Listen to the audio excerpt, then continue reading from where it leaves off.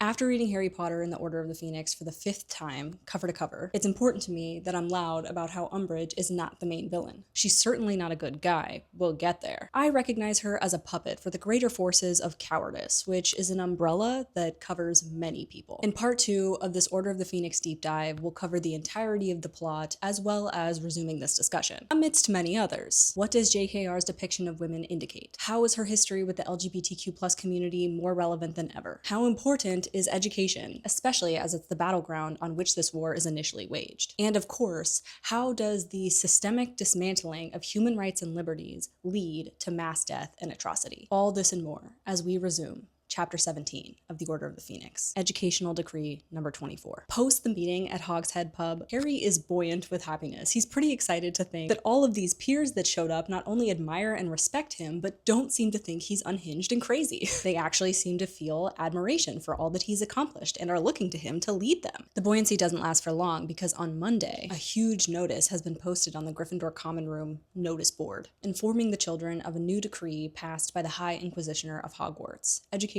Decree number 24. It states that all school clubs are hereby disbanded until they have explicit permission from Umbridge to reform. That includes Quidditch. In fact, it includes any time that any students 3 or more are together. So technically, Harry, Ron, and Hermione's friendship would count as a club under this ridiculousness. A second year is like, does this mean they're shutting down the Gobstones Club? Ron's like, I think you're good. All the weekend happiness vanishes and turns to icy rage inside of Harry. She knows. There were loads of people in the pub that could have overheard, and there were tons of students there that we couldn't trust. It could have been anyone. He's thinking that he's a real idiot for believing that all those people actually admired him and weren't just there to turn him in. Ron and Harry decide to run up to the girls' dormitory to let Hermione know immediately, but when they try to run up the stairs turn into like a smooth stone slide, and Ron like windmills his arms for a second, and then they fall down. They end up sliding down the stairs. Guess we're not allowed up there, says Harry. And 2 girls slide down and they're like, who tried to get in? Ron is like, this is so unfair. Boys just straight up aren't allowed in the girls' dormitory? Like, girls are allowed in ours. Hermione walks in the portrait hole at that moment, and she's like, it might be an old-fashioned rule, but I guess the founders considered girls to be more trustworthy than boys. But it also, to me, seems like a safety precaution. Anyway, why were you trying to get up there? We were trying to come talk to you. Ron's like, someone must have ratted. And Hermione's like, they couldn't have. You're so naive, Hermione, just because you're so righteous and honorable. And she's like, no, they can't have because I jinxed the paper, which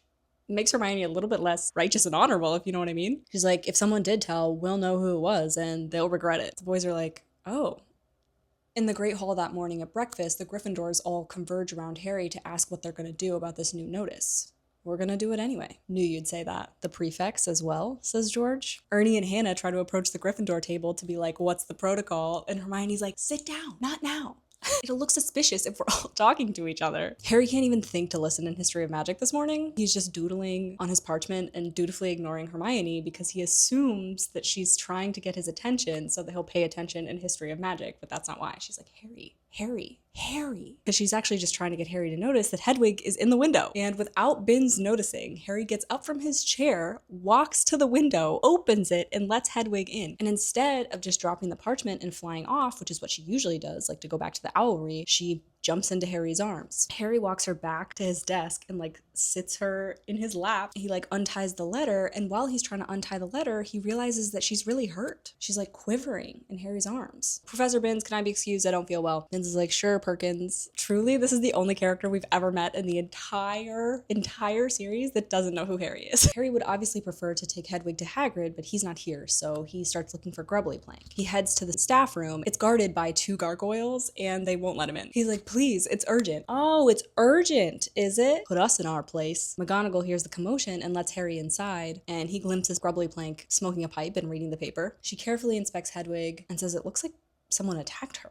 Theastrals sometimes go for birds, of course, but Hagrid's got the ones on the grounds pretty trained. Where did this owl fly from? Harry's like, London, I think. And he makes contact with Professor McGonagall because they both know that he means 12 Grimmauld Place. Grubbly Plank says, yeah, I can patch her up. McGonagall is like, wait, the letter, please. She like has to remind Harry of the correspondence attached to Hedwig because like, oh my God, this is like top secret info. Grubbly Plank walks away with Hedwig, and Harry says Hedwig is looking at him like she cannot believe that he would just give her away like this. Before he can leave, McGonagall reminds Harry that all channels in and out of Hogwarts are being surveilled.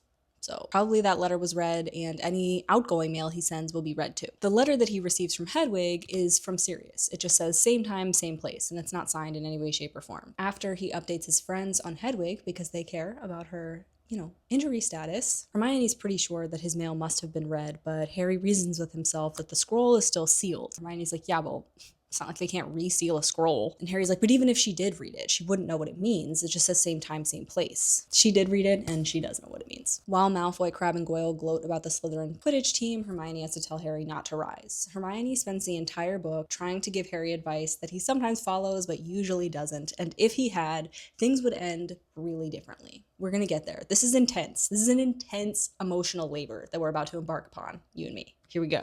If it's a question of influence at the Ministry, Malfoy goes on, Gryffindor is likely doomed, because I hear they've been looking for a reason to sack Arthur Weasley for years. As for Potter, they're preparing his bed at St. Mungo's. They've got a special ward for people whose brains have been addled by magic. And Harry is controlling himself. He's not about to lose his temper, but just as Malfoy says that, he's knocked sideways by Neville barreling toward Malfoy. But Harry grabs him. Neville is like sputtering and kicking. Don't talk about St. Mungo's. It's not funny. Ron and Harry successfully hold Neville back until Snape comes into the hallway. Weasley, Longbottom, fighting, 10 points from Gryffindor. When Crabbe and Goyle are finally gone, Harry's like, I'm so sorry, Neville. I had to hold you back. They would have torn you apart. And Ron's like, what in Merlin? Like, when have we ever seen Neville run fist brandish toward a fight? But Harry knows exactly why mind maladies in St. Mungo's triggered Neville the way that they did. We'll get there. Today, Umbridge is evaluating Snape. He tells her that he's been working there for 14 years. She taunts him about never having been appointed to Defense Against the Dark Arts position. And he's like, is this relevant? She also tells him that he shouldn't be teaching the children strengthening solution, which is the potion that they're working on today. And he's like, what? Like, Snape just doesn't say anything, because how could the Ministry possibly justify that? Continuing not only to rob the next generation of their education, but also insist that they shouldn't be made aware of how to bolster themselves? Like, justify that. It's further admission that the Ministry is threatened by the upcoming generation. But these are your children and your grandchildren. Like, how can you be stealing their futures? Don't you feel bad? Like,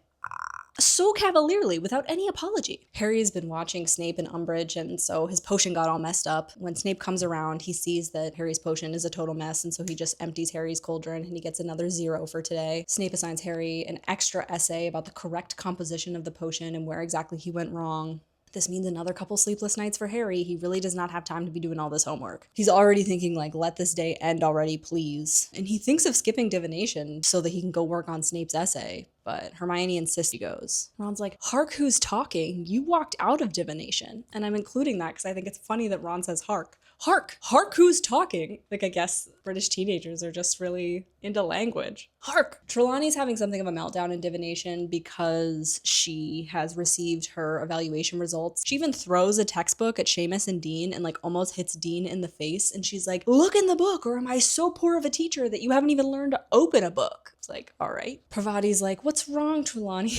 And Trelawney goes on about being insulted by the establishment. After that, in Umbridge class, they're just reading chapter 3 of their unhelpful Defense Against the Dark Arts book. It's called Non-Offensive Responses to Magical Attacks. There'll be no need to talk. Later, Angelina informs Harry that the Gryffindor Quidditch team has not been given permission to reform, even though Slytherin obviously has. Apparently, Umbridge needs time to consider, and so obviously Harry can't go to Quidditch practice tonight because they're not allowed to hold it. And Hermione's like, well, look at the bright side. You now have time to do Snape's essay. And Harry's like, that's the bright side? Fred and George are demonstrating their skeeving snack boxes, complete with the puking pastel, and are just like vomiting into buckets over and over again, which Lee Jordan just like casually keeps like vanishing. Ron is like, it's crazy that they only got 3 owls because they do some pretty impressive stuff. And Hermione's like, no, they only know flashy stuff, nothing useful. And Ron's like, do you know how much money they've made on these skeeving snack boxes? That night, as arranged by Sirius pops into the Gryffindor common room fire, or his head does. Hey. He's grinning, which is a relief because they haven't talked to Sirius since the last time he popped into the fire, and they told him that he couldn't come to Hogsmeade, and he took that pretty hard. So they're surprised by his general upbeat demeanor. How's it going? Bad. Hermione has to like pull Crookshanks from walking into the fire to greet Sirius because, they have a bond. We're not allowed to be in groups, which means no Quidditch. And no illegal Defense Against the Dark Arts groups. The kids are like, the Hogshead, I ask you. He's like baffled. But the 3 Broomsticks is always packed with people, says Hermione. And that means you'd have been less likely to be overheard. You have a lot to learn, Hermione, says Sirius. Turns out it was Mundungus Fletcher that overheard them and reported this back to the Order. What was he doing in Hogshead? Keeping tabs on you, of course. And Harry's like, I'm still being followed? News to me. Sirius is like, yeah, of course. By the way, Ron, Molly says you're expressly forbidden to participate in this illegal Defense Against the Dark Arts study group. It's a study group. She says you'll be expelled for sure, and your entire career, your future prospects will be completely ruined. She advises the same for Hermione and Harry, but she respects that she doesn't have the authority to make you do anything or not do anything. She'd tell you herself, but she's on duty tonight. Do tell her I told you. It seemed like she didn't trust me to pass on the message. On duty doing what? Never mind, it's for the Order. And even though Sirius doesn't tell them, I'll tell you. The weapon that the Order of the Phoenix is guarding is at the Ministry of Magic. In fact, it's in the Department of Mysteries. So each member of the Order takes turns being on duty at night, guarding the door that has the weapon behind it. They're protecting that weapon because Voldemort wants it. It's a prophecy that's rumored to be about a chosen one who will be capable, possess the power to defeat Lord Voldemort. It's rumored to be about Harry. So that's what Molly's doing tonight. She's guarding the door. But no one in the Order and none of the Death Eaters have ever heard the prophecy. In fact, there's only 2 people that have ever heard the prophecy beside the person who gave it. And even the person that gave it didn't know that they were giving it. So only 2 people really know what the prophecy says. And they're both in the Order, so don't you worry. Also, the Death Eaters can't actually hope to take the prophecy because a prophecy can only be retrieved by the person that the prophecy is about. So only Harry or Lord Voldemort could pick up the prophecy orb. And so unless Voldy wants to walk into the most guarded wizard building, he needs Harry to do his dirty work. That's what the rest of this book is about. Harry's like, so you don't want me to do the group? And Sirius is like, what? No, I 100% think you should do the group. Last year, all you did was tell me not to take risks. Last year, there was someone inside of Hogwarts that made it known that they were trying to kill you. This year, there's someone outside of Hogwarts that would kill anyone and everyone if they could. So yeah, I definitely think you should learn how to defend yourself. Hermione's like, well, what if we do get expelled? Because now that Sirius is enthusiastic about the idea, she's like, maybe my judgment's off, because that's how much she doesn't trust him. Hermione, it was your idea. Better expelled than dead is basically what Sirius says. Sirius tries to brainstorm with them. They need a meeting spot. And he's like, what about the Shrieking Shack? And they're like, well, we couldn't all get under the Whomping Willow. We'd need like an invisibility tent. You know, none of us can turn into animals. And I don't know, there'd be enough space in there anyway. And he's kind of like, oh, right. He deflates a little bit. He's like, well, there's this secret passageway on the 4th floor. And Harry's like, yeah, but Fred and George told me it's closed. And Sirius like can't like help in the way that he wants to help. But then Sirius pauses and he's like, wait, Sirius? Then Sirius vanishes, and all of a sudden a hand is like reaching through the fire, like groping around and like trying to catch Sirius. It's Umbridge's hand. There's like rings on it and stuff that identify her. They run straight to their dormitories and they don't look back. The next day they concur that yes, Umbridge is definitely reading Harry's mail, and she certainly hurt Hedwig. They discuss it in Charms, because Charms is always a good place to have conversations because there's just like so much going around in the classroom. They're practicing the Silencio charm, and Hermione is just nailing it every time. Silencio, Silencio, Silencio. She keeps like silencing bullfrog after bullfrog, and eventually Ron's like, well, you know, the raven I'm trying to do is a lot harder, and so she switches and she silences the raven too. And Hermione's like, do you guys actually think we should do this Defense Against the Dark Arts group? And they're like, yeah, we actually should. And she's like, well, I just reckon that Sirius has become a little bit reckless since being stuck at Grimmauld Place. Maybe he's keen to egg us on, feeling so useless himself, living kind of vicariously through us. Ron says, Sirius is right. You sound like my mother. After class, Angelina informs Ron and Hermione that Quidditch is back on. They have gotten permission to reform, and they're going to have practice tonight. The weather is really bad at Quidditch practice that night, so they mostly just uselessly fly around in like horrible cold and rain. None of them can really see anything, so they give up after like a pretty soggy hour. After practice, Harry is overcome with pain in his scar. He tells Ron that he thinks Voldemort is angry, and that Voldemort is waiting for something, but it's taking too long. Harry's really surprised about the words coming out of his mouth, but he has a certainty, a certain knowing inside of his body that they are definitely true. This leads him to realize that when he was in Umbridge's office and he got that really weird feeling in his midriff, it must have been because Voldemort was pleased. So Harry's learning to discern Voldemort's moods and his thoughts from hundreds of miles away. Ron's like, you could take over for Trelawney, mate. Harry, you're reading You-Know-Who's mind. And Harry's like, no, I'm more like reading his mood. Dumbledore would want to know. Harry shrugs. Harry hunkers down in the common room to write his essay for Snape. He's got all this extra silencing homework because he didn't do well in charms. And the common room is so cozy, and the fireplace is crackling, and the storm is raging outside, and who could blame him for falling asleep on his book? And it's hard to focus on charms homework while Harry's thinking about why he and the most notorious person in the world have this weird connection that allows him insight into his mind, which I would say is fair for anyone, let alone a 15-year-old child. Anyway, so he falls asleep on top of his books. He dreams again of that windowless corridor and a locked door. And the entire time he's dreaming, he's just filled with this sense of longing. He really wants to know not only what's behind the door, but he knows that he wants something that's behind the door. In his dream, his fingertips are just reaching out to touch it when he wakes up. "Harry Potter, sir! Dobby has your owl, sir!" Harry blinks around and he notices that Dobby is standing next to the table, and he is wearing every hat that Hermione has ever knitted. Yeah, stacked on top of one another, and Hedwig's on top. So she's just level with the table. He's about 3 feet taller than normal. Harry's like, "Dobby, are you taking all the clothes?" "Well, I take some of them back for Winky. She's not doing very well. She's apparently still drinking a lot. And the other house elves are so offended by the clothes situation that they refuse to clean the Gryffindor common room at all. So Dobby has to do this work entirely by himself every single night." And he's like, "I don't mind though, because cleaning the Gryffindor common room means a chance to glimpse Harry Potter, and tonight his dreams have come true." And it's like, Dobby. Dobby bows, and he asks Harry if he was having a bad dream, and Harry's like, "Nah, he's had way worse dreams." He's like, "Hey, Dobby, do you know where 28 people could practice magic? Do you know a place like that in the castle?"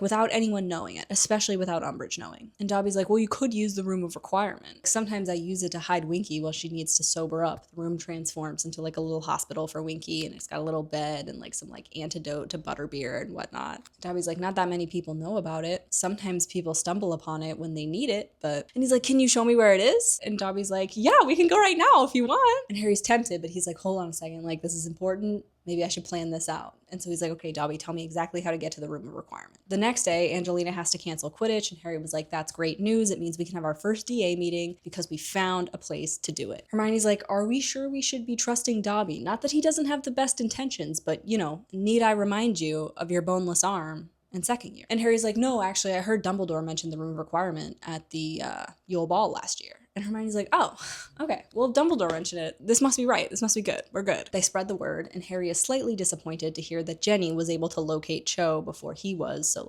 she knows where the meeting is, but he didn't get to tell her. They get to the Room of Requirement, and they walk back and forth in front of the door 3 times, thinking very intently. We need a place to fight, some place to practice, somewhere they can't find us. And on the 3rd walk past, a highly polished door appears. Behind that door is this huge room with flickering torches. The walls are all lined with wooden bookshelves, and the floor is padded with silken cushions. There's a bunch of dark magic detectors, sneakoscopes, even the cracked faux glass that Barty Crouch Jr. used last year, and the presence of hundreds of books regarding magical defense seems to prove to Hermione that what they're doing is in fact the right thing. She grabs a book and she sinks down into one of the cushions, and she waits for everyone to arrive. At 8 p.m., Harry locks the door and the room falls silent. Cho says, "This place is fantastic." And Hermione says, "I think we ought to elect a leader." Cho is like, "Harry's the leader." "Yeah, but I think we should vote on it," which is smart. And the whole time she's being described as bossily taking control here, but it is smart to insist that they have an elected leader that they all agreed upon, even though they all agree right now. Everyone unanimously votes Harry as the leader, and Harry's like, "Okay, cool. What, Hermione?"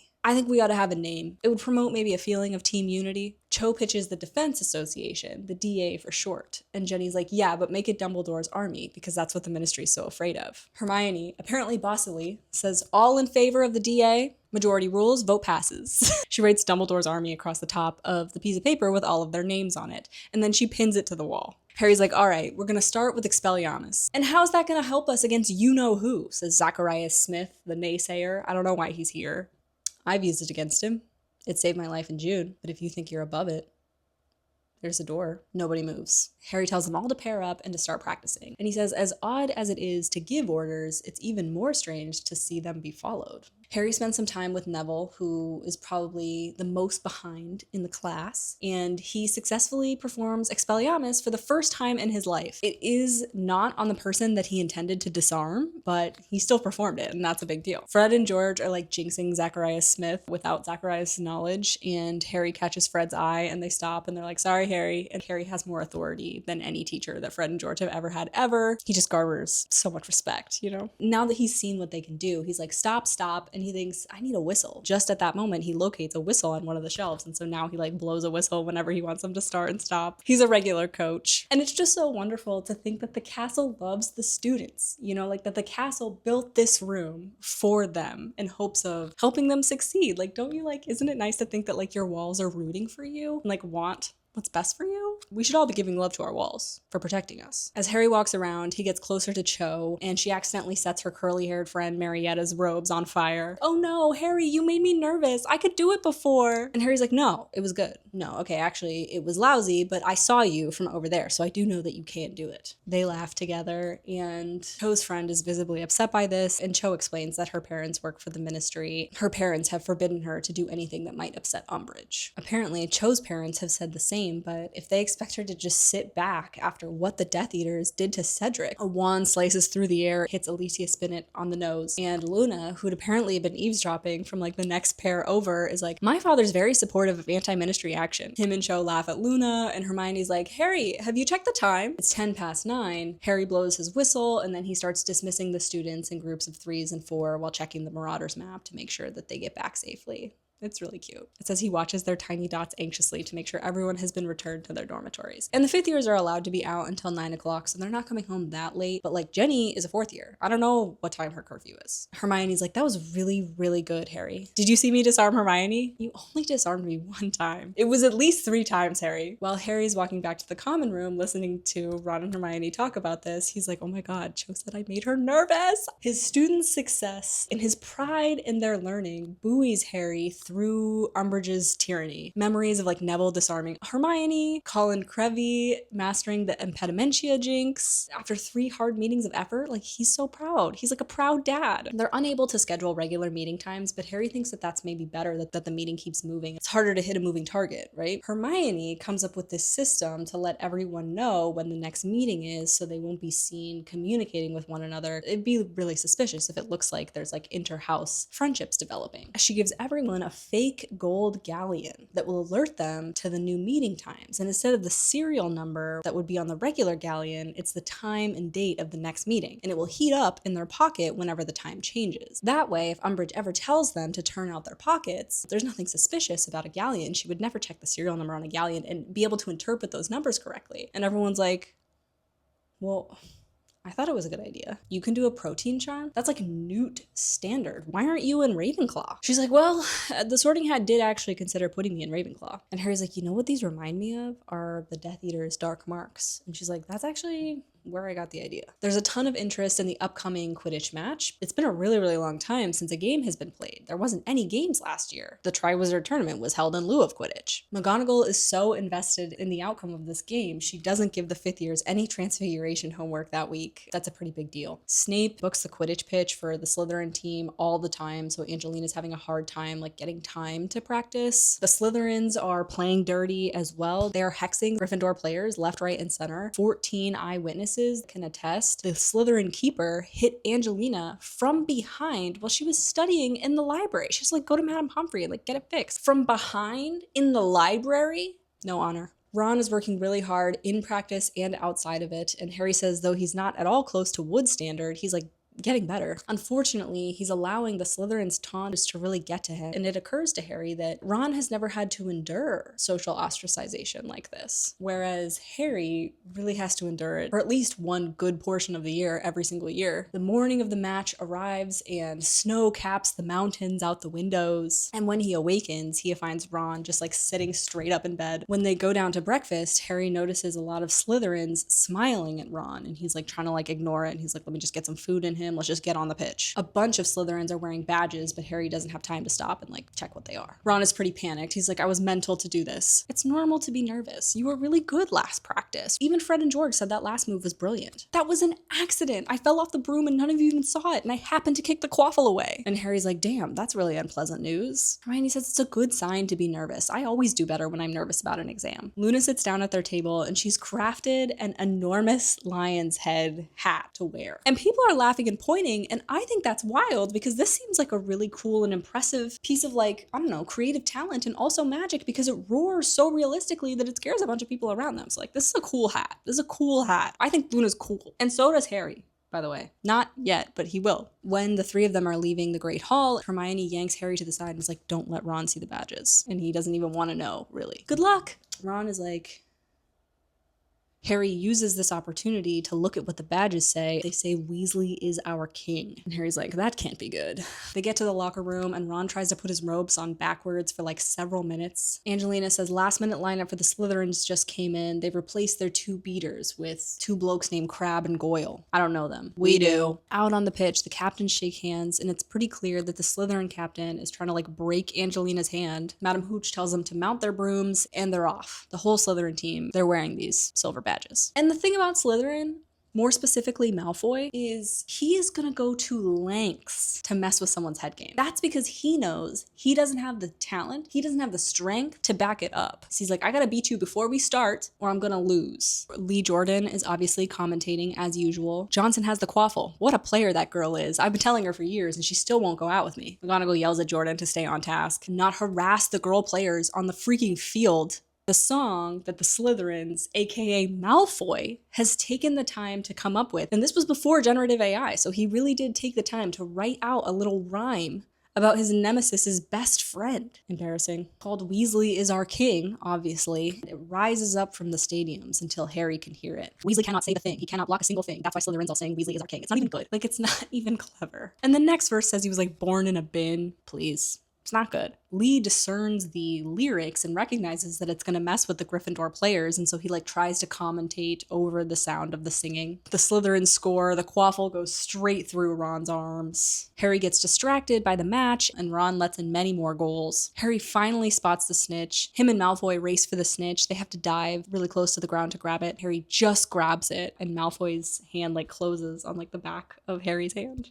The game is over, and Gryffindors have won, barely, and Harry's preparing to dismount, and thank God he's so close to the ground, because at that moment, a bludger hits him in the back of his head, and he falls off his broom and lands on his back. Like 5 or 6 feet off the ground is like pretty high. Crabbe shot that bludger because they're cheaters, because Slytherin is cheating, because they use ambition as a reason to cheat. They're bad sportsmen. They're not fun to play with. They're not a part of the community, and that's maybe the point of being a human, honestly. Malfoy is like, glad you could save your friend Weasley's neck. Did you like my lyrics, Potter? He's like taking credit for these like horrible lyrics where he just rhymes king with in. I've never seen a worse keeper in my life. I was like, Malfoy, worry about yourself, friend. The rest of the Gryffindor team is celebrating their win, but Ron is walking slowly back to the locker room by himself. All the while, Malfoy is shouting insults about the Weasley family, about Molly being fat and ugly, and about Arthur being a useless loser, about how he's gonna add to the song, but he couldn't find anything to rhyme. Reputeless snoozer, fruitless schmoozer. I'm just saying it's easy. Lots of things do rhyme with useless loser. Probably Malfoy wasn't being literal, but I will take it that way. You like the Weasleys, don't you, Potter? Suppose when you've been drug up with filthy muggles, even the Weasley's hollow smells okay. Harry has to grab George, and Alicia, Katie, and Angelina all have Fred. Then Malfoy says something about Harry's mother. Harry lets go of George. He has no memory of it, but all of a sudden, he's punching Malfoy in the face. He clenches the hand holding the snitch and uses it to sock Malfoy. George and Harry just beat the shit out of Malfoy on the Quidditch pitch. It's 2-on-1, and the whole school is watching. The girls are screaming at them to stop, and it's only when Madame Hooch uses the Impedimentia curse, they are thrown backwards, do they stop fighting. Malfoy is curled up on the ground, whimpering and moaning. Hooch sends Harry and George straight to McGonagall. She's never seen behavior like this. Harry and George march up to the castle, breathing really hard and not talking. Harry looks down at his knuckles that have been bruised on Malfoy's jaw. McGonagall arrives at her office at the same time as the boys, and she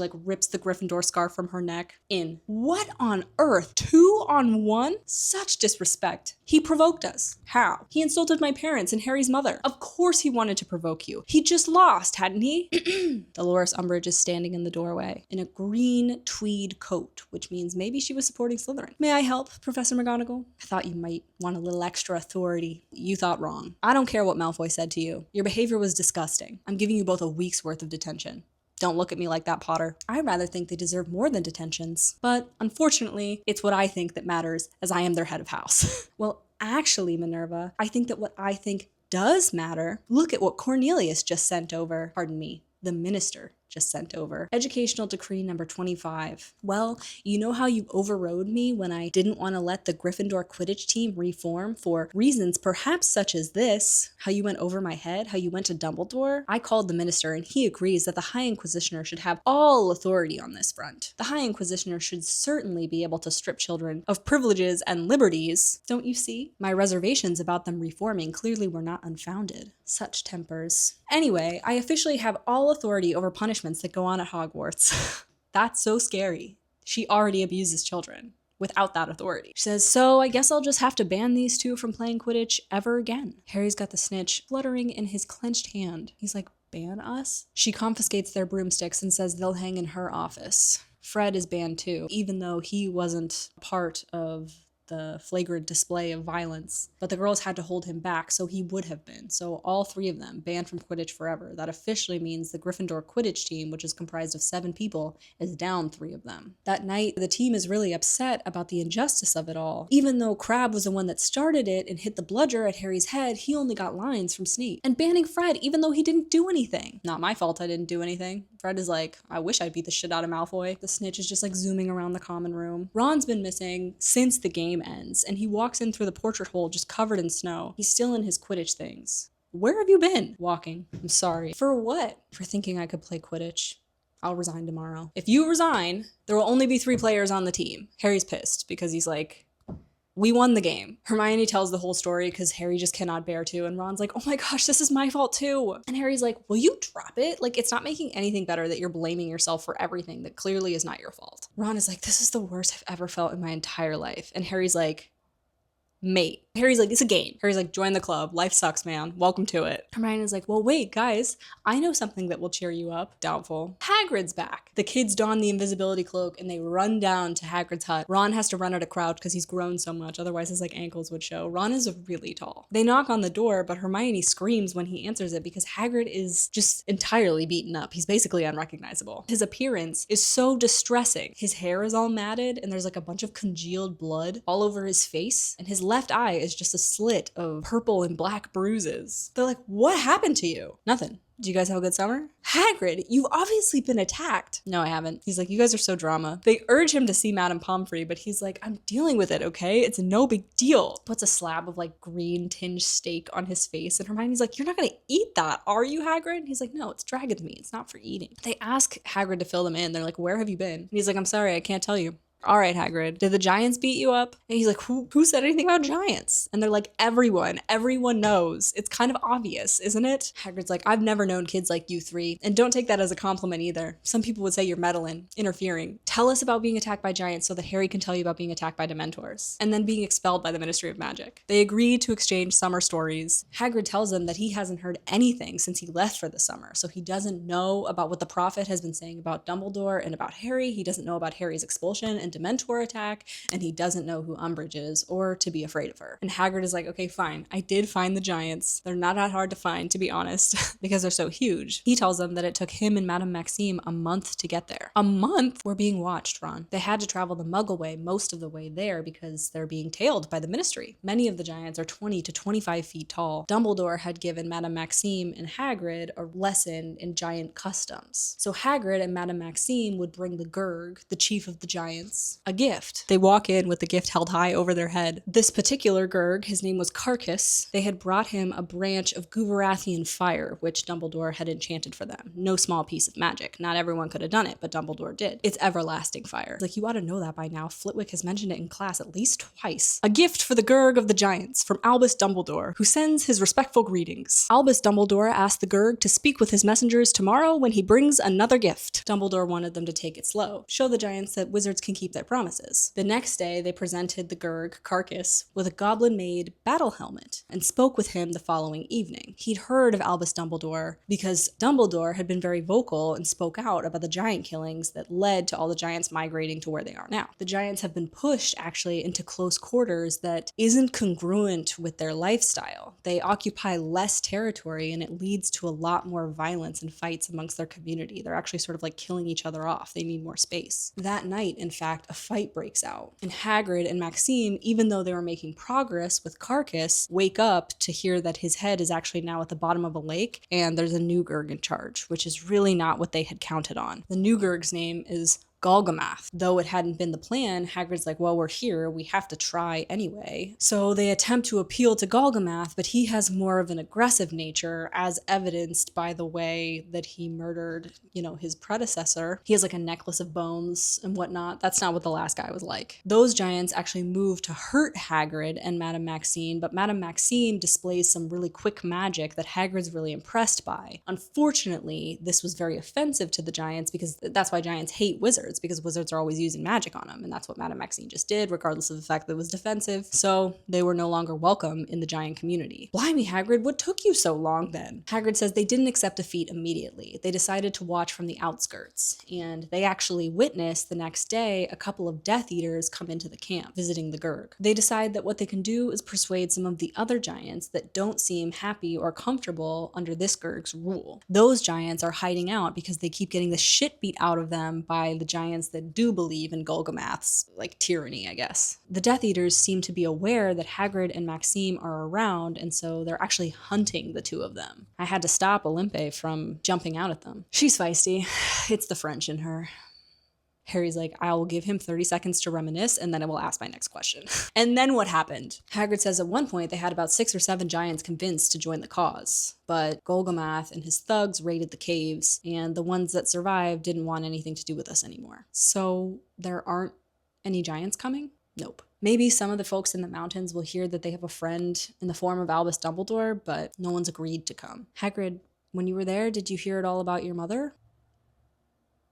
I'm sorry. Died years ago, they told me. I'm really sorry. I shouldn't have asked. Don't bother. Couldn't remember her much. Wasn't a great mother, if I'm honest. The reason that Hagrid looked at her like that, though, is because he did hear about a different family member, and we will talk about that. We'll talk about that in 40% more of the book. That happens at truly 85% of the way through the book. None of this explains why you're in such a state, or why you're back so late. But before Hagrid can answer to those questions, Hermione gasps and her mug shatters on the floor because she sees the outline of Umbridge walking towards the cabin. Harry pulls everyone under the cloak. Hagrid, hide our mugs. Hagrid opens the door and has to use his foot to keep Fang from attacking Umbridge. So you're Hagrid, says Umbridge. I don't want to be rude, but who are you? My name is Dolores Umbridge. She's looking around the cabin, and twice her eyes land on Harry, Ron, and Hermione under the cloak. Umbridge explains the High Inquisitioner thing, and then she's like, I heard voices. Who were you talking to? I was talking to Fang. And he was talking back to you? Well, in a manner of speaking, I've always said Fang is nearer to human. There are 3 sets of footprints walking up to your cabin. Hermione's like,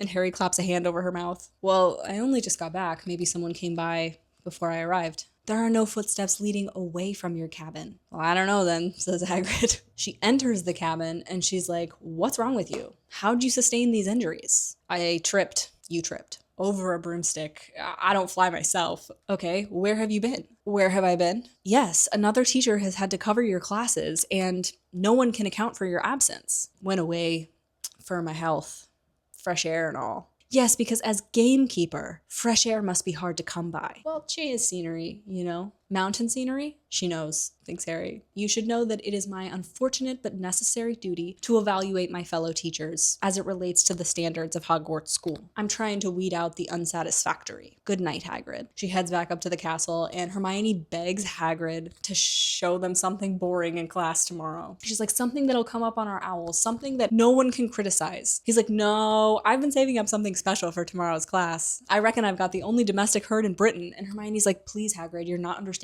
the severity of the situation. And truly the entire book is Hermione being like, you guys are not understanding the stakes as what they are. Please, Hagrid, it's really important that you pass your evaluation. He's like, listen, it's getting late. He pats Hermione on the shoulder, and it's so, his hand is so heavy, she buckles under the weight, and he has to pull her up by the scruff of her robes, sets her back on her feet. They're walking back and Hermione is using like an obliteration spell to like melt their footprints out of the snow. She's like, I don't know if we got through to him. The next morning, Ron and Harry have to work on homework. So Hermione heads down to Hagrid's to really emphasize how important it is that he shows them in class something that's totally normal, something not dangerous at all, something really boring that's going to come up on the standardized test. While Ron and Harry are trying to work, someone keeps throwing snowballs at the window and Ron opens the window to, flex his prefect authority, but it's Fred and George, and so he just gets a snowball in the face. Hermione comes back in and she's using her wand to like steam her wet robes. She's like, he wouldn't tell me what he's doing, despite my urging just to continue Grubbly Plank's lessons. He insisted though, he just doesn't get it. And Hermione's panicked because she's like, there are only so many safe adults,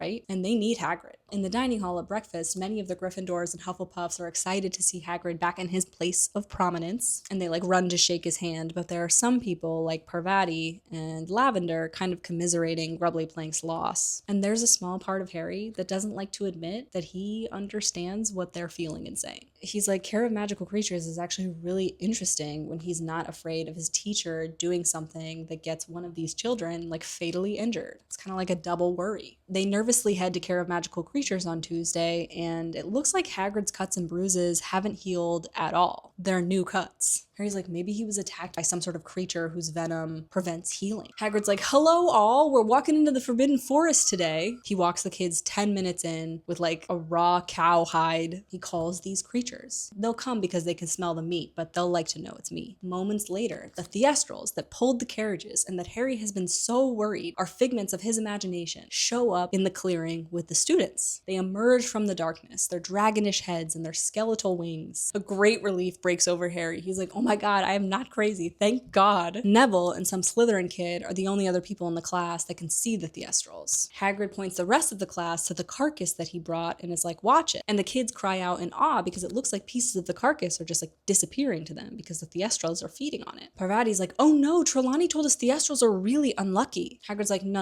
that's just superstition. They're dead clever and very useful. Hermione tells everyone that the only people that can see Theastrals are people that have witnessed death. Very good, 10 points to Gryffindor. Now class, Theastrals.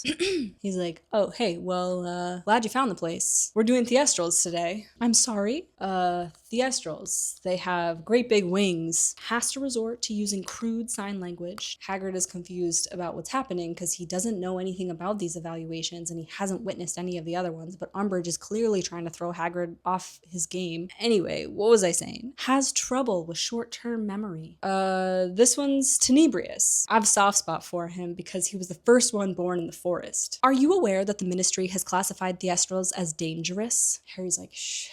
They're not dangerous. Sure, they'll take a bite out of you if you try to hurt them. Shows signs of pleasure at mention of violence. Well, come on, a dog will bite you if you bait it. It's just the death thing. People think they're bad omens. Umbridge is really patronizing and she's talking really slow. She's asking the Slytherins about their experience in this class. Pansy Parkinson says she can't understand Hagrid when he's talking because it mostly just sounds like a lot of grunts.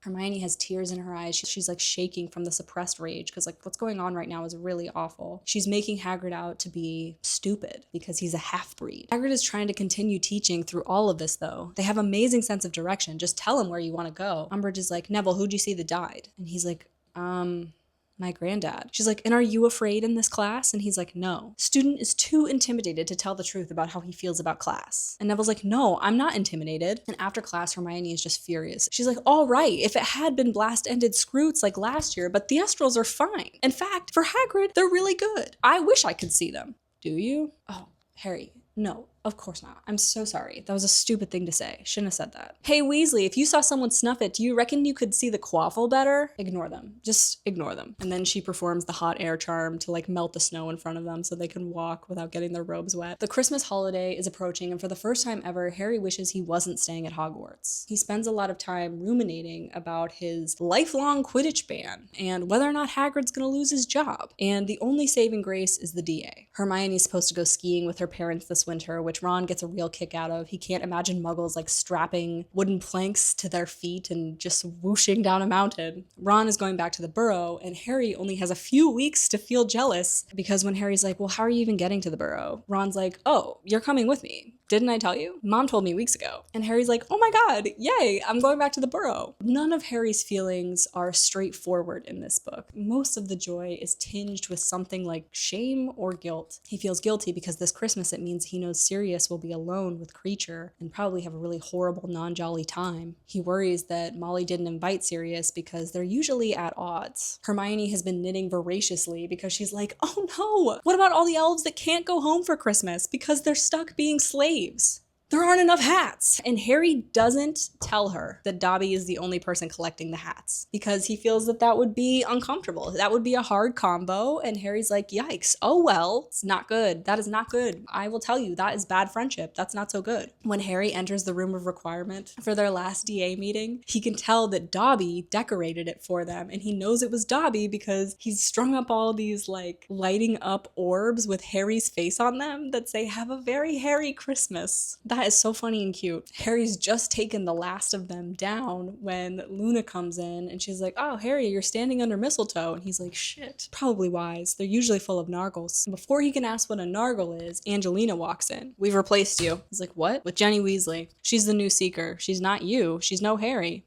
No one is. But she's good. And they've got 2 new beaters too. So Quidditch is back on for all but Fred, George, and Harry. He starts the kids on the Impedimentia jinx to warm them up, and then they'll work on stunning. Him and Neville partner up like always, and when Neville is able to successfully perform the curse on him 3 times, he's like, okay, go work with Ron and Hermione while I walk around the room and correct other people's work. Neville has just like flourished under Harry's tutelage. When he passes Cho, she like beams at him, and he has to restrain himself from walking over there a few times. Harry is swelling with pride. He's like, okay, well, when we get back from the holidays, we can work on the big stuff, maybe even Patronuses. And everyone's like, yeah! Harry dismisses the class and the trio gather the cushions and start to clean up. Ron and Hermione leave. Everyone leaves except for Cho. Harry's really excited to see that Cho hasn't left yet, and this is a direct quote. He's hoping to get a Merry Christmas from her. Oh, okay. He sees Cho tell her friend Marietta to go on without her, and Harry's heart skips a beat. When they're alone together, he approaches her from behind, but when he comes around, he's horrified to see that she is crying, standing silently with like tears just running down her face. She's like, I'm sorry, I was just wondering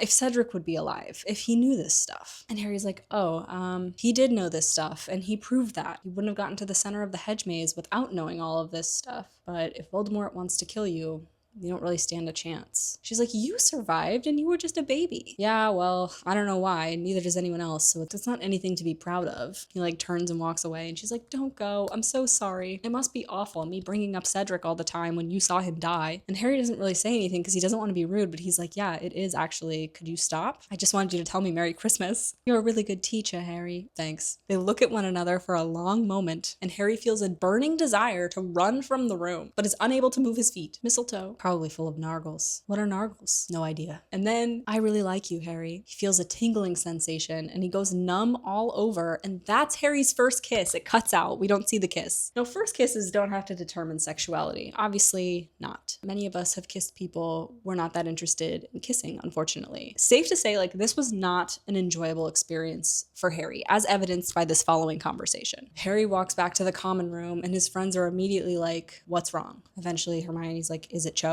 Did she corner you? Did you kiss? Ron sits up so fast that he like knocks ink bottles all over. He's like, well, how was it?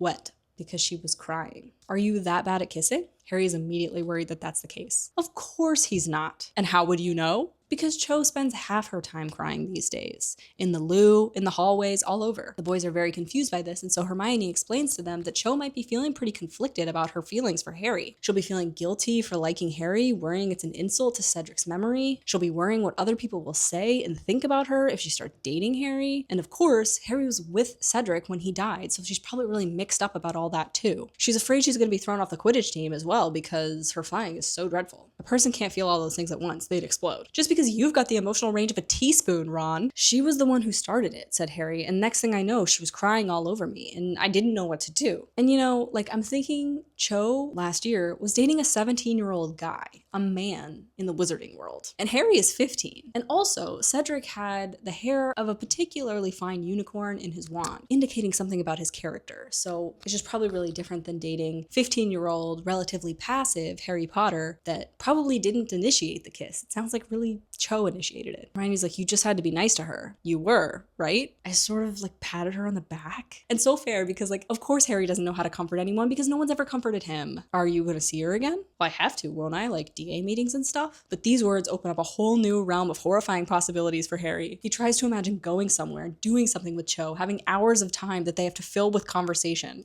He's like, shit, she'll be expecting me to ask her out now that this has happened. His stomach like clenches painfully. He doesn't like this girl. Listen, our brains lie to us all the time, but our bodies rarely do. What if he doesn't want to ask her? Says Ron, looking at Harry's like face. Of course he does. He's like Cho for ages, haven't you, Harry? Harry's like, yeah, but I always pictured her laughing and not like crying. He's that revolted by emotions and vulnerability. So sad. Hermione had been writing like a really, really long letter when Harry walked in, and Ron's like, who are you writing that novel to anyway? Victor. Crumb? How many other Victors do you know? Harry just sits there staring into the fire, wishing more than ever that Sirius would pop in and give him advice about girls. Later, Hermione heads off to bed. Night. And Ron is like, what does she see in him? Harry's like, well, I suppose he is older and an international Quidditch player of world renown.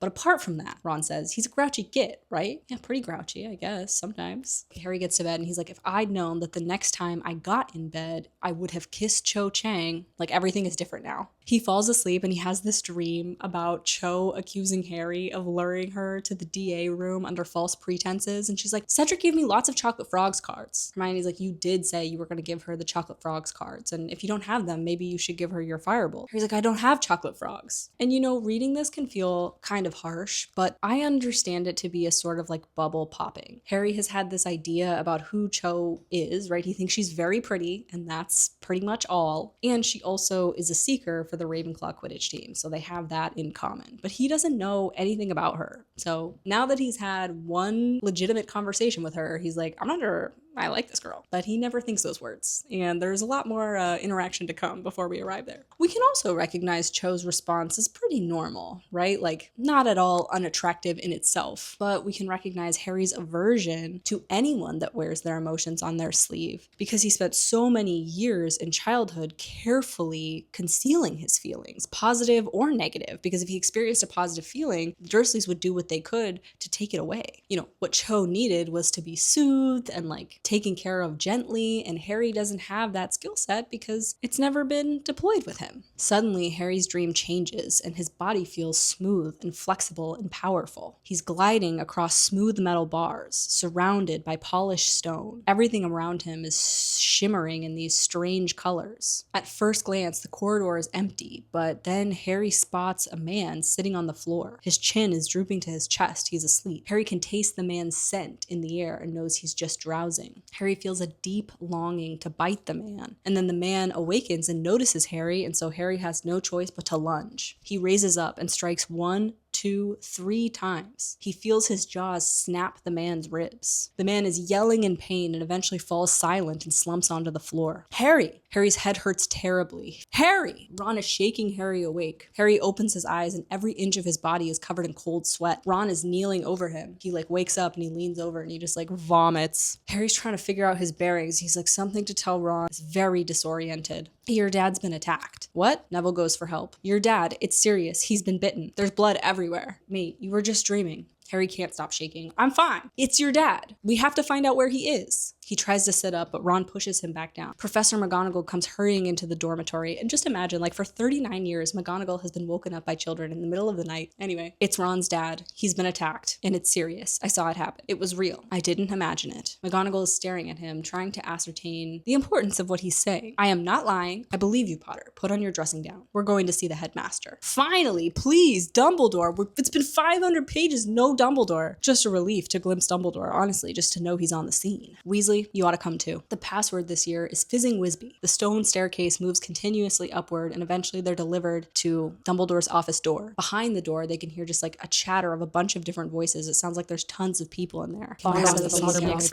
The door opens and the office is half in darkness. McGonagall says, Professor Dumbledore, Harry, had a nightmare. It wasn't a nightmare. He tries to explain to Dumbledore that he was in a state somewhere between sleeping and wakefulness. Why isn't Dumbledore looking at him? How did you see this? Well, I don't know. Harry says, does it matter? Mr. Weasley is bleeding out in an unknown location. And JKR has said publicly that she did intend to kill Arthur Weasley off in this book, but she just could not do it to the Weasley children, and so she did something else instead. You misunderstand. Can you tell me where you were positioned when this attack happened? Harry is gaping at Dumbledore because he's like, how does he know? He's working very hard not to panic about the fact that he was inside the snake, that he did the attacking of Mr. Weasley. And more than that, it wasn't super passive. Because he had the feelings of the snake, he wanted to attack Mr. Weasley, and then the satisfaction of hurting him. I saw from the snake. I saw it from its point of view. We'll talk about Nagini, trust, just not in this video. Is Arthur seriously injured? Yes, says Harry. He's like, why is everyone being so slow on the uptake? Why could Dumbledore not do him the simple courtesy of looking at him? Dumbledore starts talking to the portraits on the wall, which are previous headmasters of Hogwarts, now deceased, presumably. He asks Everard and Dillies, that looked for all the world like they had been sleeping. You were listening? Naturally. Everard, you need to raise the alarm. Assure he's found by the right people. They both nod and move sideways out of their portraits. And usually when people in portraits move out of their frames, they move into the frame across from them, but these two just disappear. Dumbledore is directing these previous headmasters who are prominent enough to have portraits in the Ministry of Magic and places like St. Mungo's Hospital to set things in motion and keep an eye. Dumbledore says, you might as well sit down. McGonagall waves her wand and 3 chairs appear. We will need a warning. There's a flash of fire and the phoenix is gone. Dumbledore pulls out an instrument that Harry has never seen. It's like this silver tube that makes a lot of tiny mechanical clicking noises, and a smoky serpent rises up out of it into the air, and it opens its mouth. And Harry is hoping that this is confirmation of his story. Naturally, says Dumbledore. But in essence, divided? The serpent splits itself into 2, both of them coiling and undulating in the mid-air. Dumbledore! Everard reappears. I yelled until someone came running because there's no portraits down there. They carried him up. He doesn't look good. He's covered in blood. They've taken him to St. Mungo's. Minerva, I need you to wake the other Weasley children. Imagine being woken by McGonagall, like in your bed. What about Molly? Fawkes will tell her once he's finished with his lookout duty. She may already know. That excellent clock of hers. Molly has a clock with all the members of her family's faces on each of the hands, and the hand moves to point to wherever that member of the family is, whether it's like at school, at work, at home, or in mortal peril. Harry feels that that must be where Mr. Weasley's hand is pointed right now. Harry feels cold to remember seeing Mrs. Weasley with the boggart turning into a lifeless Arthur. His body cold, his glasses askew, blood running down his face. Next, Dumbledore attempts to arouse Phineas Neglius. Phineas Neglius of the Black Family Tapestry, you'll remember. Former headmaster of Hogwarts. The portrait doesn't seem interested in helping and actually feigns sleep for a long time. And eventually, when it becomes like too implausible that he slept through Dumbledore being like, Phineas!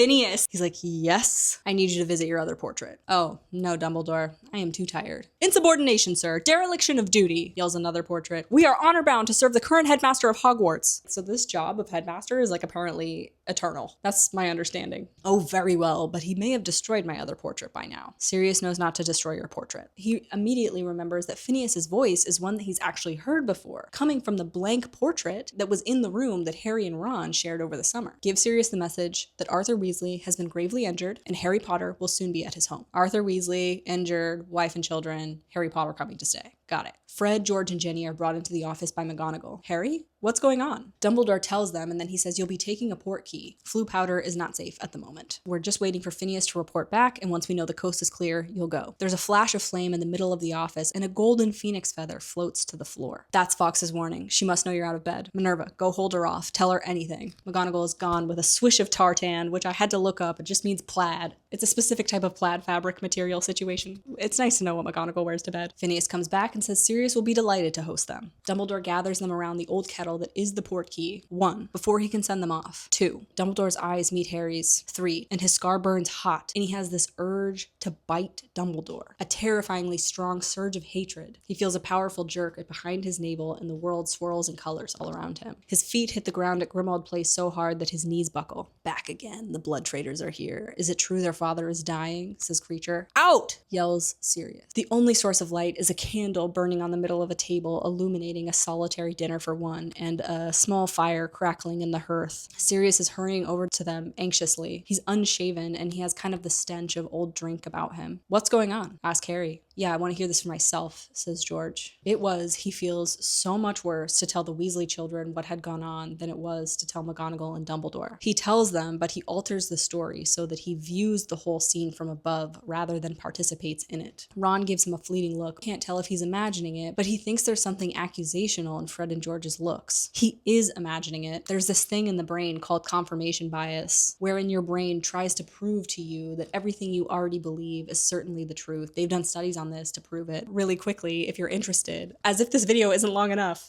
They did a study where they used Hollywood makeup to give participants like really graphic and disgusting wounds. The volunteers were meant to go out into the world, interact at like a cafe or something, and then come back and tell the researchers if they'd been treated any differently because of the graphic wounds on their face. But what the volunteers didn't know was that wasn't really the study at all. In fact, each of them was called back one by one before they could be released into the wild, and their wounds were actually removed without them knowing. They weren't shown a mirror on the way out the door. All the participants of the study, despite the fact that nothing about their appearances had changed, came back and said they had been treated differently. Kind of a trivial story, just goes to show that your brain is constantly trying to prove to you that what you think is happening is happening. So be wary of that. But Harry's feeling really guilty because he has this really visceral memory of attacking their father and really enjoying it. He felt like the satisfaction of Arthur's ribs cracking in his mouth. So that's why he feels guilty. And I think, when it comes to the damage sustained on the soul, I think the bully is perhaps more wounded than the bullied. I think it's worse for you to be doing the hurting in the long run. It's just a theory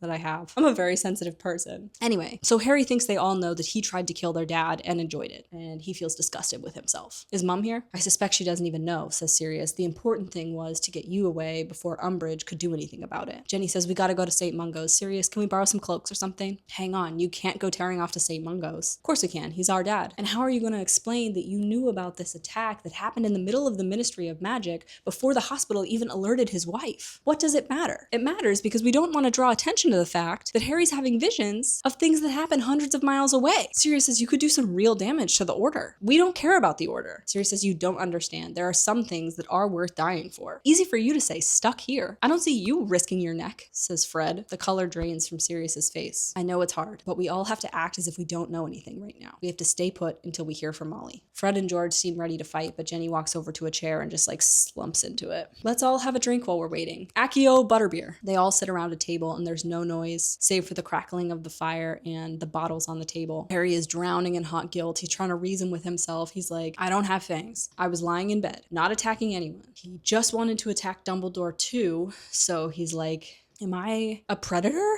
A burst of fire and a single feather floats down into the middle of the table. It's from Molly. It says, Dad is alive. Stay where you are. I'll come as soon as I can. Mom, still alive? That makes it sound as if they just sit in silence and watch the candle wax melt slowly onto the table. Sirius and Harry look at one another every so often, feeling like intruders on this family grief. At 10 past 5 a.m., the door swings open and Molly walks in. He's gonna be all right. He's sleeping. We'll go see him later. Bill is sitting with him now. He's gonna take the morning off work. Fred sinks into his chair with his hands over his face. George and Jenny get up and they hug Molly. Sirius jumps joyfully to his feet. Breakfast! Where's that accursed elf? Creature! Creature! But Creature doesn't answer the summons. House elves must abide their masters, so the fact that Creature isn't answering is really disconcerting information. Oh, forget it. So breakfast for 7. I think some tea and toast, bacon, eggs. Harry hurries over to the stove to help. Sirius in this capacity just breaks my heart. Harry has taken down the plates to set the table. Mrs. Weasley takes the plates out of Harry's hands and sets them down, and she gives him a hug. I don't know what would have happened if it hadn't been for you. They may not have found Arthur for hours, and even then, look at Sturgis. He would have been in trouble. Sturgis is in Azkaban for trespassing. 6 months, remember? Harry can't stand her gratitude, and soon she releases him. Thanks, Sirius, for looking after her family. Sirius says he was so pleased to help and hopes that they stay as long as they need to. As long as Mr. Weasley is at St. Mungo's at least, so you can be close. Oh, Sirius, I'm so grateful. Of course, that probably means we'll be here for the holidays. The more the merrier, with such obvious sincerity that Molly beams at him, throws on an apron, and then begins to help with breakfast. Harry's like, great, now that a woman's on the food. Sirius, can I talk to you for a second?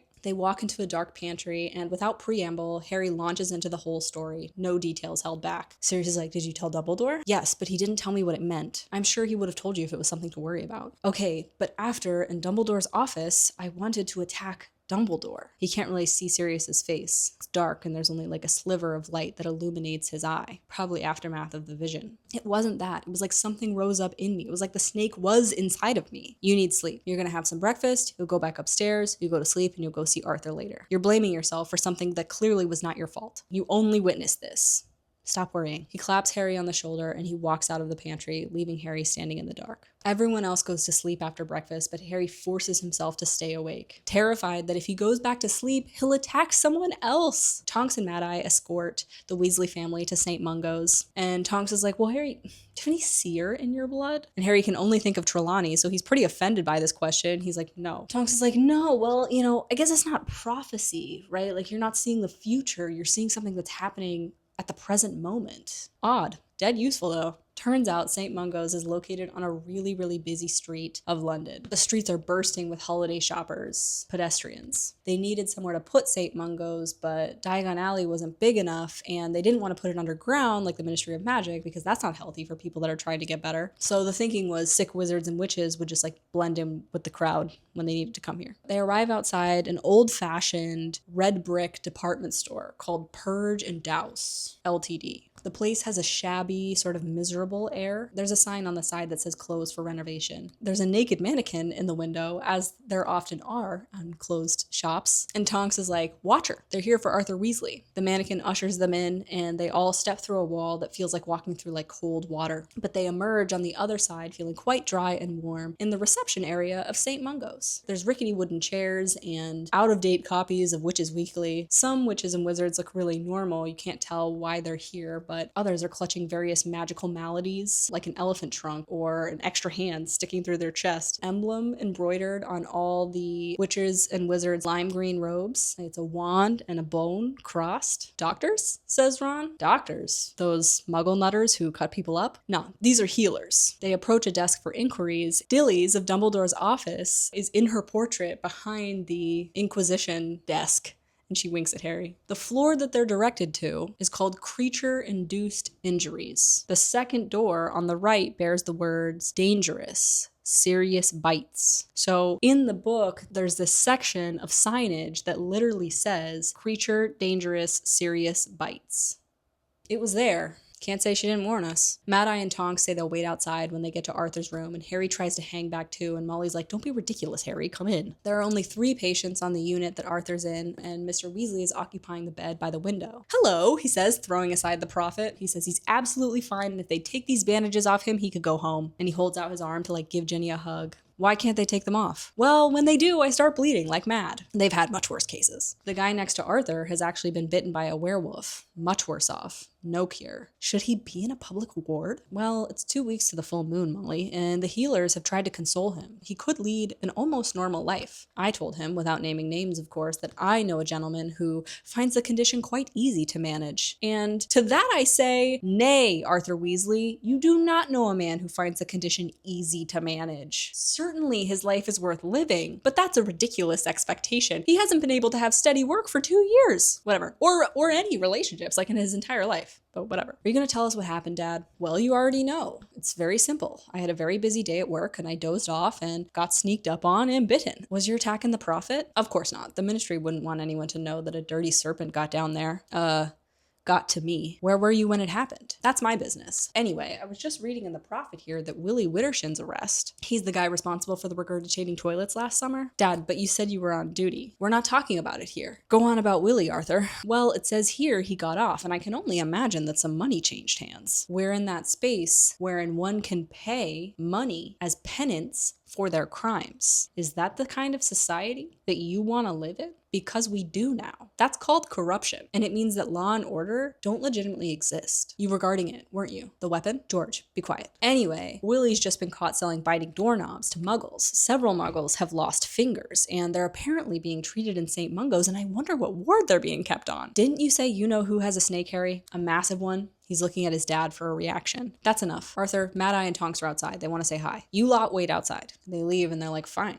be like that. They wait outside, but George had the foresight to bring his extendable ears so all the kids have like a front row audio seat. The flesh-colored strings like wiggle themselves like worms underneath the door, and so the kids hear everything that's about to be said. They searched the whole area and couldn't find the snake anywhere. You know who couldn't have expected a snake to get in? Maybe he sent it as a lookout, because he hasn't had much success. Dumbledore seems to be waiting for Harry to have seen something like this. Yeah, well, there's something funny about that Potter kid, we all knew that. Dumbledore seemed worried about Harry when I spoke to him. Of course he's worried. The boy's seeing inside you-know-who's mind. Obviously, he doesn't realize what it means yet, but if you-know-who is possessing him. Harry rips the extendable ear away from his head and his heart is like hammering. The Weasleys are all staring at him like, Harry's like, oh my god, is this why Dumbledore doesn't want to talk to me? He's afraid of me, afraid that when he looks me in the eyes, he will no longer see my green, but instead Voldemort's scarlet. He feels the back of his head, like trying to make sure it's smooth and that like Voldemort isn't like growing out of the back of it. He feels dirty and contaminated. He had been the snake. He knew it now. A terrible thought occurs to him. He's like,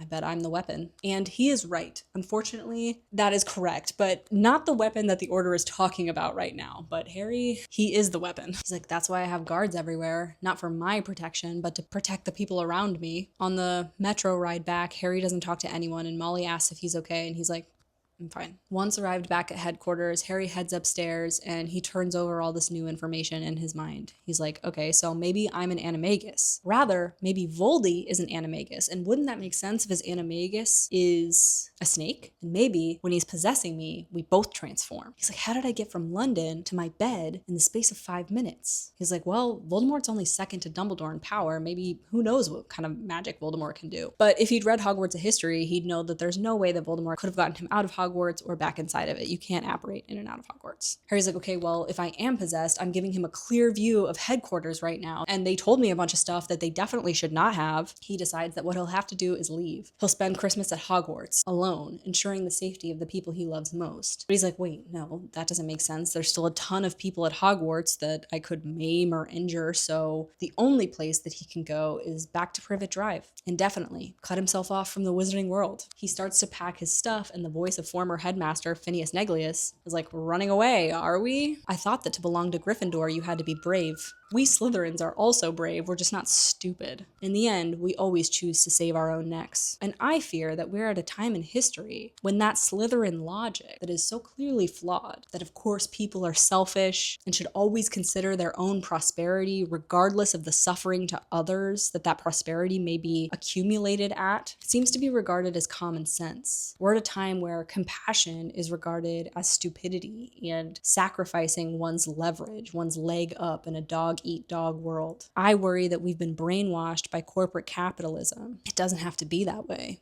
You'll never convince me that that sort of ambition is anything but cowardice. And honestly, it's kind of hard to interact with these books at this point in time because we don't have a chosen one. It's not my own neck I'm saving. Oh, so this isn't cowardice. This is you being noble. Harry ignores him, his hand on the doorknob. I have a message to you from Albus Dumbledore. What is it? Stay where you are. I haven't moved. What is the message? That's the message, you dolt. Dumbledore says stay where you are. Why? What else did he say? Nothing whatsoever. Harry is so exhausted and confused, and now he's furious because Dumbledore still doesn't want to talk to him. Harry's like, that's it? Again? Sit tight? Let the grown-ups handle it? And Phineas is like, you know, I hated teaching. And this is why. Young people are so infernally convinced that they are absolutely right about everything. Has it not occurred to you, my poor puffed up popinjay, that the headmaster of Hogwarts has an excellent reason for not confiding every detail of his plan in you? Have you never paused to note following Dumbledore's orders has never led you to harm? No. Like all young people, you're quite assured that you alone feel and think. You alone recognize danger. You alone have surmised what the Dark Lord may be planning for you. And note that only Death Eaters call him the Dark Lord, so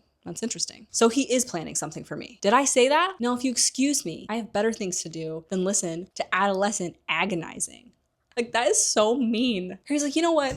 I don't need this. Fine. Tell Dumbledore I said thanks for nothing. Whoa. He like throws himself back onto the bed. He's like, God damn, it seems like a million years ago that Cho was approaching him under the mistletoe. Harry's like, well, if I'm supposed to stay, then I must be allowed to sleep. He does. He falls into darkness and dreams of a long corridor with that locked door at the end. In each dream, he feels such a longing to get whatever it is behind the door. And whenever he wakes up prematurely, every time, he feels disappointed because he was so close to seeing what it is he's looking for behind this door. He wakes up to Ron telling him that dinner's ready, but that Mum will put some aside if he doesn't want to come downstairs. He opens his eyes, but Ron has already left the room. He's like, yeah, probably Ron's too afraid to be alone with me after what Moody said. He's like, Phineas is probably here watching me in case I attack anyone else. And then he decides that he's not going to inflict his company on his most beloved friends. His feelings of uncleanliness intensify, and I think anyone with a trauma history understands that feeling of like dirtiness. Everyone spends the next morning putting up Christmas decorations, and Harry says he's never heard Sirius be in such a positive mood. He's actually singing carols. Harry doesn't totally witness it though, and he definitely doesn't partake because he confines himself to his room, and whenever anyone tries to approach his room, he retreats further up into the higher levels of the house. He says he feels a savage sort of pleasure. Let them speculate about him behind his back. Mrs. Weasley calls up the stairs at lunchtime, and Harry retreats even further upstairs. The doorbell rings around 6 p.m. and Mrs. Black starts screaming, and Harry is shocked because soon someone is pounding on the door. It's Hermione. She's here to say the uncomfortable thing. This poor girl. I'm so tired of us being so afraid of our feelings that we're willing to let atrocities happen. I can't. We all have feelings. Let's be like Hermione. Be the big guns that people call in to have the uncomfortable conversations. Don't be afraid of what you feel. What are you doing here? Well, to tell you the truth, skiing isn't really my thing. And I told my parents everyone who's serious about their studies stays at Hogwarts anyway. They're disappointed, but they get it. Like, Hermione's family loses Hermione the minute she becomes a witch because she's joined a different world. Come with me to your room. Mrs. Weasley's made sandwiches. When they get to their room, Harry's surprised to see Ron and Jenny sitting on Ron's bed. There's a fire crackling in the hearth. I came on the night bus, she says. Dumbledore told me first thing yesterday morning, but I had to wait until term ended to come. Umbridge is livid that you all disappeared from under her nose. How are you feeling? Fine. Oh, don't lie. Ron and Jenny say you've been hiding from everyone since you got back. They do they? Well, you have, says Jenny, and you won't look at any of us. You lot won't look at me. Maybe you guys have been looking at each other and you just keep missing. Oh, stop feeling so misunderstood, Harry. They told me about what you guys heard with the extendable ears. Yeah?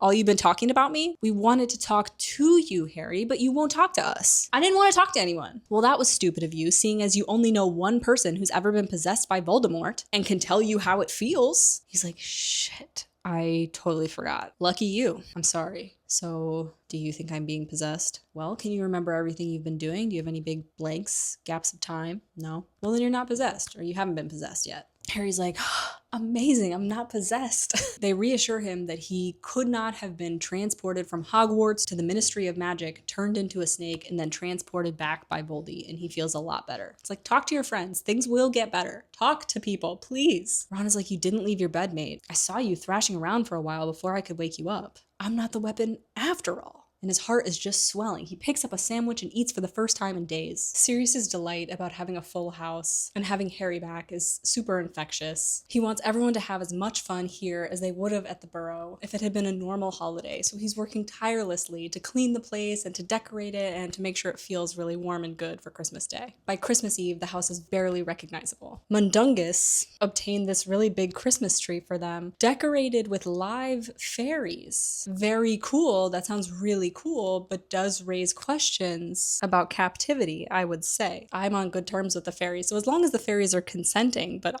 there's not anything in here about that. They wake up on Christmas morning to a pile of presents at the foot of their bed. Ron's is a lot larger than Harry's, Harry notes. Not with like bitterness or anything, he just notes it. Ron thanks Harry for the broom compass and says his gift is so much better than Hermione's, which is a homework planner that yells little like sayings at you about how like if you've crossed the I's and dotted the T's, you can do whatever you want with your time. Or whatever. Harry got one from Hermione too. He also received a set of excellent books about practical defensive magic and its uses from Sirius and Lupin. And so we must discuss Wolfstar. Briefly, in the third video of this series, when we discussed Prisoner of Azkaban, we discussed how werewolfdom as a metaphor for HIV is super problematic and very much not okay. JKR has confirmed that this was the intended metaphor. And we've discussed how offensive this is, because while we root for Lupin, we trust him and we certainly don't want him to be oppressed, he is recognized by the characters as an outlier of his kind. And he, once every full moon, without agency, succumbs succumbs to his condition, wherein he is forced to bite. And Lupin himself tells us that as a teenager, he would lock himself away and bite himself in lieu of biting other people. This plot line and all the context clues around it, while on the surface make it seem like this is an anti-bigotry thing, the entirety of the story, and particularly the werewolf character that we're going to meet in the next book, makes people with HIV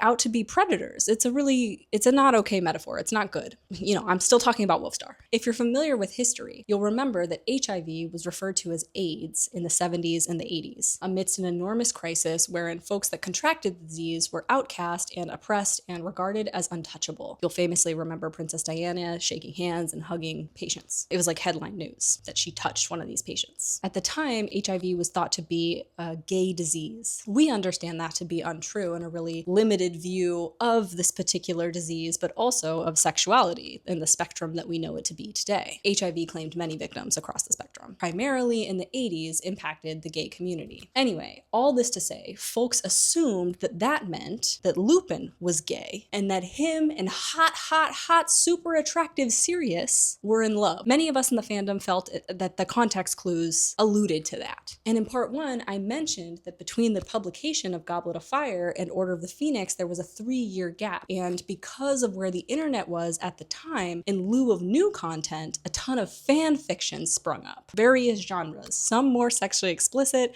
than others. As this is a children's series, JKR understandably sent cease and desist to much of the fanfiction with the more explicit content, but it seemed to folks at the time that she was maybe targeting non-canon couples, specifically the Sirius and Lupin fanfiction. In Prisoner of Azkaban, Sirius obviously mentions to Harry that he has a house, and at the end of Goblet of Fire, Dumbledore looks at Sirius and says, "Lie low at Lupin's," and many of us thought that that was like a wink and a nod, like thought that that was JKR confirming for us that, yeah, Dumbledore just gave them permission to go and like reunite and like revel in their love that they haven't been able to do for 13 years. And then they give him this joint Christmas present. And in Prisoner of Azkaban, Lupin and Sirius play two sides of what I would say is the same parenting coin, with Lupin being the sensitive and responsible and practical parent that helps Harry with his Patronus, and Sirius being the more like reckless, fun parent, perhaps. And this joint Christmas present that's coming from both of them, a lot of people when they were reading were like, okay, confirmation,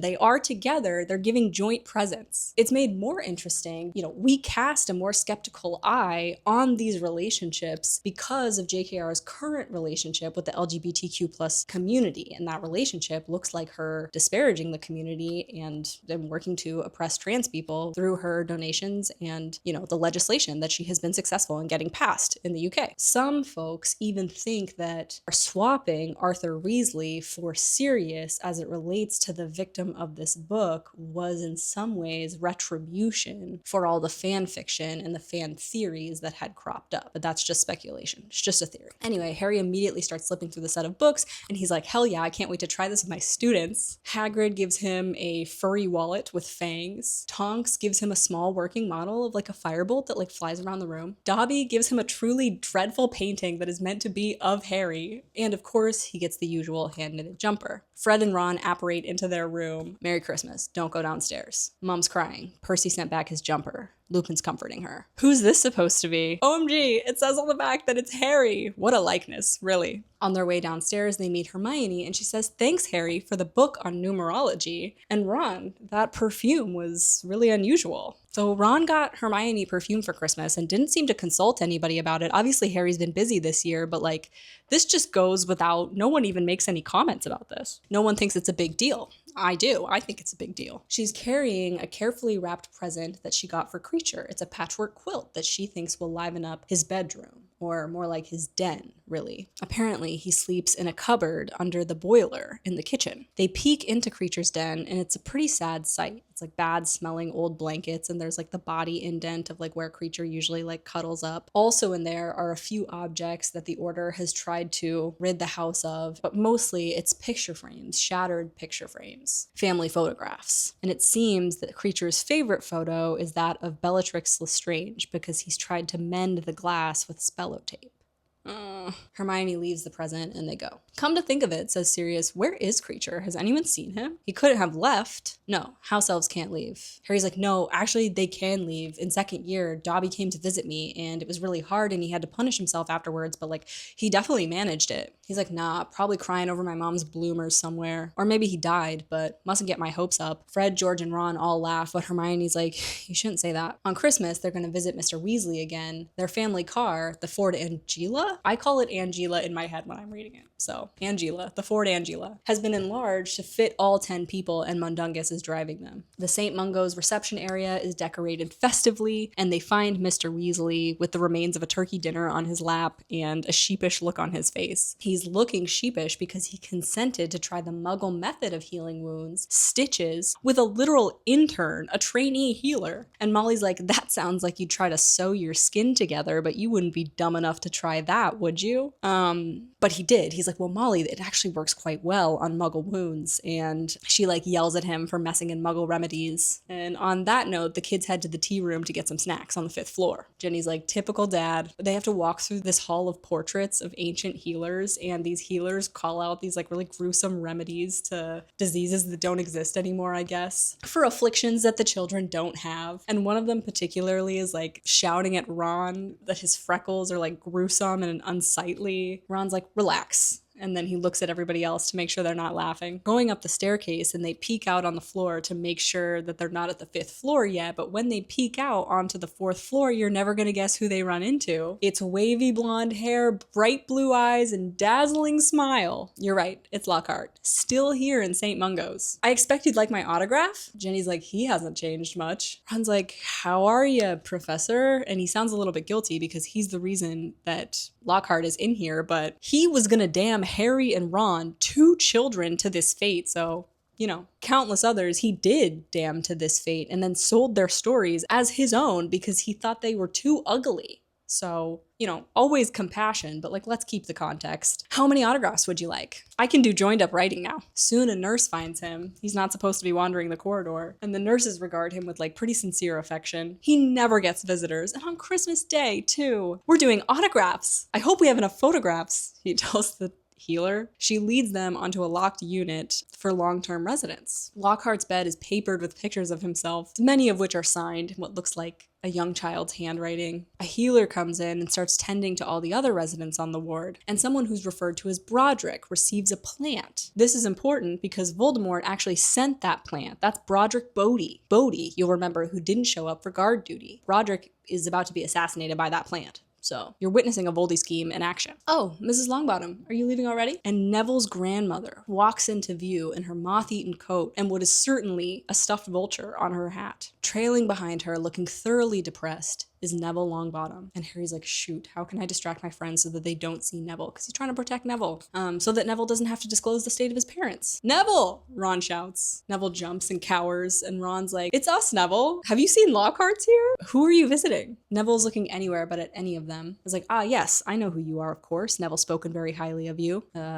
Thanks. And you two are clearly Weasleys, and you must be Hermione Granger. That means like Neville talks about them to his grandma. Helped him out of a few sticky spots, I heard. He's a good boy, but he hasn't got his father's talent, I'm afraid. Neville is using his dad's wand. That's so important, and I can't believe none of the teachers, Neville's grandmother, has not put this together. She jerks her head toward one of the curtains. What? Says Ron. And Harry stomps his foot on Ron's foot, but that's a lot less conspicuous when you're not wearing robes and you're wearing jeans, so everyone sees him stomp on Ron's foot. Is your dad down at the end, Neville? You haven't told your friends about your parents, Neville? Harry could not remember a time when he's ever felt sorrier for anyone, but he can't think of a way to help. You should be proud, Neville, proud. They didn't give their health and sanity so that their only son would be ashamed. I'm not ashamed. My son and his wife were tortured into insanity by you-know-who and his followers. Hermione and Jenny gasp. They were Aurors, you know, very respected in the community. Neville's mom has sort of like edged around the curtain. Yes, Alice, dear? Harry says she no longer resembles the young woman that Moody had shown him in the photograph. Again? Very well, Alice. Neville, take whatever she wants. Let's go. But Neville had already stretched out his hand, into which his mother drops an empty bubblegum wrapper. Very nice, dear, says Neville's grandmother. She's like kind of condescending and like wanting to get out of there. Thanks, Mom. She totters back around the curtain and Neville finally looks up at all of them, as if daring them to laugh. Because his mother's love has given him the strength to do so, because love is very powerful. Neville, trash that. She must have given you enough of those to paper your room. But Harry sees Neville put it in his pocket. They walk away. I never knew. Nor did I. Nor me. I did. Harry says gloomily. Dumbledore told me not to tell. That's why Bellatrix Lestrange and her husband are in Azkaban. They did that with Barty Crouch Jr. All right, chapter 24, folks. Occlumency. Harry is not looking forward to his return to Hogwarts for pretty much the first time ever because it means a return to Umbridge's tyranny. Yes, I said tyranny. Because the Ministry has enabled, given permission to an abuser to do what she sees fit because he thinks it'll mean he keeps power longer. He doesn't even want it for anything. Anyway, he's worried about leaving Sirius alone with Kreacher because even though Kreacher has been found, said to be lurking in the attic, Harry has a bad feeling. It's the last night before they're supposed to leave, and he's playing wizard chess with Ron when Mrs. Weasley comes in. Harry, can you come to the kitchen? Professor Snape would like a word. Harry's like, what? Why? Snape? Professor Snape.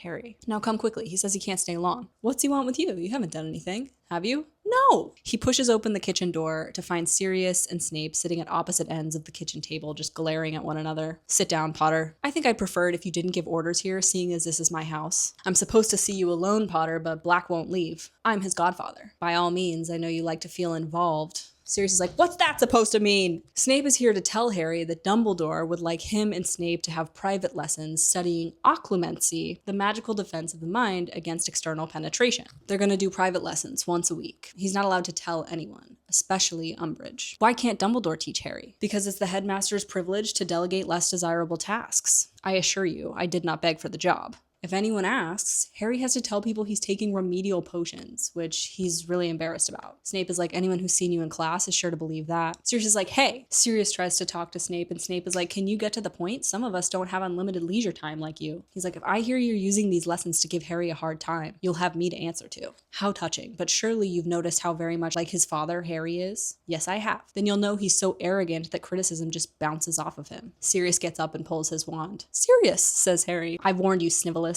I don't care if Dumbledore says you're reformed. Snape taunts him about hiding in his mother's home. He disparages Sirius's honor, kind of, I guess. He's suggesting that Sirius is glad to be holed up and safe and not risking anything the way that the rest of the Order is. He basically calls him a coward, which is kind of a big deal for the Gryffindors. Harry has to physically intervene between these two authority figures, and they're about to come to blows when Arthur Weasley walks in. Cured! Completely cured!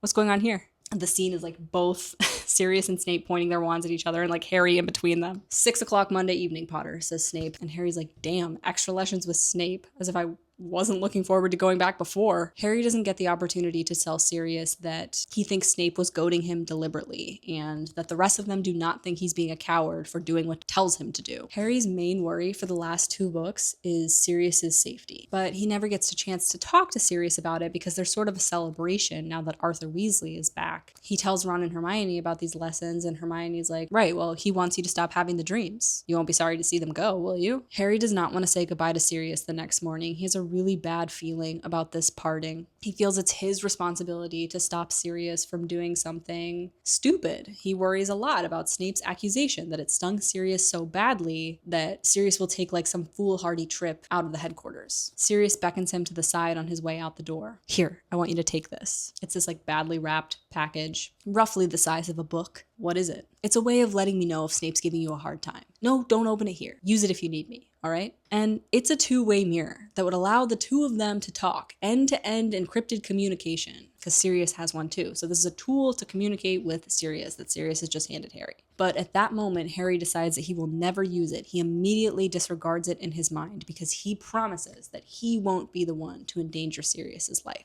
But he will. The kids, Lupin and Tonks, all take the night bus back to Hogwarts. Stan Shunpike immediately identifies Harry, and Tonks is like, if you shout his name to this bus, I will curse you right now. The last time Harry rode this bus, it was in the late evening, so there were beds everywhere, but now there's just like clusters of chairs around the windows. Stan tells Harry that he's seen his name in the paper like loads of times over the summer. And I was telling Ern that he didn't seem like a nutter when we talked to him, but just goes to show, right? And Harry's like, what does it go to show? Tonks gives Stan a tip to move them up in the queue, so soon they're rolling through a snowy Hogsmeade. And as Tonks and Lupin unload the trunks, Harry looks up and sees all the passengers of the night bus like pressed against the glass looking down at them. Lupin wishes Harry off with some comfort about the Snape thing. Look, I know you don't like him, but he's a superb Occlumency, and we all, Sirius included, want you to learn to protect yourself. So work hard. All right. Doesn't that sound like one of your parents talking to you about the other parent? Like, doesn't that sound? Whatever. Harry's like, yeah, all right. The first day of school is long and hard. It's one of those Mondays. This year Mondays suck a lot more than usual. And the members of the DA inquire about when their first meeting will be. Maybe they could have it tonight. And Harry's really embarrassed to say that he has remedial potions, so can't host the meeting. And Zacharias is like, Snape doesn't usually give extra lessons, does he? Remedial potions? You must be really bad at potions. If you want me to jinx him, I will.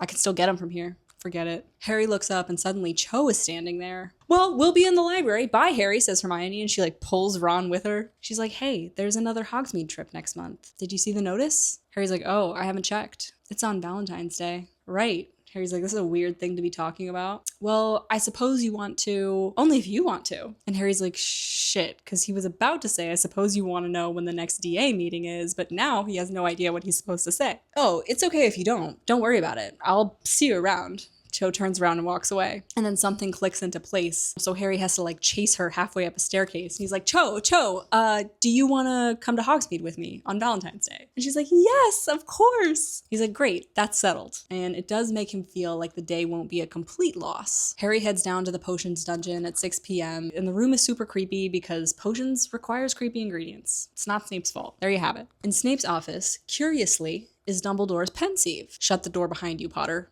Harry has this horrible feeling as he shuts the door that he's like imprisoning himself somewhere not safe. Snape insists that Harry call him sir at all times. Even though it's after hours, he is still a professor. So Occlumency seals the mind against magical intrusion and influence, and Dumbledore wants him trained in it because Voldy is highly skilled at Legilomency? I can't pronounce it. Legilomency? I don't know how to say that word. Legilomency? No clue. Which is the ability to extract feelings and memories from another person's mind. He can read minds, says Harry. You have no subtlety, Potter. You don't understand fine distinction, and that's why you suck at potions. Only muggles speak in this way. The mind is not a book to be opened and examined at will. The mind is a complex and many-layered thing, or at least most are. Those skilled in Legilomency are able to, under certain conditions, delve into the minds of certain victims and interpret feelings. The Dark Lord almost always knows when someone is lying because of the feelings associated with that lie. So in Occlumency, you shut down the feelings and the memories associated with the lie. Harry's like, sure sounds like mind reading to me. Time and space matter in magic, Potter. Eye contact is essential to Legilomency. Harry's like, why do I have to learn it then? The usual rules don't seem to apply to you. I don't know why he's tracing his mouth with his finger, but he's doing that. I didn't just make that up. That's not creative license on my end. He's like, the usual rules. I don't know. The evidence suggests, says Snape, that when you're relaxed, when you're most vulnerable, you're sharing the Dark Lord's thoughts and emotions. Dumbledore does not want this to continue because the Dark Lord seems to now be aware of this connection between you and himself. Up until now, it seemed he'd been sharing his thoughts and feelings with you and was totally unaware. Harry is trying to ask about being the snake, but Snape won't let him interrupt, and eventually he bursts it out, and Snape is like,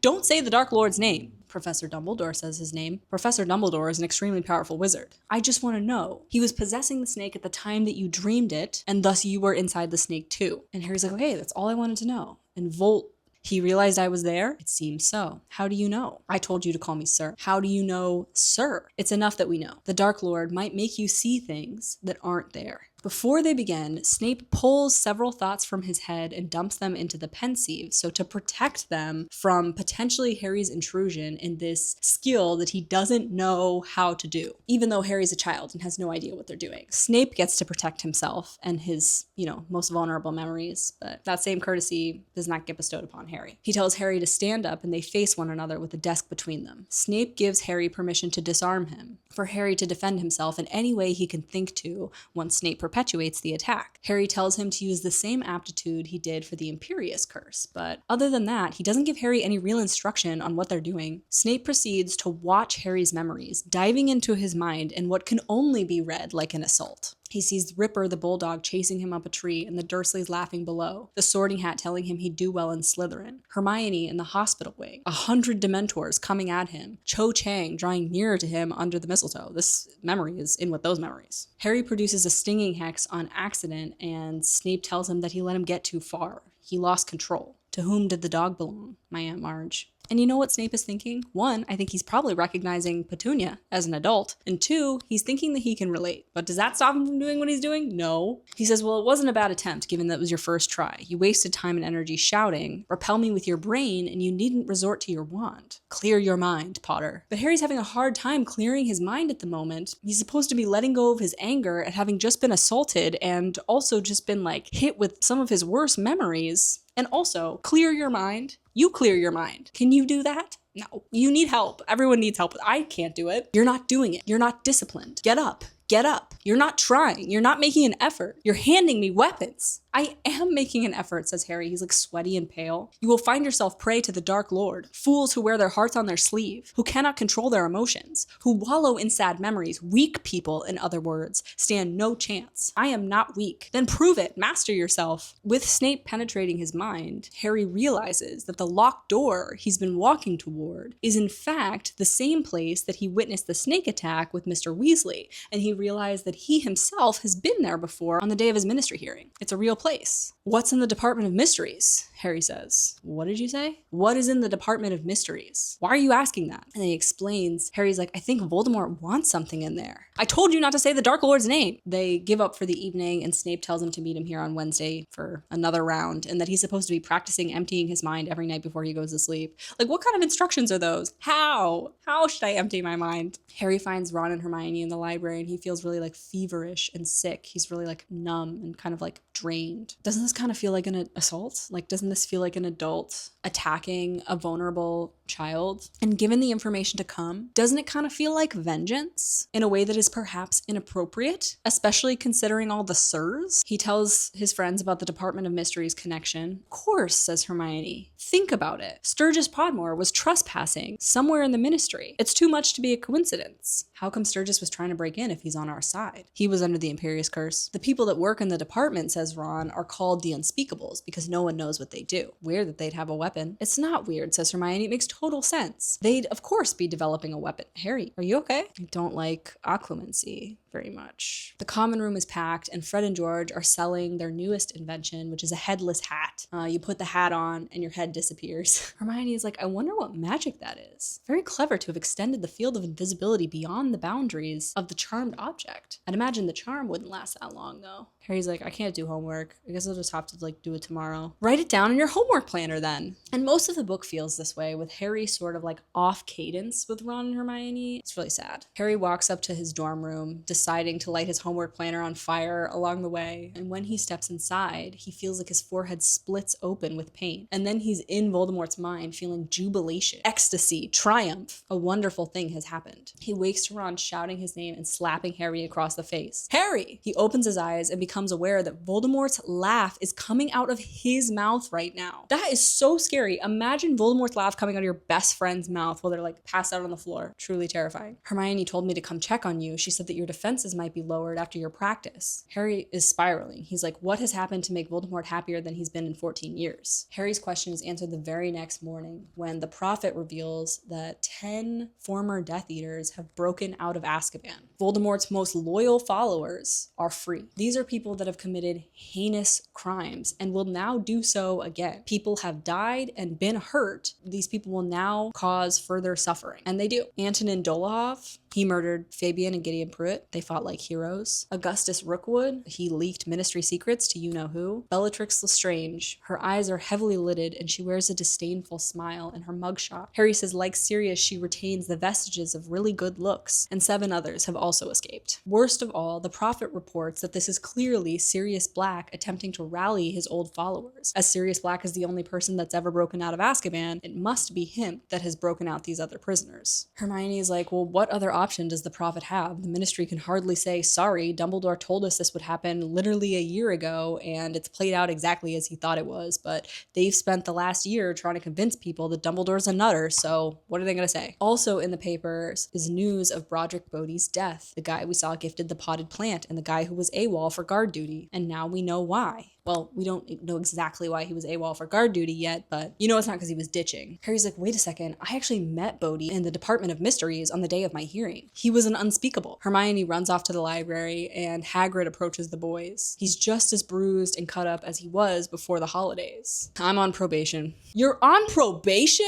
And a bunch of people look and Hagrid's like, sorry, you're on probation? Yeah. Might not have picked up on it, but the inspection didn't go too well. Over the next few days, it becomes common knowledge that Hagrid is on probation, and Harry is indignant to know that not that many people care. There are rumors that Death Eaters have been spotted in Hogsmeade, and that they're going to break into Hogwarts just like Sirius Black did. Sirius Black did do that. The relatives of the escapees' victims have found themselves to be the stars as a sort of gruesome, infatuation. And Susan Bones, who's lost many family members to a particular Death Eater who had broken out, niece to Amelia Bones, told Harry that she knows a little bit more about what it's like to be him. Speaking of which, Harry tells us his reputation has changed a lot since the Death Eaters broke out of Azkaban. People seem less openly hostile toward him and more curious about what he might have to say. Harry's like, hey, I'll take it. The professor's behavior has also changed, and it's pretty common to see a few professors whispering urgently in the corridors. And Hermione's like, well, they can't exactly talk in the staff room, can they? Because Umbridge is there. It's time for happenings at Hogwarts. Educational Decree number 26 is passed, and it forbids teachers from giving students any information that is not explicitly related to their subject, which just goes to show that Umbridge doesn't know what a teacher is. As much as a teacher is learned in a specific subject and meant to assist students in their arrival at understandings in a specific area, a teacher is also supposed to be like an example of what kind of adults exist in the world, and they're all supposed to be different so that you as an adolescent grow up knowing that your individual idiosyncrasies can flourish into something cool. Like, teachers are supposed to communicate values and interests and so on and so forth. Lee gets detention because when Umbridge tries to tell off Fred and George for playing Exploding Snap in the back of her class, he's like, Exploding Snap's not related to your subject, Professor. You can't talk to us about that. The next time Harry sees Lee, his hand is bleeding really badly and he recommends Essence of Murtlap. To Harry, it seems that Umbridge is trying to bring everything in Hogwarts under her control, and she seems really determined to achieve the firing of a teacher, just to prove her power, I guess. He often passes Trelawney in the halls, and she usually smells like cooking sherry. She's shooting terrified glances over her shoulder. And I don't think I've mentioned the cooking sherry up until this point, but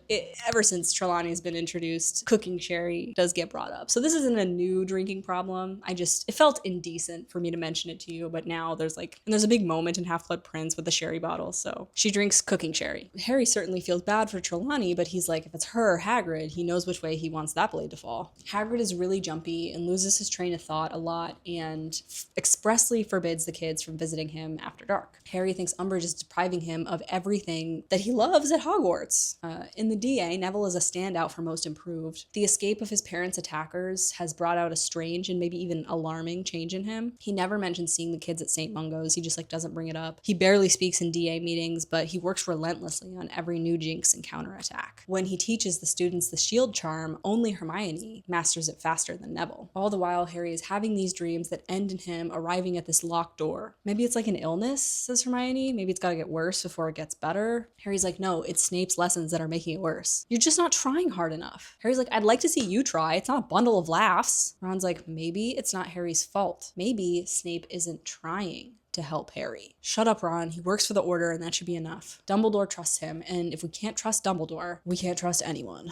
February 14th, Valentine's Day arrives, and Harry dresses very carefully that morning, but we don't get to hear what he chose. We don't know what he wore. At breakfast, Hermione gets a letter from an unfamiliar owl, and she's like, finally, listen, Harry, today at Hogsmeade, around midday, could you maybe meet me at the Three Broomsticks? And I'm sort of like, excuse me, Hermione, what time should I be here? What do you mean midday? Don't tell me to meet you somewhere at midday. Tell me what time to be there. Harry's like, well, Cho might be expecting me to spend the whole day with her, so I don't know. She's like, you can bring Cho. Harry's like, okay, but why? And she's like, no time. See you then. And she runs off. And it's like, I think already we're at a space where there's been a miscommunication with Cho. Usually when someone invites you somewhere, they're meant to have a plan. And Harry obviously doesn't have a plan about the amount of time they'll be spending together or what they will be doing together or whatever. That's what I'm saying. The discrepancy between 17-year-old Cedric, who probably has more experience with dating and dates, and 15-year-old Harry, it's just, I imagine there's a misalignment of expectations today. Ron can't go to Hogsmeade because Angelina is making them practice all day, and Harry's not sympathetic at all to Ron's plight. He's like, I would literally be giving anything to be in the upcoming match against Hufflepuff. Harry's like looking in the back of a teaspoon to like flatten his hair before he goes to Hogsmeade, and he finds Cho at the front hall looking very pretty. You could tell me exactly what Lockhart looks like, right? Bright eyes, dazzling smile, very pretty. That's the only way she ever looks to Harry. Not like even an expression. Does she look excited to see him? Like, what is she doing with her face? Hi.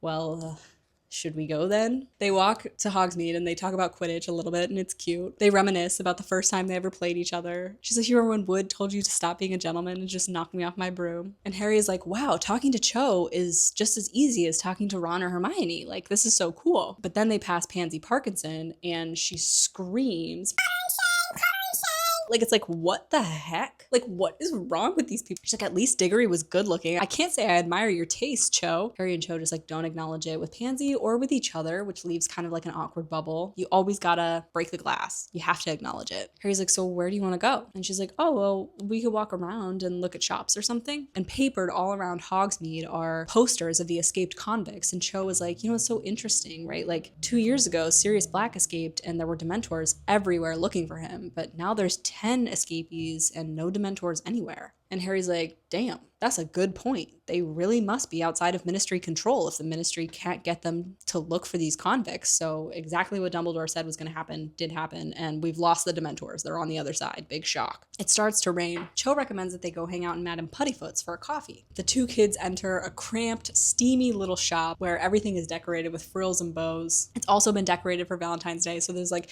angels in the air, little cupids that like shoot confetti over every table. Harry doesn't think it's cute. He's reminded of Umbridge's office. They get the last remaining table. It's about a foot away from Roger Davis and some blonde girl. Roger Davis is the captain of the Ravenclaw Quidditch team. He's holding hands with that blonde girl. And Harry looks around and realizes that at every single table, there are couples and they are all holding hands. And he's like, oh my God, is Cho gonna expect me to hold her hand? Cho orders 2 coffees and Roger Davis and his girlfriend just start like kissing over the sugar bowl next to the two of them, and it's so awkward. Harry's like, I wish they wouldn't. He tries to look out the window, but it's all steamed up so he can't see anything. And he's just trying to do anything to delay the moment when he's gonna have to look at Cho. So he's like looking up at the ceiling. And like imagine you're on a date with a guy and he's just like,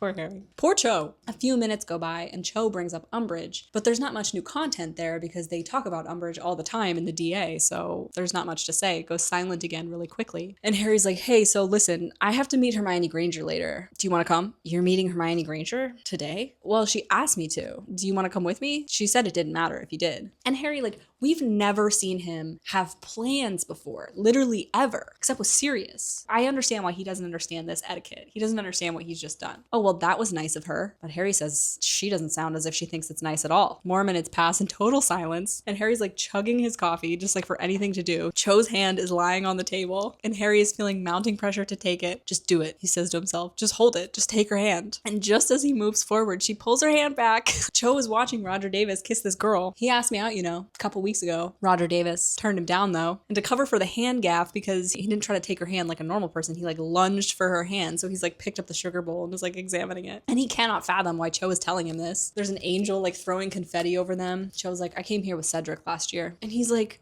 what? How can she do this? Why would she want to talk about Cedric with a bunch of couples kissing around them? She's like, did he mention me before he died? And Harry's like,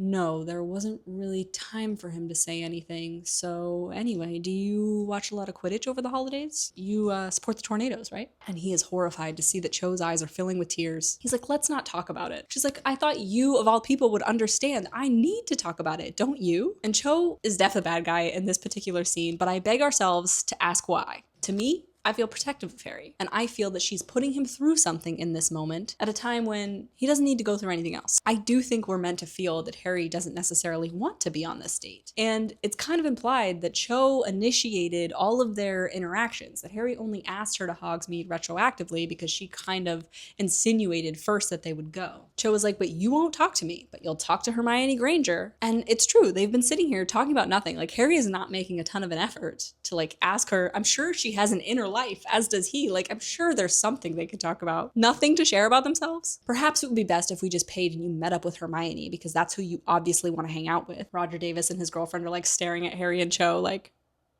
she's like, how many girls did you agree to meet with today? Who are you meeting with after Hermione? And Harry finally understands why she's mad, so he laughs because he's like, oh, like, I am not meeting Hermione. He's laughing because he's so relieved, but Cho recognizes this as him laughing at her, and so she just jumps up and storms out of the establishment. There's total silence in the tea shop and every eye is on Harry. Harry's sloshing through the rain. He's like, women! Why does she always want to talk about stuff that makes her cry? When he goes into the Three Broomsticks, he sees Hagrid and he's drinking this enormous tankard of ale and he's got fresh injuries and stuff and he's going on about how family's important. Hagrid, where are you getting these injuries? It's just normal bumps and bruises, Harry. I got a hard job. Harry, over here, says Hermione. She's like, good, you're early. And she like ushers him over to a table that she's sitting at with Luna Lovegood and Rita Skeeter. Remember how Hermione trapped Rita Skeeter in a jar? At this meeting, she blackmails Rita Skeeter into writing Harry's story and publishing it in the Quibbler for free, of course, because the Quibbler doesn't pay its authors. Harry says unemployment does not suit Rita, and Hermione has to threaten her to behave a few times. One more word about Harry's love life and the deal's off, and that's a promise. Harry wonders if this is a good idea, wonders how people will react to the story, but the Death Eater's escape has filled him with an urgency to do something, so he agrees to it. They have that meeting, he shares his story, and when they get back to Hogwarts,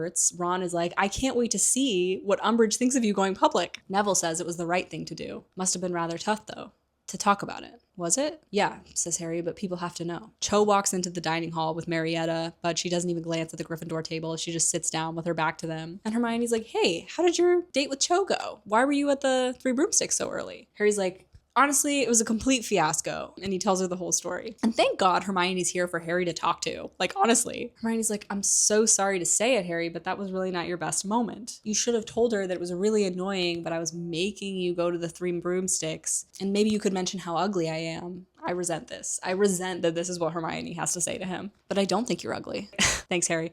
Look, you upset Cho when you said you were coming to meet me, so she tried to make you jealous of her. Wouldn't it have been easier if she just asked me if I like her more than you? Then I could have just told her I fancy her, and then she wouldn't have had to get all worked up about Cedric dying again. Girls don't often ask questions like that. They see Ron and Jenny coming back from practice, and turns out it went horribly. Angelina was nearly in tears by the end of it. When they go off to shower, Fred and George come over and they're like, Ron and Jenny gone? We watched their practice. They're gonna be slaughtered. Ron can only save a goal if no one's watching, so we'll just have to tell the whole stadium to turn their back every time the quaffle goes up. Fred and George say that Quidditch was really the only thing here worth staying for. And truly, doesn't your heart just ache to think of Fred and George having planned to skip 7th year entirely? They have to like discuss in their room when Percy absconds. They're like, all right, so mom's obviously in a lot of pain. If we don't go back to school, she's gonna worry about that. Even though we know she doesn't have to, of course we know that she's gonna worry. So fine, we'll put our careers on hold for an entire year to do right by our mom, but we won't waste the time. We'll make sure that we're still inventing and,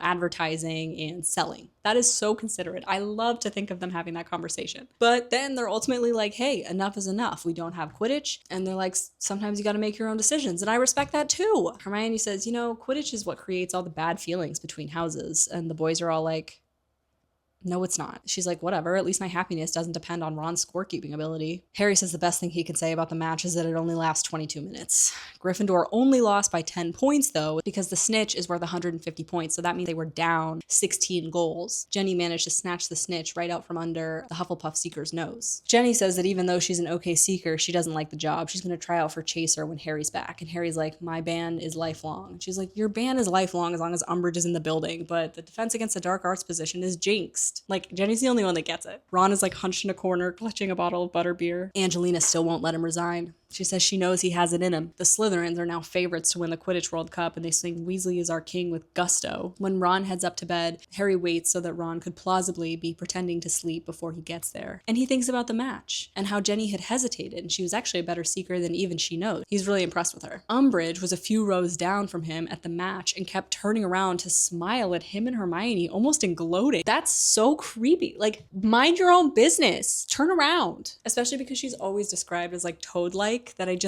it's really vivid in my mind. It's really creepy. I'm not doing it justice. I'm not creepy enough to be doing it justice. Maybe I should get a hat. Harry's article comes out in the Quibbler, and he receives loads of mail. Some of people telling him that he's absolutely crazy and that he should shut up, but others of people saying that it's pretty clear now when you put this together with the Prophet that the Prophet was doing him dirty. What's going on here? Says Umbridge, because she sees Harry's getting all his mail. Harry has the distinct impression that Dumbledore had been watching him moments before. And imagine how proud Dumbledore and the rest of the Order must be, because really Harry is the only person that could take these matters into his own hands, and he has, and it's at personal expense, right? He's really put himself out there on a limb. There were only 3 mission objectives of the Order, and this is one of them. Get the word out. And Harry freaking did. He accomplished it. He accomplished in one interview what the entire Order has been working toward for a year. So Dumbledore, I think, is probably really proud. Is that a crime now? Asked Fred. Getting mail? People have written to me because I've given an interview, Harry says, because he doesn't see how he could hide it. She is furious, bans him from Hogsmeade, docks 50 points from Gryffindor, and gives him another week's worth of detentions. Educational Decree number 27 goes up, and it bans any copies of the Quibbler. If there's one thing anyone knows about high schools, it's that if you ban a specific content, everyone is bound to lay their eyes on it. The whole place is quoting the interview to one another. Umbridge is stomping up to students and demanding they turn out their pockets. Unwarranted search and seizure. No probable cause. But the students have bewitched the Quibbler pages to look like textbook pages if anyone else is reading it, so she never finds anything. The teachers find a way to express their praise. Obviously, they can't talk to him about it because of Educational Decree number 26. Sprout awards Harry 20 points for passing her a watering can, and Flitwick gives him a box of sugar mice and is like, shh, and like hurries away. Trelawney even breaks down in tears, saying that Harry isn't going to suffer an early death after all, but live to an ripe old age, become Minister of Magic, and have 12 children. And Umbridge isn't happy about that at all. So things are just like looking up. Better yet, after Transfiguration, Cho runs up to Harry and slides her hand into his and whispers in his ear that she's really sorry and she thought the interview was really brave. It made her cry. And I wonder if that's meant to imply that Cho is like kind of like a fame-seeking individual or attracted to fame in some way. Seamus steps up to Harry and he's like, I'm really sorry. I believe you, and I've sent a copy of that magazine to my mom. Crabbe, Goyle, and Malfoy have fallen significantly in popularity because Harry named all of their fathers as Death Eaters. And they can't contradict him because they can't admit to having read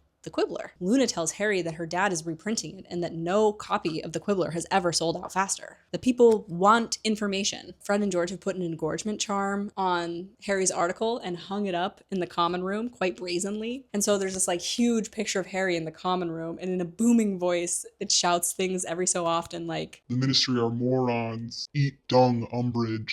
Harry goes up to his room later and is icing his scar on the cold window when he accidentally slips into Voldemort's head. Probably because he's having such a good day, so his defenses are down. He witnesses Voldemort and Augustus Rookwood, the guy, works in the Ministry of Magic and whatever, you remember, having a conversation discussing how Bodhi could have never taken it anyway, and he would have known that. That's probably why he fought so hard under Malfoy's Imperious Curse. It concludes when Voldemort recognizes, with Rookwood's help, that he's spent months on fruitless schemes, and they're gonna have to change their tactic. They do. Augustus Rookwood has Lord Voldemort's favor. He awakens when Voldemort glimpses himself in the mirror, and Harry sees himself as Voldemort, and he screams no. He wakes up thrashing and falls out of bed. Ron yanks the curtains back and is like, "What happened? Was someone attacked? Is it my dad?" "No, everyone's fine." "Well, not Avery. Avery gave Voldemort the wrong information." When Dean and Seamus come up, the boys stop talking because Harry's like, "Seamus just decided that I'm not crazy, and I imagine that if I share this information, he'll think I definitely am." But when they leave the room, Ron's like, "Harry, you ought to tell Dumbledore." "I oughtn't tell anyone. I was supposed to learn how to shut these out." That's what they want. And by they, he means Dumbledore. Harry tries to go back to sleep, but the pain in his scar is so intense that he has to bite a pillow to keep from screaming. He knows somewhere Avery is being punished. The next day, standing in their favorite corner of the cool and breezy courtyard, Hermione says that that's why they killed him, Bodhi, for trying to steal whatever the Order's guarding. And something funny happened to him. That's why he was in St. Mungo's. And they couldn't risk him getting better, of course, so she says it would have been easy for Malfoy to put the Imperius curse on Bodhi, because Malfoy is always in the Ministry, isn't he? They realize that Malfoy probably got Sturgis, too. But you shouldn't have seen this at all, Harry, says Hermione. You're supposed to be learning how to close your mind to this sort of stuff. Yeah, well, I am. Well, I think you should just try and forget what you saw. A couple weeks later, Harry is kneeling on the dungeon floor, panting, having just relieved his worst memories he didn't even know he had of Dudley humiliating him and torturing him in primary school. And Snape sees Harry's memory of the dream, and Snape is like, do you know why I'm giving up my evenings to do this tedious job? Harry ends up lying and saying he only had the one dream. Maybe you're not closing your mind because the dreams make you feel special and important. Because you're not special and important, Potter. It's not your job to figure out what the Dark Lord is saying to his Death Eaters. No, that's your job, isn't it? He hadn't meant to say it out loud. He says, yes, Potter, it is my job. And Snape assaults Harry's mind again, but Harry shouts Protego and seems to enter Snape's mind instead. He sees a vision of Snape's dad yelling at a cowering woman. He sees Snape sitting alone in a dark bedroom, zapping flies out of the air. He sees a girl laughing as a scrawny boy mounts a broom. Enough! Snape's like, I don't remember telling you to use a shield charm, but at least it was effective. Snape says, great, let's try again. And Harry feels a thrill of dread because he knows that he's about to pay for whatever just happened, even though he didn't do it on purpose. Except this time, when Snape enters Harry's mind, Harry's accidentally thrown into Voldemort's mind, and he's through the door. Harry had passed out and is on the floor, and he comes to with Snape standing over him saying, explain yourself. Harry's like, I don't know. There's like a lump on the back of his head. I've never seen that before. I told you, I only dreamed the door. I've never seen behind the door. You're not working hard enough. You're lazy and sloppy. It's a wonder why the Dark Lord... Can you tell me something, sir? Why do you call Voldemort the Dark Lord? I've only ever heard Death Eaters call him that. Before he can answer, a woman screams. And then she screams again, and Snape leaves the room and Harry follows him. They dash through the castle, and they come upon an intense scene. It's Umbridge trying to throw Trelawney out of the castle. There's a bunch of students watching. Trunks of all of her clothes are like littered behind her, and Harry says it looks like someone has just thrown them down her tower stairs. You didn't realize this is coming. You must have realized your continually pitiful performance would inevitably lead to you being sacked. Trelawney says you can't. Tears are streaming down her face. I've been here 16 years. Hogwarts is my home. It was your home. And Harry is revolted to see enjoyment on Umbridge's face. Now kindly remove yourself. You are embarrassing us. Lavender and Parvati are clutching each other, and there's like silent tears running down their face. McGonagall marches straight to Trelawney. These two usually have a kind of beef, so it says a lot that McGonagall's going in to protect her. She puts her arm around her and gives her a handkerchief. It's not as bad as you think. You are not going to leave Hogwarts. Oh, really, McGonagall? And your authority for that statement is? That would be mine, says Dumbledore from the middle of the open oak doors. Students scuttle out of his way. He's framed in the doorway against the misty night. It's a really powerful scene. She's like, actually, I have the authority. It's been given to me by the Minister of Magic himself. The Minister is supposed to be given his power by the people. The Minister is supposed to serve the people, but that's clearly not what's happening here. I'm allowed to sack anyone I want. You do not, however, have the authority to dismiss them from the grounds. I am afraid that that power still lies with me. No, Dumbledore, I'll go. Seek my fortune elsewhere, bluffs Trelawney. It's my wish that you remain, Sybil. McGonagall escorts Sybil back upstairs, and Professor Sprout comes to collect all the luggage, and Flitwick makes it all float, and they all go. Locomotor trunks. What are you going to do with her lodgings once I appoint a new divination teacher? Oh, I've already appointed a new divination teacher, and he prefers lodgings on the ground floor. You've appointed a new divination teacher.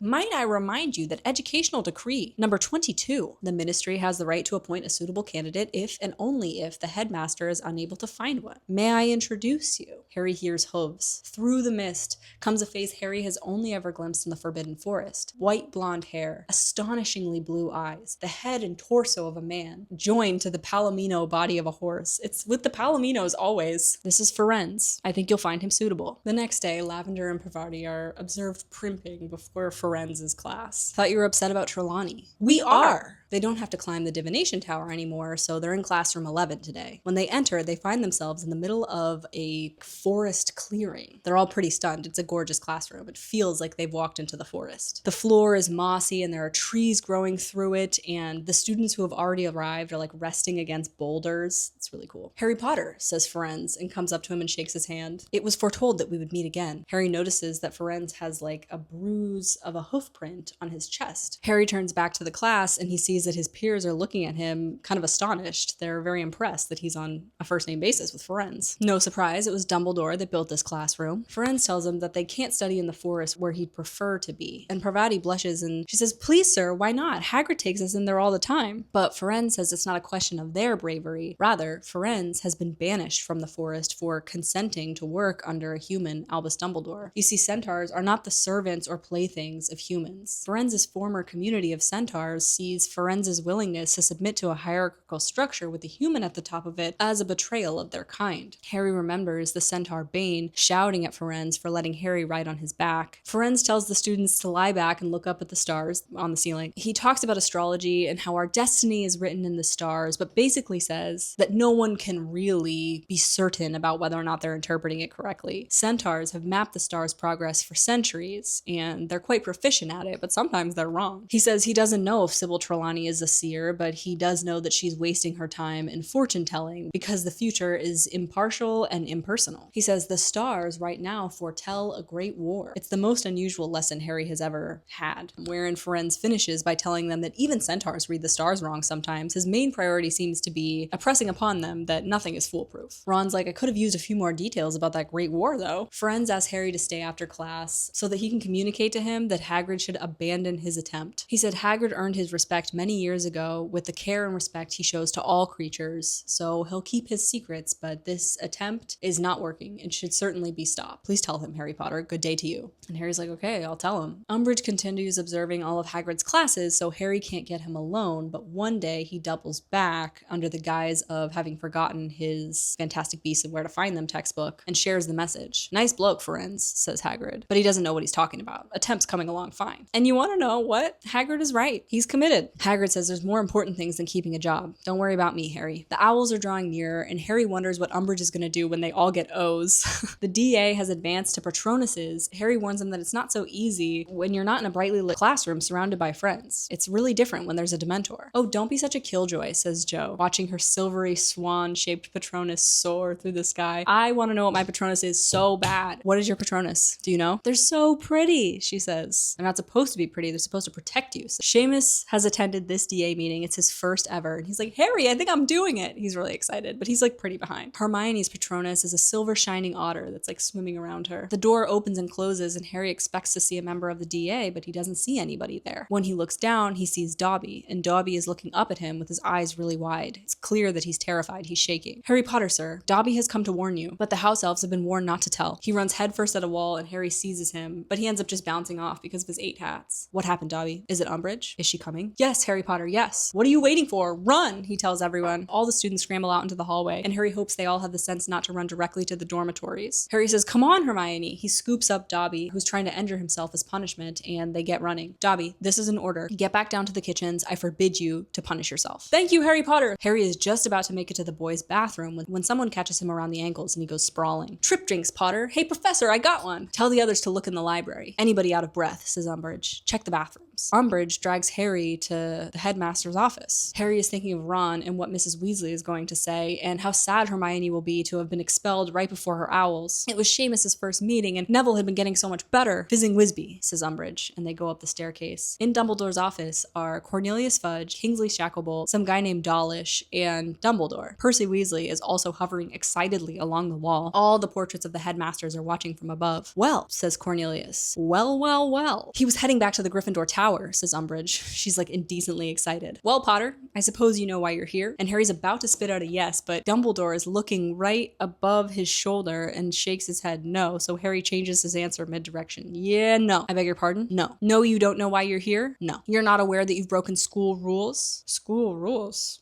No. Or ministry decrees? Not that I'm aware of. Their team decides to bring in their witness as to how they got tipped off about the meetings, and it's Cho's friend, Marietta. Marietta's mother works in the Department of Magical Transportation, and Marietta tonight went to Umbridge and decided to confess. The minister will tell your mother what a good girl you've been, says Umbridge. It's like so gross. Marietta looks up at Fudge, and as she does, Fudge jumps back and almost lands in the fire because what's on Marietta's face is so surprising and apparently so grotesque. Across her cheeks and nose, the word sneak has been spelled out in like purple pustules. Marietta refuses to talk to Umbridge anymore. Umbridge is prompting, urging Marietta to share what she had shared with Umbridge, but Marietta won't speak, not since she's seen the sneak come across her face. Umbridge says, fine, I'll tell him. Marietta came to my office on her own to tell her that the students are secretly meeting in the room of requirement tonight, but she stopped talking when she noticed this hex appear on her face. Marietta refuses to elaborate on any details, and Fudge is like, don't we have a counter curse to this? And Umbridge is like, unfortunately not, we haven't found one, because they suck at magic. She reminds Fudge of the meeting in Hogshead Pub in October that she reported, and Dumbledore asks for evidence of this meeting, and they say the testimony of Willie Witterson's, and McGonagall's like, oh, so that's why he wasn't prosecuted for the regurgitating toilets. One of the portraits yells, blatant corruption! Law and order. Law meaning something, and it being practiced and upheld by the people that value and care about the law. This is the backbone of democracy. Your right to liberty is contingent on law and order. She says the illegal group was discussing the learning of magic far beyond their age range, and Dumbledore says, you are mistaken. And Fudge is like, what's the latest cock and bull story? Does it involve reversal of time? Oh, very good, Minister, says Percy. And Dumbledore says, no, I'm not refuting that there was a meeting or that this was the purpose of the meeting. I'm merely pointing out that at the time the meeting was not illegal. Umbridge says, well, the last 6 months of meetings have been illegal. And Dumbledore says, oh, certainly they would be if they had continued. I was under the impression that Marietta was only testifying to a meeting tonight. They ask her if they'd been meeting regularly, and Harry is stunned to see that Marietta shakes her head no. She's got a really blank, odd look in her eyes. It's because McGonagall is altering her memory as they speak. Umbridge prompts her over and over again to share what she shared with her, but she keeps getting different variations of no, and McGonagall is eventually like, we get it, no means no, Umbridge, you need to stop. Umbridge becomes so enraged, control your temper, that she ends up shaking Marietta by the shoulders, and Dumbledore gets angry for the first time and is like, I cannot allow you to manhandle my students. Fudge tries to get Umbridge back on track. She's like, yes, so tonight we tried to arrive at their meeting, but it seems that they were forewarned. I tapped a few trustworthy students to come with me. Luckily, the room provided all the evidence that we need, and to Harry's horror, she pulls out the list. It says Dumbledore's army at the top. It has everyone's name on it. Fudge is like, see what they've named themselves. Well,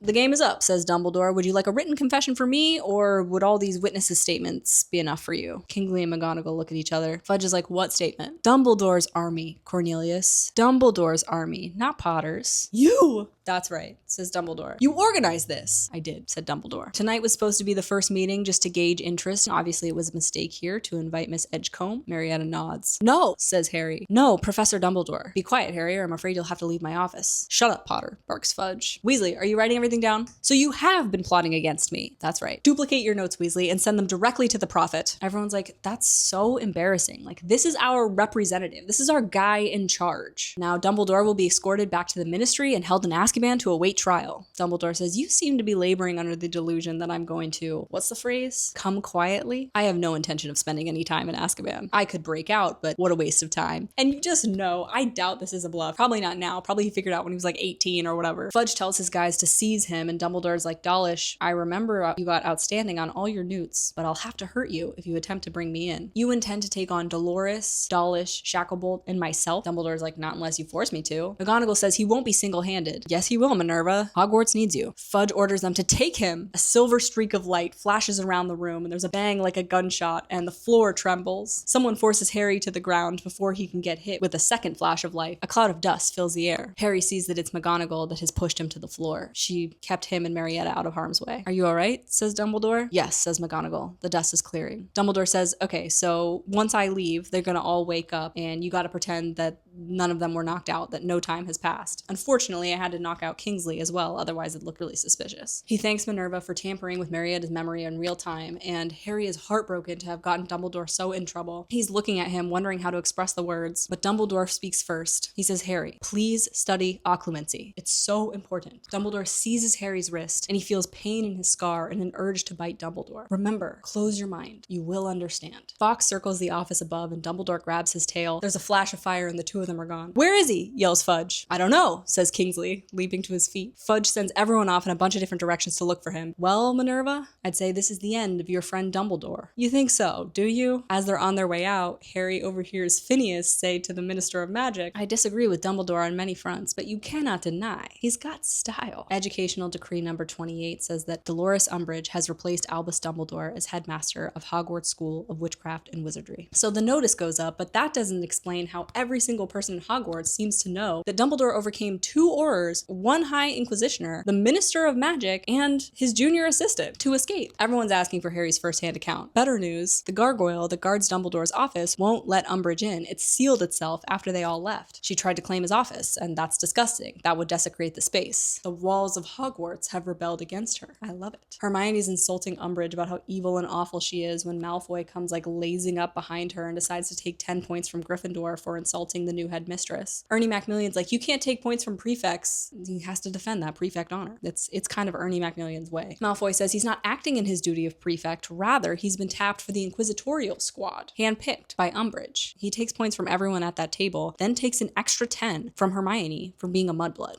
When they walk away, Ernie's like, that's ridiculous. That can't be true. He's bluffing. That wouldn't undermine the entire prefect system. But they turn to the enormous counter on the wall, which has 4 different hourglasses with various gemstones in it. Gryffindor's are rubies and Slytherin's are emeralds. The rubies are flying upward. This morning, Gryffindor and Ravenclaw had been tied for first as it relates to who had the most gemstones, but now there's gemstones flying upward out of every house's time turner except for Slytherin's. It seems to be the only one that's untouched. Fred and George come downstairs. This is important. Harry says Malfoy just docked us about 50 points. Yeah, Montague tried to do the same. Montague is on the Slytherin Quidditch team. Tried? Well, he never managed to get the words out because we shoved him into the vanishing cabinet on the first floor. Hermione is shocked, but Fred and George aren't worried about trouble. Montague won't return for weeks, and they've decided they don't care anymore. Have you ever? Of course we have. Haven't ever been expelled, have we? We've always stopped just short of causing real mayhem. And now, what with Dumbledore gone, they reckon it's time for real mayhem. They're like, we'd walk out right now if we weren't committed to doing our part for Dumbledore. I'd get in the Great Hall if I were you, that way the teachers know you haven't had anything to do with it. Filch grabs Harry pretty immediately as he sits down for lunch. I didn't do it, he says stupidly, and Filch is like, guilty conscience, eh? Headmistress wants to see you. He drags Harry to Umbridge's office, talking about all the new liberties that Umbridge has granted Filch about whipping children and stringing them up by their ankles. She's signed an order to exorcise Peeves. When Harry gets to Umbridge's office, he sees that she's placed a large wooden plaque that says Headmistress really big on the front of her desk. She's invited Harry up here to have a drink. She's like, what do you want? Pumpkin juice, water, anything. You have to drink something. And she's laced whatever he decides to drink with Veritaserum, though she doesn't tell Harry that. She's just going to drug this child in her capacity as headmaster if he were to drink it, which he doesn't because instinct and, Mad Eye, really Barty Crouch Jr. had kind of warned him against this sort of thing. Tells him he shouldn't. She's like urging him to drink over and over again. She's like, drink your stuff.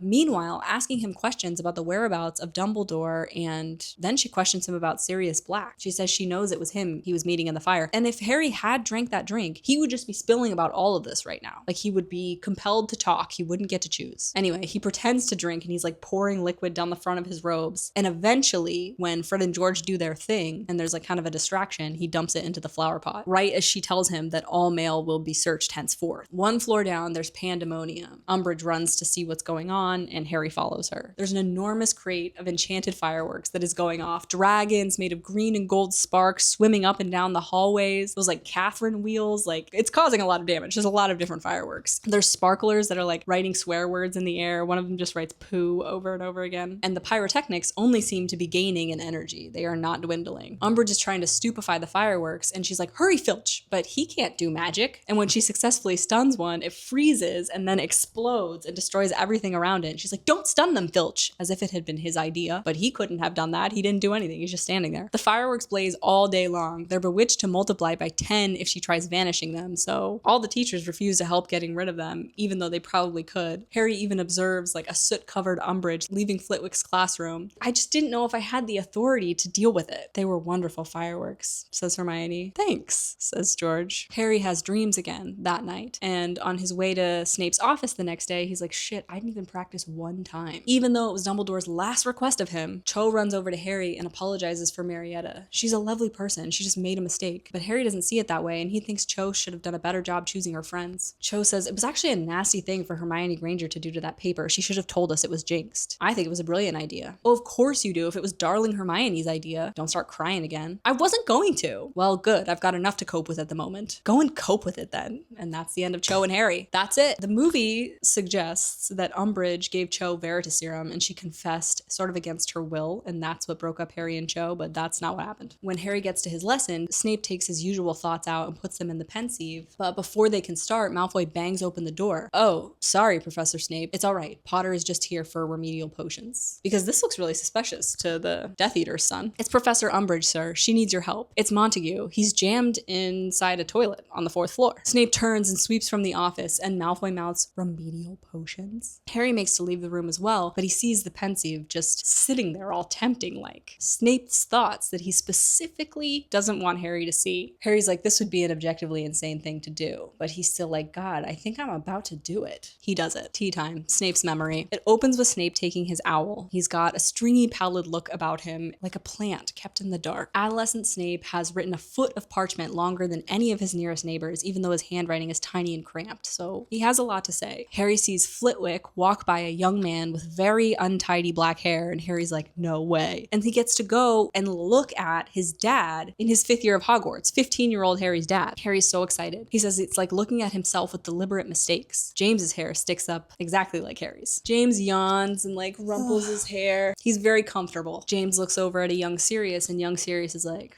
all good.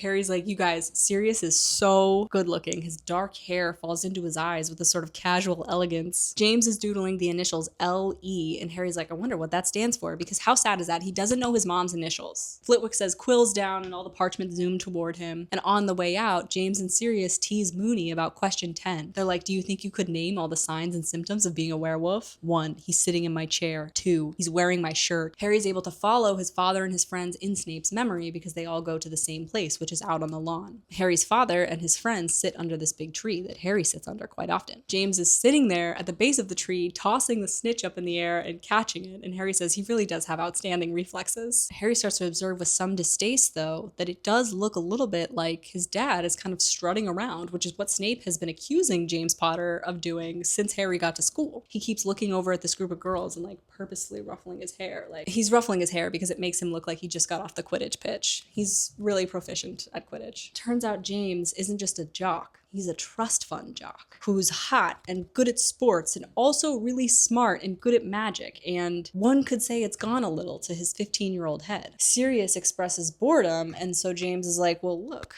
it's Snivellus. Snape is standing up and stowing his owl paper in his bag, and Harry notes that Lupin doesn't follow his friends to the encounter. His eyes remain on his book, but they sort of freeze. He's clearly not reading anymore. All right, Snivellus? Snape reacts fast, but not fast enough. James disarms him and then jinxes him with the impedimentia curse, so he falls over. And then he looks over at the group of girls again to see if they're watching. They make fun of his skin, his nose. Several people gather to watch and laugh. Snape is clearly unpopular. Harry is watching with horror as this unfolds because everyone's really gone on and on about how much like his dad he is, and Harry's like, am I an asshole? Is Snape right about me? Because it maybe seems like Snape was right about his dad, who does seem arrogant and was clearly a bully. Harry contextualizes it as him and Malfoy. Malfoy being the trust fund jock and the bully. It gets worse because Snape casts a Scroogeify jinx on Snape, and his mouth and nose fill with bubbles, and like tears are running down his eyes, and like he's clearly choking, and he also can't breathe because of the other jinx that's been cast upon him. Like, it's a pretty extreme bullying scene. Leave him alone. James and Sirius look around. It's one of the girls. She has dark red hair that falls to her shoulders and green almond-shaped eyes. Harry's eyes. All right, Evans, says James. His voice is deeper, more pleasant, more mature. Leave him alone. Harry would wager that Lily Evans doesn't like James Potter at all. What's he done to you? It's really more the fact that he exists, actually. She says, you're an arrogant, bullying toe rag. And James says, I'll leave him alone if you'll go out with me. She says, I wouldn't choose you in a choice between you and the giant squid. So the giant squid has like been around for a really long time. Snape had just gotten free and James turns to see him. And suddenly Snape is hanging upside down, his robes falling over his head to reveal his skinny legs and his graying underwear. Many people are cheering. Let's not be the cheerers when we see this go on. He eventually lets him down and then he petrifies him, and it's just a lot. It's a horrific scene. Lily is shouting at him to leave Snape alone. Evans, don't make me hex you. They're very enemies to lovers, but Harry doesn't know that. Harry's like, what happened? Did my dad force her to marry him? Snape says, I don't need help from a filthy little mudblood. She says, fine. And she goes to walk away, but James threatens Snape and says, apologize. And she's like, don't you make him apologize to me. You're just as bad as he is, going around hexing people just because you can. You make me sick. Evans, what is with her? Reading between the lines, mate, I'd say she thinks you're a little conceited, says Sirius. James looks furious now and says, right, so who wants me to take off Snivellus' pants? And because we know Snape isn't wearing pants, it sounds like James is talking about his underpants. That is terrifying, but Harry never finds out if he does do this to Snape because Snape yanks him out of the pensieve. Harry has just intruded on Snape's most private thoughts. He may as well have just read his diary. Like, this is really not okay. He's never seen Snape so angry, and honestly, Snape says, you will not tell anybody what you saw. No, of course, says Harry. Get out. I don't ever want to see you in this office again. Harry, like, flees the scene. He lies to his friends about what's happened because he doesn't really want to debrief that his dad might not at all be the person who he's thought he is, and that Snape is actually the person that has been wronged in the encounters between the Marauders, which,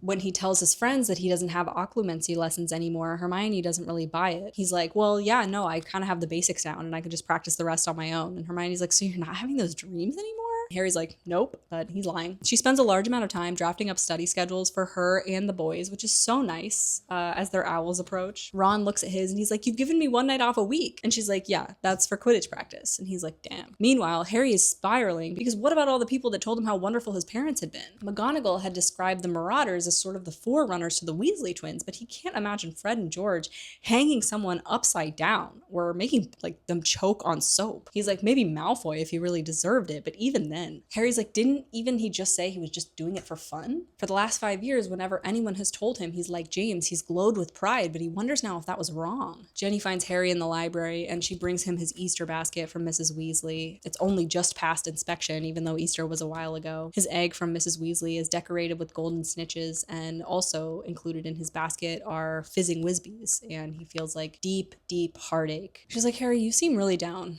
Maybe you should just talk to Cho. He's like, I don't want to talk to Cho. I want to talk to Sirius. And she's like, all right, well, I'm sure we can find a way. She's like, when you live with Fred and George long enough, you start to believe anything's possible if you've got enough nerve. They get caught eating in the library and Madam Pinch screams at them and makes them leave. And Jenny's like, oh, damn, I forgot. Something else that's going on is career advice because they're all about to take their owls, and their owls will determine which classes they can take next year. And certain jobs, certain careers, certain ambitions require certain classes. So they're meant to meet with their head of household to discuss their ambitions to see if they're likely or possible to sort out their futures. No presh. The kids look at a lot of the requirements for healers, mugger relations, curse breakers. Fred and George stop by and they're like, Jenny had a word with us about you, told us about your little problem. They offer to cause a diversion so that Harry can sneak into Umbridge's office. She has the only fireplace that isn't being monitored. You might have noticed that we were pretty quiet over the Easter holiday. We thought, what's the point of disrupting our leisure time? And of course, we didn't want to mess up the studying for others. And Hermione's like, thank you. Hermione's like, you're not actually going to break into Umbridge's office. And Harry's like, yeah, I am. And she's like, are you insane? He's like, no, I don't think so. When asked how he's going to get in, he says Sirius's knife. It unlocks any door and unknots any knot. But here's the real kicker. Sirius gave him a mirror, two-way connection, but he doesn't know it's a mirror. And so he doesn't really think about it. He doesn't deal with it at all. So he has to go through this elaborate plan, but he does have a way to talk to Sirius. It's really sad. They're like, Harry, we're doing it tomorrow, East Wing, maximum impact if everyone's in the corridor. And Harry is just like desperate to hear Sirius's account. He wants Sirius's explanation as to what he saw in the Pensieve. He hopes there's an explanation. The next day, the day that Harry's meant to break into the headmistress's office, Hermione won't let up. She's urging him not to do this. Even like in History of Magic, Ron even has to like stop her to be like, are you not going to take notes? Like, do I need to be taking notes right now because you're just really not going to let up? And she's like, it really wouldn't kill you to take the notes, would it? Harry not taking this risk, she feels is of most vital importance to skip taking notes right before Owls. The boys aren't speaking to her at all by the time they reach Potions because they're so annoyed. In Potions, Snape is acting as if Harry is invisible, but Harry is used to that sort of treatment because of Uncle Vernon, so he's like, great, I'm glad nothing worse happened. He's even able to brew a pretty good potion without Snape like breathing down his neck. He just turns it in and turns his back when Snape says, whoops, and there's a crash because it seems like Snape has maybe sabotaged Harry's potion. Harry would just go back for more and get another flask, but Hermione cleaned his cauldron because she thought he was done with it, so another 0. Harry's like, God damn it. She apologizes profusely, but Harry just doesn't have the heart to respond. Why aren't you at McGonagall's? Don't you have your career meeting right now? And he's like, oh my God, I forgot. And so he like runs to McGonagall's office, and when he gets there, turns out Umbridge is supervising it for whatever reason. It's like, doesn't she have her own classes to teach? How is she everywhere? He shares with McGonagall that he'd like to be an Auror. She's like, okay, that's a difficult career path. You're gonna need top grades, but I believe in you. Areas that you'll need to really focus on specifically for your owls are transfiguration. It's a very necessary skill to being an Auror, and potions, because you need a newt level potions, and Snape doesn't accept anyone that doesn't get an outstanding in their owls. So he has to pass with the highest grade in his owls in 6 weeks. I was just wondering if Potter has the right temperament to be an Auror. Focus on bringing those two subjects up to scratch. Professor Lupin thought you showed extreme aptitude in defense against the dark arts.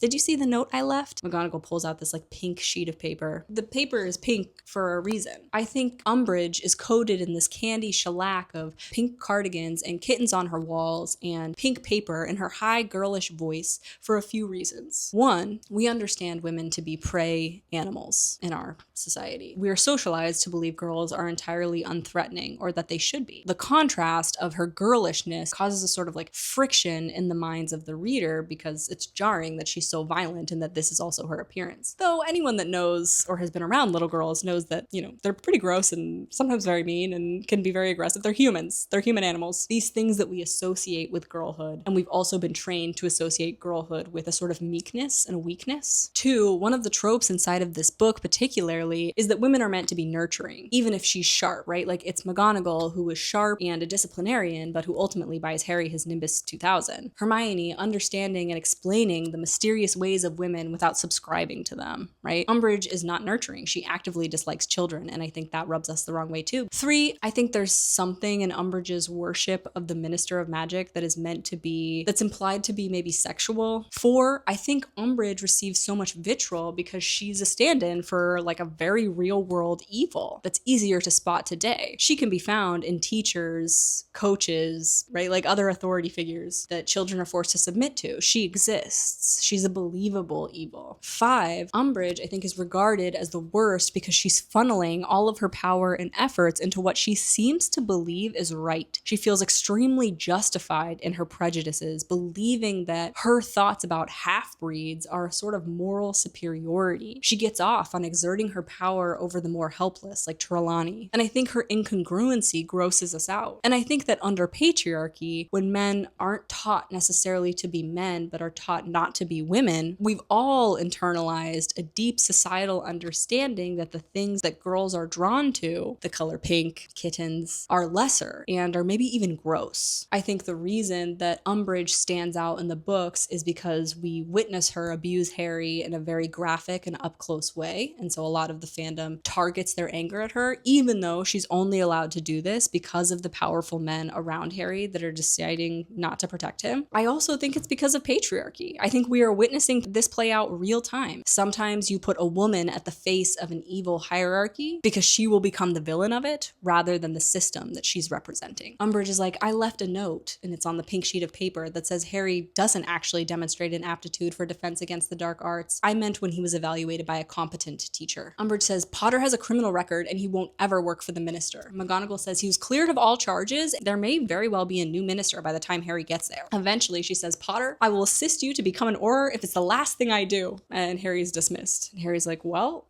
all right. He's sort of second guessing the breaking into Umbridge's office thing because he recognizes that McGonagall just stuck her neck out for him. Dumbledore sacrificed himself to keep you in this school, Harry. Ron is determined to neither give his opinion nor give advice, which I think is ridiculous. Like, this idea that that is respectful, like if you have an opinion about your best friend, I do think it is not only like your right to share that opinion. It's one thing if Harry had been like, Ron, I don't care what you say, but Ron just being like, I won't volunteer information because, you know, I don't want to be accountable for the outcome, I think is a certain cowardice. I don't think that's okay. It doesn't mean we control them. It doesn't mean we should block their way. It just means that we should be saying like, hey, I think that what you're about to do is not in your best interest. And we need to be able to have those conversations, guys. Anyway, Harry makes up his mind. After class, Harry hears the unmistakable sound of the diversion, dons the invisibility cloak, and breaks into Umbridge's office. He throws flue powder on the fire and says, 12 Grimmauld Place. He sticks his head through the fire and he's like, this is like really uncomfortable. I can't believe Sirius has never mentioned how awful this is. But it's not Sirius sitting in the kitchen, it's Lupin. And he's like, Harry, what's wrong? And Harry's like, oh, I just fancy to chat with Sirius. And Lupin is like, okay, I'll go get him. The two gentlemen have a conversation with Harry. Sirius gets there. He's like, what is it? Are you all right? Harry's like, no, yeah, I just wanted to talk about my dad. He plunges into the story about the pensieve, and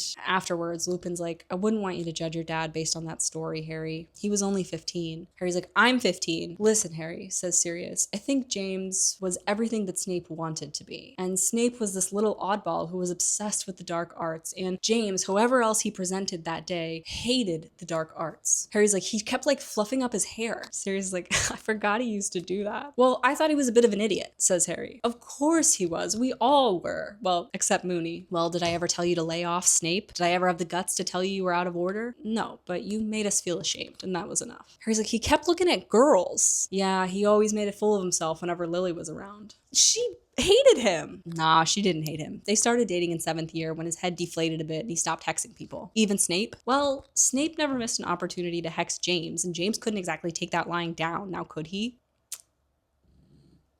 It's a pretty intense bullying scene to kind of write it off. Harry's like, I just never thought I'd feel sorry for Snape, but oh well. He told me he'd never teach me Occlumency again, but I don't really care. It's a bit of a relief, honestly.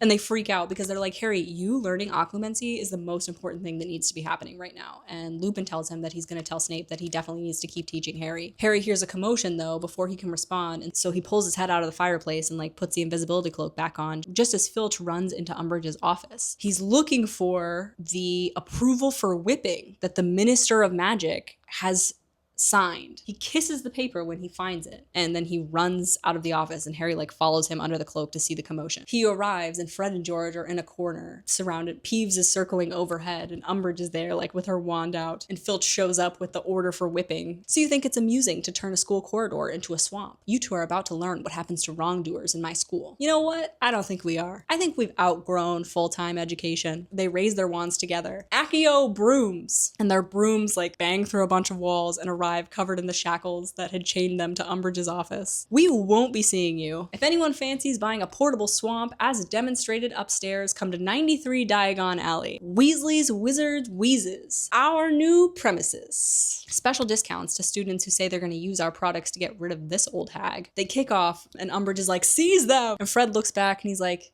give him hell for us, Peeves. And Peeves is like, yes, sir. And Harry says in the 5 years he's been here, he's never seen Peeves take an order from anyone, so it's a pretty big deal. All the students cheer as Fred and George ride off into the sunset, and Fred and George will certainly be the stuff of Hogwarts legend. The next day, people are all saying, like, one more lesson like that, and I might do a Weasley. Umbridge isn't good at magic, right? She's in a position that she does not have the credentials for, so she's ineffective at the job. She's unable to clear the swamp, so Filch has to punt students across it in between classes. The first few times I read that, I understood the word punt to mean like kick, so I just always pictured Filch like yeeting kids across the swamp, but apparently punt in British means small boat, so he's not kicking them across the swamp, just so you guys know, in case you guys thought that. There were 2 broom-shaped holes in Umbridge's door, which is awesome, so Filch had to fit her for a new one, and it's rumored that Harry's firebolt is now down in the dungeons guarded by a troll 24 hours a day. It's like, why can't they put their efforts toward things that matter? Oh my God. There's new opening for troublemakers in chief at the school. So the school is just like basically in chaos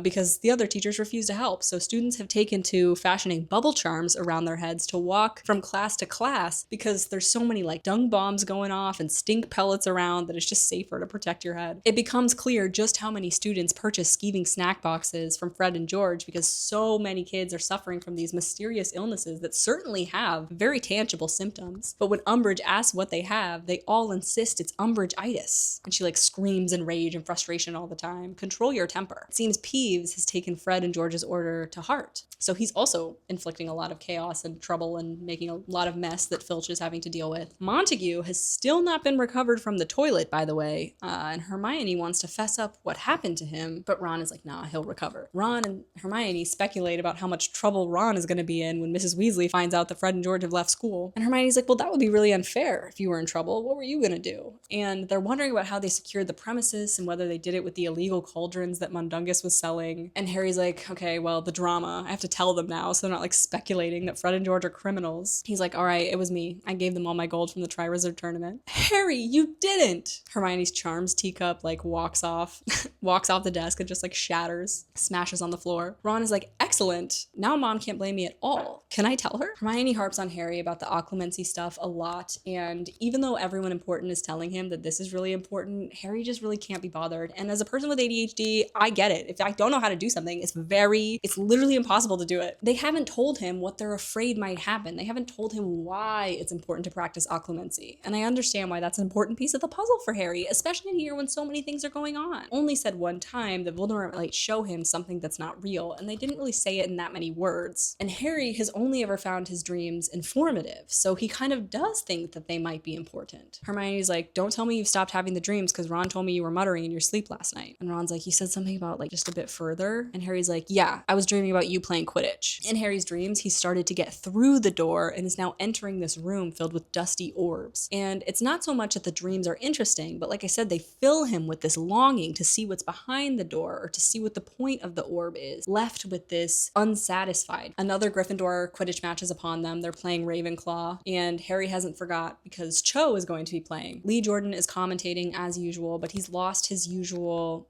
but he's kind of dispirited since his best friends left, which like, yeah, that would suck to finish out your like final year of school. Your best friend's bounced. Harry observes Cho with her shiny black hair chatting animatedly with Roger Davies, and he feels a little jealous. The match has just begun, the Slytherin shouting Weasley is our king, when Hagrid approaches Harry and Hermione and he has to like walk through a bunch of people in front of the stands, and he like leans down to whisper, but it's not like people are watching this. Like it's pretty clear that something's going on. Anyway, this is where we find out why Hagrid didn't return for half a year, why he's been beaten up the rest of the time that he's been around. He's like, hey, can you guys come with me right now? And Harry's like, can it wait till after the game? And he's like, no, it has to be right now. Both his eyes are black and his nose is actively dripping blood at that moment. Hagrid walks them toward the forest and they hear someone score behind the pitch, and Harry's like, that'll be Ravenclaw. Ye of little faith. Hermione's like, why are we going into the Forbidden Forest? And Hagrid like has his crossbow, and Harry's like, and why are you armed? Just a precaution. Now that Firenze is gone, the other centaurs are a bit riled up because of what Hagrid is doing, which is raising his giant little brother in the Forbidden Forest. He walked his 16-foot brother back from the mountain terrain and is now holding him captive in the Forbidden Forest and trying to civilize him, teach him English and manners and whatnot. And it means that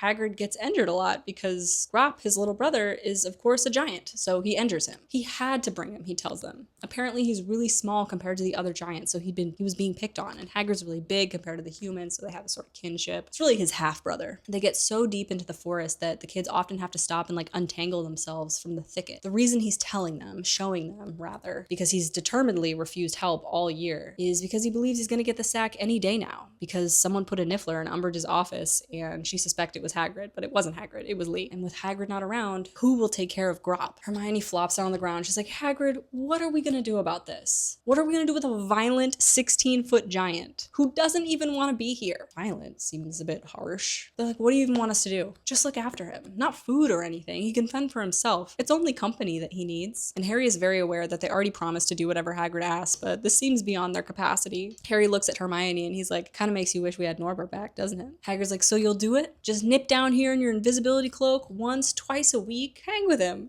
Hagrid's like, great, I'll introduce you. And he goes up to Grop and he pokes him with like a broken tree branch and he like looks back assuringly. Grop, this is Harry Potter. He might be coming to visit you if I have to go away. Grop is like uprooting trees and like shaking the pine trees around so they're just being like showered with needles. Hermione, would you mind if I call you Hermie? Just because like Hermione's a little bit complicated. Hermione's like, no, not at all. This is Hermie, Groppy. Hermie. Grop reaches out and tries to grab Hermione, but she like narrowly escapes it. And so his hand closes on empty air. Hermione's like clinging to a tree, shaking and like crying. This man is her teacher. Like Hagrid, don't grab. Grop knocks Hagrid over, like whacks him in the face. Well, Hagrid says, reckon that's enough for one day. Harry's like, what is going to happen when people find out about this? How could Hagrid delude himself into thinking that Grop could ever mix with humans? But Grop will mix with humans. Hagrid's not deluded. But I do think it's super inappropriate that he brought these children down here and like endangered them again. On their way out of the forest, they run into a bunch of angry centaurs. Oh, blimey. I thought we told you were no longer welcome here. How are you, Megorian? We learn that Hagrid has been banned Forbidden Forest by the Centaurs. They've sort of revoked their invitation because the Centaurs were going to murder Firenze for, peddling their knowledge and secrets to humans and betraying their kind. But Hagrid intervened and saved Firenze, got him out of the forest. And Hagrid's like, I'll have less of this our forest. You don't own the forest. You don't get to decide who's in the forest. The Centaurs eventually agree to let him pass because he's accompanied by their young. They're not his. Doesn't matter. We don't hurt foals. Hurting a foal is a terrible crime. We do not touch the innocent. Today, you pass, Hagrid. You forfeited the friendship of the Centaurs the day you helped Firenze. Hagrid is fighting back, like verbally, but the kids are like urging him to please move on and like please go because like the Centaurs are literally like threatening to murder them right now. They're pushing him with all their effort and he doesn't seem to notice because he looks down and he's like, oh, he's like surprised to see them there. He didn't even feel it. Hermione's like, Hagrid, if the Centaurs don't want us in there, I don't think we can go back. And he's like, nah, you heard them. They won't hurt kids. Anyway, we can't allow ourselves to be pushed around by that lot. When they leave Hagrid, Hermione is fuming. She's like, I do not believe him. I can't believe this. Of course he's going to be chucked out. And who could blame Umbridge, honestly? And Harry's like, you didn't mean that. And tears start to roll down her face. And she's like, no, I didn't. Back toward the school, Weasley is our king is like being shouted with vigor from the stadium, except the words are different. Harry's like, Hermione, because the song isn't coming from the Slytherins, but a mass of red and gold carrying a solitary figure on their shoulders. No, says Hermione. Yes, says Harry. Harry and Hermione, says Ron, like waving the Quidditch World Cup in the air. We did it, we won! The crowd bumps Ron's head like really hard on the top of the doorframe, but they don't seem inclined to put him down. They're like, we'll tell him tomorrow. And of course, they do try to tell him tomorrow, but all Ron wants to do is recount the match. He doesn't know that his best friends didn't see it for like a long time. And I wasn't feeling confident because I'd already let one of Davy's in, but then Bradley came toward me and I just thought, you can do this. My right, obviously, his left, but I had a funny feeling that he was fenting. Harry notices Ron like doing the same windswept hair thing that James Potter once did under this very same tree, and he feels kind of like an affection for him. Did you see Chang's face when Jenny got the snitch from right under her nose? Symbolism? I suppose she cried, did she? Well, yeah, more out of temper, really, though. They have to break it to Ron that they didn't see any of the match. He's like, you saw none of it? And he seems to be a little bit angry at first, but eventually that anger turns into like shock and eventually indignation. He didn't. And Hagrid wants us to teach him English. Yeah. Well, Ron says, you're just gonna have to break your promise. We've got owls and we're about this close to being chucked out as it is. Remember Norbert? Remember Aragog? We're not doing this again. Harry can't think of anything other than owls for the next few days, and he fleetingly wonders if Lupin ever did tell Snape that he needs to be practicing Occlumency with him, but Snape never reaches out to him. Ernie's like, how many study hours are you guys putting in every day? More or less than 8. And Ron's like, I don't know, probably less. I'm doing 8 or 9. I'm getting a whole hour in before breakfast. They're like, good for you, Ernie. Of course, it's not what you know, rather who you know, says Malfoy.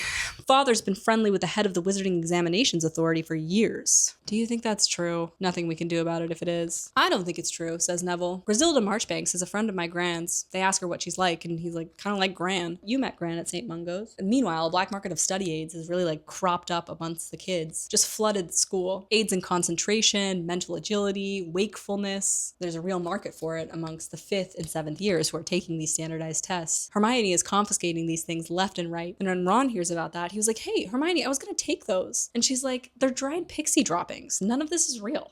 I want to give you all the details, but this video is like getting so long. We persevere. So the owls are taken by the 5th years and are spread over 2 weeks. They have theory exams in the morning and practical exams in the afternoon. They're examined by like impartial judges of the Wizarding Examination Board. The results will be sent sometime in July, and Harry's like, great, at least I can count on one piece of mail this year. And will certainly reflect the current headmistress of the school, says McGonagall, but that doesn't mean you shouldn't do your best. You have your own futures to think about. Sometimes Harry studies with Hermione, with him asking questions and her answering them, but she keeps like ripping the book back so aggressively to make sure she got the answer right that Harry's like, maybe you should just do this on your own. She's really stressed. At dinner, the evening before, the examiners walk in and Hermione's like, is that them? And they follow them. And he hears Griselda Marchbanks asking about the whereabouts of Dumbledore, and Umbridge is like, don't worry, we'll find him. She's like, doubt it. Not unless he wants to be found. I examined him personally in Transfiguration and Charms. Did things with a wand I'd never seen before. And that's such a cool insight into Dumbledore that he was like that proficient at magic at the age of 17 years old. Everyone does last minute studying the night before, and Harry's kicking himself for not choosing a more achievable ambition. Because these exams really matter for him in his future. Like, they will determine whether or not he gets to do what he wants to do. What he has been doing, I will say. After breakfast, Harry and his friends, the rest of the 5th years, move into the hall that he witnessed Snape, Sirius, and James take their owls in. The first test is Charms, and it goes pretty well. The first question is to A, give the incantation, and B, describe the wand movement that makes objects fly. Notoriously, swish and flick. Harry has so much practical application, he feels good about it. He's like flooded with memories of trolls and whatnot. After lunch, Hermione trembles as her name is called. She has to go into her practical application, and Ron's like, she'll be fine. Remember how she got 120 on our last Charms test? Harry's examiner, when he goes in, is like, Potter, is it? Of the famous Potter? Harry sees Malfoy like shoot him a look, because Malfoy himself said it's who you know. Well, you need not to be nervous. If you could just make this egg cup do cartwheels. Harry feels pretty good about it afterwards. They have herbology on Wednesday and defense against the dark arts on Thursday, and that's the only exam that Harry's really sure he passed. He was pretty excited to perform jinx after jinx with Umbridge just like looking on, wondering how he became so proficient in something that she refused to teach him. His examiner's like, well, Potter, that's all, unless you'd be willing to show us your Patronus. And Harry's like, expecto Patronum. And his stag gallops around the room to everyone's delight. And I wonder if like this will be a story one day, like the story that was just told about Dumbledore. How was runes? I mistranslated Ewas. Hermione's very tense. Ron's like, well, it's just one question. She's like, shut up, Ron. For all you know, it's the difference between a pass and a fail. And someone put another niffler in Umbridge's office. Good, Hagrid's teaching, so she can't blame him. Oh, you're so naive sometimes, Harry. Do you really think Umbridge will wait for proof? She like stalks off, and Ron's like, what a lovely, sweet-tempered girl. Harry feels moderately confident about potions when he corks his flask on Monday, I think. 4 exams left. Only 4 exams left. I've got arithmancy, and it's probably the toughest subject here. Can't say I haven't been there. Many of you have been there too, I know it. On the following Tuesday, he's determined to perform well in care of magical creatures to like do Hagrid proud. And the practical examination takes place on the lawn in front of Hagrid's cabin, and he can like see Hagrid like peeking out of the window, like anxiously looking at his students. It's really cute. They have to correctly identify a gnarl hidden a bunch of dozen hedgehogs. And the trick is to offer them milk because the gnarl will find that behavior really suspicious and suspect that you're going to poison them, and it will attack you. And that's how you find the gnarl. So Harry says divination goes really, really badly. He messed up the lifeline, the headline on Professor Marchbank's hand, and he told her she ought to have died last Tuesday. So, well, we were always going to fail that one, says Ron. The 5th years go up to the astronomy tower that night for their exam. They're meant to be charting the stars. It's past midnight, but Harry becomes distracted partway through the exam when he sees 6 figures crossing the lawn moving toward Hagrid's cabin. He hears a distinct knock on Hagrid's door, followed by fangs barking. Harry's heart is beating really quickly because this cannot be good. It's the middle of the night. There's 6 of them. He glances around to see if Ron and Hermione have noticed, but at that moment, Marchbanks comes up behind him and is like looking at him pretty intensely because it looks like he's cheating. It looks like he's trying to look at someone else's paper. He hears a roar from the cabin, and several students direct their attention to the developing scene on the lawn. Try and concentrate now, boys and girls. 20 minutes to go. Hagrid's door bursts open, and Harry sees him roaring and throwing punches at the 6 people trying to subdue him. They're all sending sparks of red light at him. They're trying to stun him, but his giant's blood makes that pretty much impossible. No! Hermione yells. My dear, This is an examination. But no one is working on their charts anymore because their teacher is being assaulted and kidnapped, like in the middle of the night. Fangs is trying to defend Hagrid, but one of the stunning spell gets him and he like falls paralyzed to the side. Be reasonable, Hagrid. And it's like rich, right? That these people that have come to get him in the middle of the night are telling him to be reasonable. They've just stunned his dog. Hagrid lifts the guy responsible for stunning Fang and just throws him. The trio gasps because they've never seen Hagrid in full force before. They didn't know what he was capable of. McGonagall comes running out of the castle. How dare you? How dare you? And 4 stunning spells hit her at the same time and she goes rigid and collapses, falls on her back on the lawn. The examiners are watching now too and they're like, not so much as a warning, outrageous. Cowards, yells Hagrid. None of this is in the movie, but certainly speaks to the Ministry's character, right? At present. Hagrid is knocking folks out left and right. Umbridge is screaming to get him. She doesn't do her own dirty work because she's incapable of doing her own dirty work because she's not good at magic. Get him! Get him! But her helpers seem reluctant to go close to Hagrid, who's got these fists now when they can see what his fists can do. And their stuns aren't working. Hagrid loads an incapacitated Fang onto his back and runs toward the Hogwarts gates and eventually leaves the premises. When the exam finally ends, all the students mount their telescopes and they like run down the spiral staircase. Hermione's really worried about McGonagall. 4 stunners to the heart at her age could literally kill her. Hermione's crying. She's like, I thought Dumbledore would be back by now. I didn't think it was going to get that bad, but now we've lost Hagrid too. Colin Creevey tells them that they carried McGonagall back into the hospital. We watch through the window. Madame Pomfrey will sort her out. She hasn't failed yet. Harry is so angry with Umbridge, he can't think of a bad enough punishment. Their final exam is the next day. It's history of magic, and Harry is having an impossible time concentrating, freaking understandably. Like, this is wild. When he tries to focus on the questions and the names and the dates in front of him, they all blur together in his head, and he can't seem to write more than a few sentences. I will say, it's a little bit devastating that the Aurors, aka the Magic Police, that history of magic isn't an important subject to have, because probably it should be, obviously. His head is hurting, and the sun is blazing, and it's really warm in the room, and it's impossible to look at the white parchment without it like burning his eyes. The sun is like reflecting off of it, and suddenly he's walking down the cool dark hallway again toward that blank black door. He breaks into an occasional run, trying to get to his destination faster before the dream can end. He makes it through the door and into a cathedral-sized room full of shelves and glass spheres. He sees row 97 and he hurries along it. Suddenly a voice issues from his mouth. Take it from me. Lift it down. I cannot touch it, but you can. There's a human shape on the floor in front of Voldemort, in front of Harry as Voldemort. Harry's mouth laughs as he inflicts the Cruciatus curse on this victim. Very slowly, the man on the ground raises his shoulders, his blood-stained face, gaunt and rigid with pain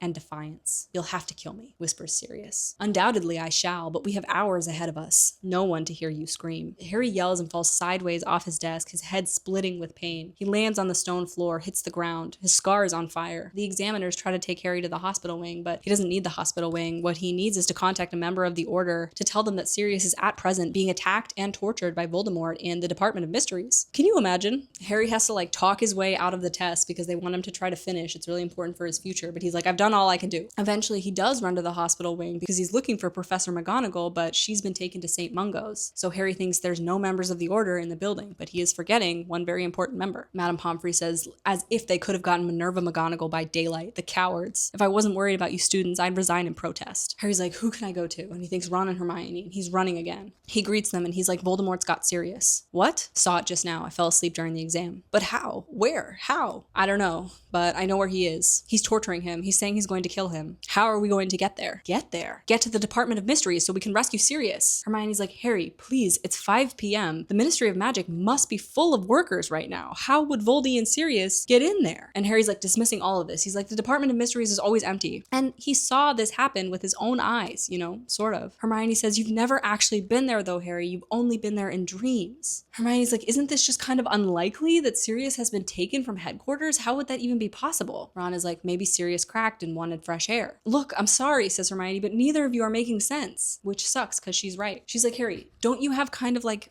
a saving people thing? A saving people thing? Yeah, like last year with the Delacour girl, Voldy knows that. And like, it was a wonderful thing to do. Harry's furious. He's like, really? Because at the time, I specifically remember Ron saying that I'd wasted time acting the hero. Is that what you think is going on right now? That I'm acting the hero? You reckon I want to be the hero again? No, not at all. That's not what I'm saying. I'm just trying to say that Voldemort knows you and knows that you have a tendency to endanger yourself for the people that you love. And for all we know, Sirius is totally safe at headquarters, and this is a trap. This is Voldemort trying to lure you into a trap. Harry is roaring in frustration. And honestly, if it was your parents that you'd seen this happening to, you probably would be too, right? Like, it would be very hard to dissuade you, especially because every other vision has been accurate. He says, if you're not coming, fine. By the way, it seemed to be no problem when I was acting the hero when I was saving your sister from the basilisk. I never had a problem, but Sirius himself told you there was nothing more important than closing your mind. Well, maybe he'd say something different now. They're like yelling in this abandoned classroom. Jenny and Luna come in. Hi, we heard you yelling, Harry. What are you yelling about? Never mind you. There's no need to take that tone with me. We just wondered if we could help. Well, you can't. You're being really rude, says Luna. Wait, says Hermione. They can help. We need to establish Sirius's whereabouts. And if he's not at home, fine. She says, I'll agree to come and I'll do whatever to help. Sirius is being tortured right now. But if this is a trick of Voldemort's, we have to check Harry. How are we going to check? They decide to use Umbridge's fire again. But again, Harry has a mirror that he could check with. He just isn't thinking of it. Luna's like, when you say Sirius, are you talking about Stubby Boardman? And nobody responds. Jenny helps them come up with a plan. She's like, all right, Ron is going to go tell Umbridge that Peeves is smashing up the Transfiguration department. And Ron, on the way there, is hopefully going to run into Peeves and try to convince him to legitimately smash up the Transfiguration department. And Harry says it's a testament to Hermione's seriousness that she doesn't object to this. Jenny and Luna are going to stand outside of Umbridge's office and try to head off the Inquisitorial squad. They're going to try to keep anyone from coming down this way. Harry's scar is hurting as they go to collect the cloak, but not so much. He knows that Voldemort hasn't dealt the final blow to Sirius. You can't come down here. You've got to go around. Someone let off Garroting gas. That's because it's colorless, but if you'd like to walk through it, we'll have your body as proof for the next idiot that doesn't believe us. Jenny really MVP in this book. They get into her office successfully, and Hermione's like, phew, I thought she would have added extra security after the last time. She did. Harry puts his head into the fire and is immediately transported to Grimmauld Place, and he's greeted by an empty kitchen, just as he suspected. Kreacher wanders in, calling who's there. Both his hands are heavily bandaged, as if he's suffered something really intense. Kreacher tells Harry that Master has gone out. Nobody here but Kreacher. Master will not come back from the Department of Mysteries, and that's all the confirmation that Harry needs. Kreacher dangerous. Sirius bites. Before Harry can say anything, something hits Harry over the head and yanks him backward out of the fire back into Umbridge's office and right like into the face of Umbridge. She tells him she put a stealth censoring spell on the door. You foolish boy. Take his wand. Someone takes Harry's wand before he can orient himself. I want to know why you were in my office. I was trying to find my firebolt. Liar, she says, and she throws Harry against the desk. Malfoy is throwing Harry's wand in the air and catching it really casually and smirking. And Crabbe and Goyle come in with an apprehended Jenny, Ron, Luna, and Neville, and all of them have been gagged. Neville tried to stop Crabbe from taking Jenny, so they bring him along. Well, it looks like Hogwarts will be a Weasley-free zone soon enough. Umbridge thinks that Harry was trying to communicate with Dumbledore or Hagrid. Both absconded. She says, you've left me no choice. Fetch me Professor Snape. And Harry's like, shit, there is still a member of the Order left in the castle. I don't think it's Harry's fault that he forgot Snape. I actually don't. Neville is being strangled by Crabbe. He's turning purple. Hermione is being held by Millicent Bulstrode. They dueled in second year. Didn't go that well for Hermione. Snape comes in and observes the scene of struggling children with complete indifference. I would like another bottle of Veritaserum. You took my last bottle to interrogate Potter. You didn't use it all, did you? I told you 3 drops was sufficient. Well, you can make more, can't you? Certainly. It takes a full moon cycle to mature, so it should be ready in a month. Potter was trying to communicate with persons unknown. And Snape is like, yeah, Potter has never shown any inclination to follow any school rules. And that is true. I wish to interrogate him. Well, unless you wish to poison Potter, which I'd understand, I cannot help you. And Harry is begging Snape to look into his mind. He's trying to force eye contact. You are on probation. You are being deliberately unhelpful. Snape bows and turns to leave. He's got Padfoot. He's got Padfoot at the place where it's hidden. What does he mean, Snape? I have no idea, and leaves, and Harry's like, God damn it. But of course Snape can't act like he knows what Harry means. Umbridge decides that what's called for is the Cruciatus Curse, the forbidden curse that will land a person in Azkaban. She's going to use it on a student right here. What Cornelius doesn't know won't hurt him. Then she admits to ordering the Dementors. Someone had to act. They were all bleating about silencing you, and I'm the only one that did something. Umbridge ordered the Dementors. Hermione's like, Harry, we have to tell her. Ron is screaming through his gag. He's like, Hermione, no. Hermione's plan is to tell them that they were working on a weapon for Dumbledore, and they were trying to communicate with him to tell him that it was ready. Hermione makes it sound really dangerous, and so Umbridge leaves her squad to look after all of the folks, and she just goes her, Harry and Hermione. Hermione and Harry don't have wands. Malfoy urges against the idea, and she's like, I'm a ministry official. Do you really think I can't handle 2 wandless teenagers? Harry has no idea what Hermione is planning, but he follows her as she marches urgently toward the Forbidden Forest. Harry sees his peers out relaxing and enjoying the sun, the end of exams air, and he cannot believe that so many people are just existing without these cares in the world right now. When they get to the Forbidden Forest, Umbridge makes Harry walk in front of her, and Harry's like, well, can I have your wand to defend myself then? And she's like, no, actually, the ministry places a higher value on my life than on yours, which is just like unequivocally false. Anyone can do what Umbridge is doing. That's one of the things that makes her so terrifying. It doesn't require any skill or wit or talent. Nothing is required of her. She is not credentialed in any way, shape, or form, and she's not doing any sort of good job. All she's doing is stripping people's liberties, and that doesn't require power. It doesn't require bravery. It doesn't require intelligence. It requires nothing. Anyone can do what Umbridge is doing. Harry notices that Hermione is not taking the path to Grop like he assumed. In fact, she's actually on the path to Aragog's den, but she wouldn't know that because she wasn't there. She's striding confidently in. She's like, it's a bit further in. And Harry's like, can you please keep your voice down? She's like, I want us heard. Hermione is trying to draw out the Centaurs because she hopes that they'll hurt Umbridge and not them. And that's what happens. When the Centaurs arrive upon them, Umbridge insults them, calls them filthy half-breeds, insists that she has authority over them, that they only have near human intelligence, and Umbridge eventually even tries to assault one of them with some ropes.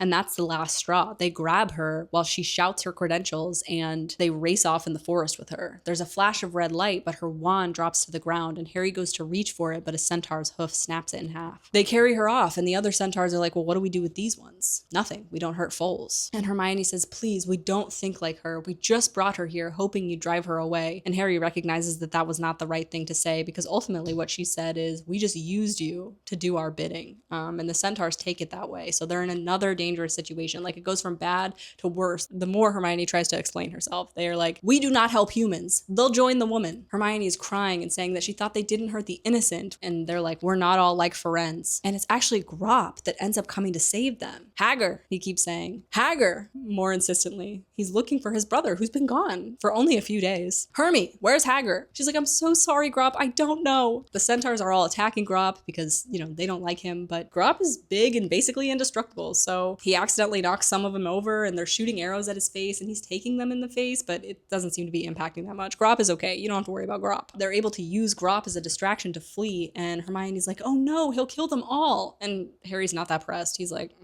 okay. Smart plan, he snaps at Hermione. We're stranded in the Forbidden Forest with no wands. But it's not for long because Jenny, Luna, Neville, and Ron all show up, bearing Harry's wand, of course. Ron hands it to him. They say they got away by using some stunners, but it was mostly Jenny's Bat Bogey hex that really got them all out. The movie takes that from Jenny, and it makes Ron say that they use puking pastils, and it's the same amount of, I'm not in the movie industry. I know I don't get it. But what you really need to know is that Jenny is the reason they got free. They're racking their brains for how they're going to get to London now that they have confirmation that Sirius is not at headquarters and that he's being tortured in the Department of Mysteries. Luna's like, we'll have to fly, won't we? Harry whirls on her and is like, let's get one thing straight. There's no we. They all fight about this for a long time, who's coming and who's not coming. And eventually it's Neville who's like, we're all in the DA together. Isn't this what it's about? Harry's eyes meet Ron and he knows they're thinking the exact same thing, which is if they could choose any 3 members of the DA to take with them, these 3 would be the last people they'd pick, which is mean. Doesn't matter. We still don't know how we're getting there. We've established that we're flying, says Luna. Why do you think we're going to be able to do that? And she's like, well, take the Theastrals, of course, because Theastrals have an amazing sense of direction. They're really clever and they're very useful in all the things that Hagrid has told us earlier. Harry whips around and sees 2 Theastrals standing at the edge of the clearing, looking at him as if they've heard every word. Hermione's like, well, how many are there? 2. Well, we'll need 3. 4, Jenny says. But war will come because you guys are covered in blood, and that's how Hagrid would lure them out, isn't it? With raw meat? She's right, because more Theastrals turn up at that exact moment. And all the kids clumsily scramble onto the backs of the horses that half of them can see and half of them can't. And they're off. Harry says he's never flown so fast, and it's really not a pleasant flight. He's like, I can't believe I've placed all my faith in this horse, because all he did was be like, okay, I want to go to the visitors entrance of the Ministry of Magic in London. And the Theastral just like goes. He's just soaring through the night. He has no idea how much time has passed and if he's headed in the direction that he needs to be going in. Eventually, they do touch down in London, outside the visitor's entrance of the Ministry of Magic, and they touch down very lightly. The Thestrals are something of a marvel. Ron collapses off of his when they reach the ground. Never again. Harry gives this Theastral a grateful pat and leads them all over to the telephone box. They all squish in, and Harry's like, someone dial 6442. When the automated voice asks them for a reason for being here, Harry says, we're here to save someone unless your ministry can do it first, and it prints a tag for him that says, Harry Potter, rescue mission. The Ministry of Magic wishes you a pleasant evening. When they get into the ministry, the place is pretty deserted, no security at all, which is pretty suspicious. They make it down to the Department of Mysteries, and Harry's like, finally, I'm here, at last.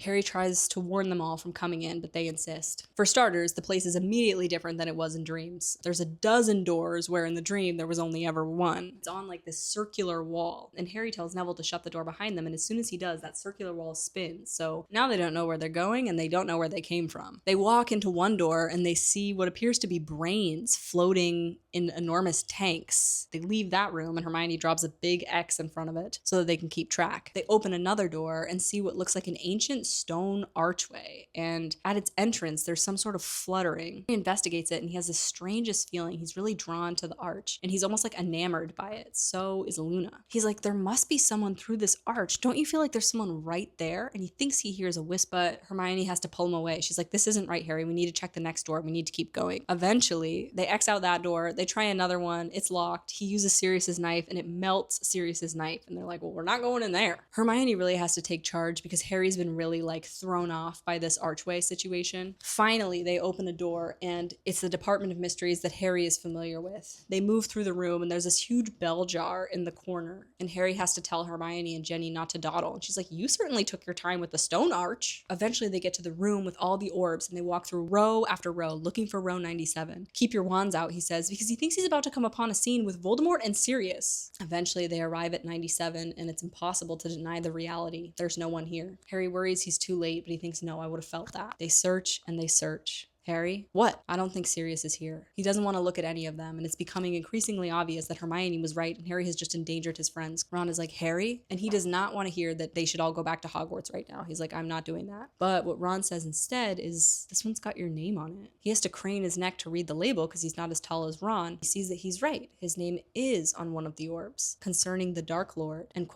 Harry Potter. And I wonder who wrote that plaque, right? Because only Death Eaters call him the Dark Lord. JKR has made a point to say that. So it's like, who in the Ministry wrote that down? Harry reaches to take it, and Neville says, don't, Harry, you should not pick that up. Why not? It's got my name on it, he says, and he picks it up. Very good, Potter. Now turn around, nice and slow, and give that to me. Death Eaters are emerging all around these students, strips of black just becoming people in hoods. To me, Potter, to me, says Malfoy like 18,000 times. He says, to me, Potter, to me, like over and over again. It's like, Malfoy, he be stressing. Like, I mean, the stakes are high for Malfoy, as we will learn in the next book. Where's Sirius? Bellatrix mocks him. She's like, the little baby woke up from a dream. He thought it was true. Harry and Bellatrix get in a sort of verbal altercation, and Bellatrix goes to stun Harry, but Malfoy's like, no, and he redirects her stunner, and so it hits some orbs and they explode, and Harry sees like what happens to them when they explode, which is like wisps and like the figures that say the thing like kind of come out of them. Harry feels Ron stir, and he says, don't do anything. Oh, you know, Potter, he has a great weakness for heroics, as the Dark Lord is aware. They threaten and taunt these children, and they say, give me the prophecy or we start using wands. Eventually Harry's like, what kind of prophecy is this? And they're like, you don't know? And I agree, that's wild. Bellatrix calls Harry a filthy little half-blood, and he's like, you know that Voldemort is a half-blood, right? His dad was a muggle. And she's like, you dare to say his name? They have like a real tense conversation. Malfoy says, no, not until we have the prophecy. Lucius Malfoy is mega stressed. To me, Potter, to me. Not until we have it. The reason Voldy has devised this trap is because in the Hall of Prophecies, you can only take a prophecy that's about you. So no one else could have touched this prophecy except Voldemort or Harry. And Voldemort can't very well walk into the Ministry of Magic while he's pretending he's not coming back because the Minister of Magic is pretending he's not back. He'd like blow his cover. Harry's trying to communicate instructions to Hermione. He's like, smash shelves, all the while engaging in this like taunting conversation with Lucius and Bellatrix. Malfoy's like, Dumbledore never told you why you have that scar? Don't you want to know why he tried to attack you when you were a baby? Harry is stalling for time, but once his friends seem to have gotten the message, he's like, now! And they all shout, Reducto! At the shelves, and all the prophecies start smashing everywhere, illuminating the prophecy teller in like whiffs of smoke. It's a big distraction. They use the distraction to run, firing off curses all the while, and they get split up. Harry, Hermione, and Neville end up outside the door, and Hermione seals feels it. Harry had thought that Luna, Jenny, and Ron were in front of him, but they were not. They're not out here. Hermione's like, shit, they went the wrong way. They overhear the Death Eaters kind of like talking amongst themselves, and Malfoy says, be gentle with Potter until we have the prophecy. The rest you can dispose of if necessary. What do we do? Asks Hermione. Harry's like, well, we don't wait here waiting for them to find us. So they run into a door and they dive under these desks just as a Death Eater breaks in. They have this fight with the Death Eater, and it seems like the kids have the one up on him. Eventually, one of the Death Eaters falls with his head into this tank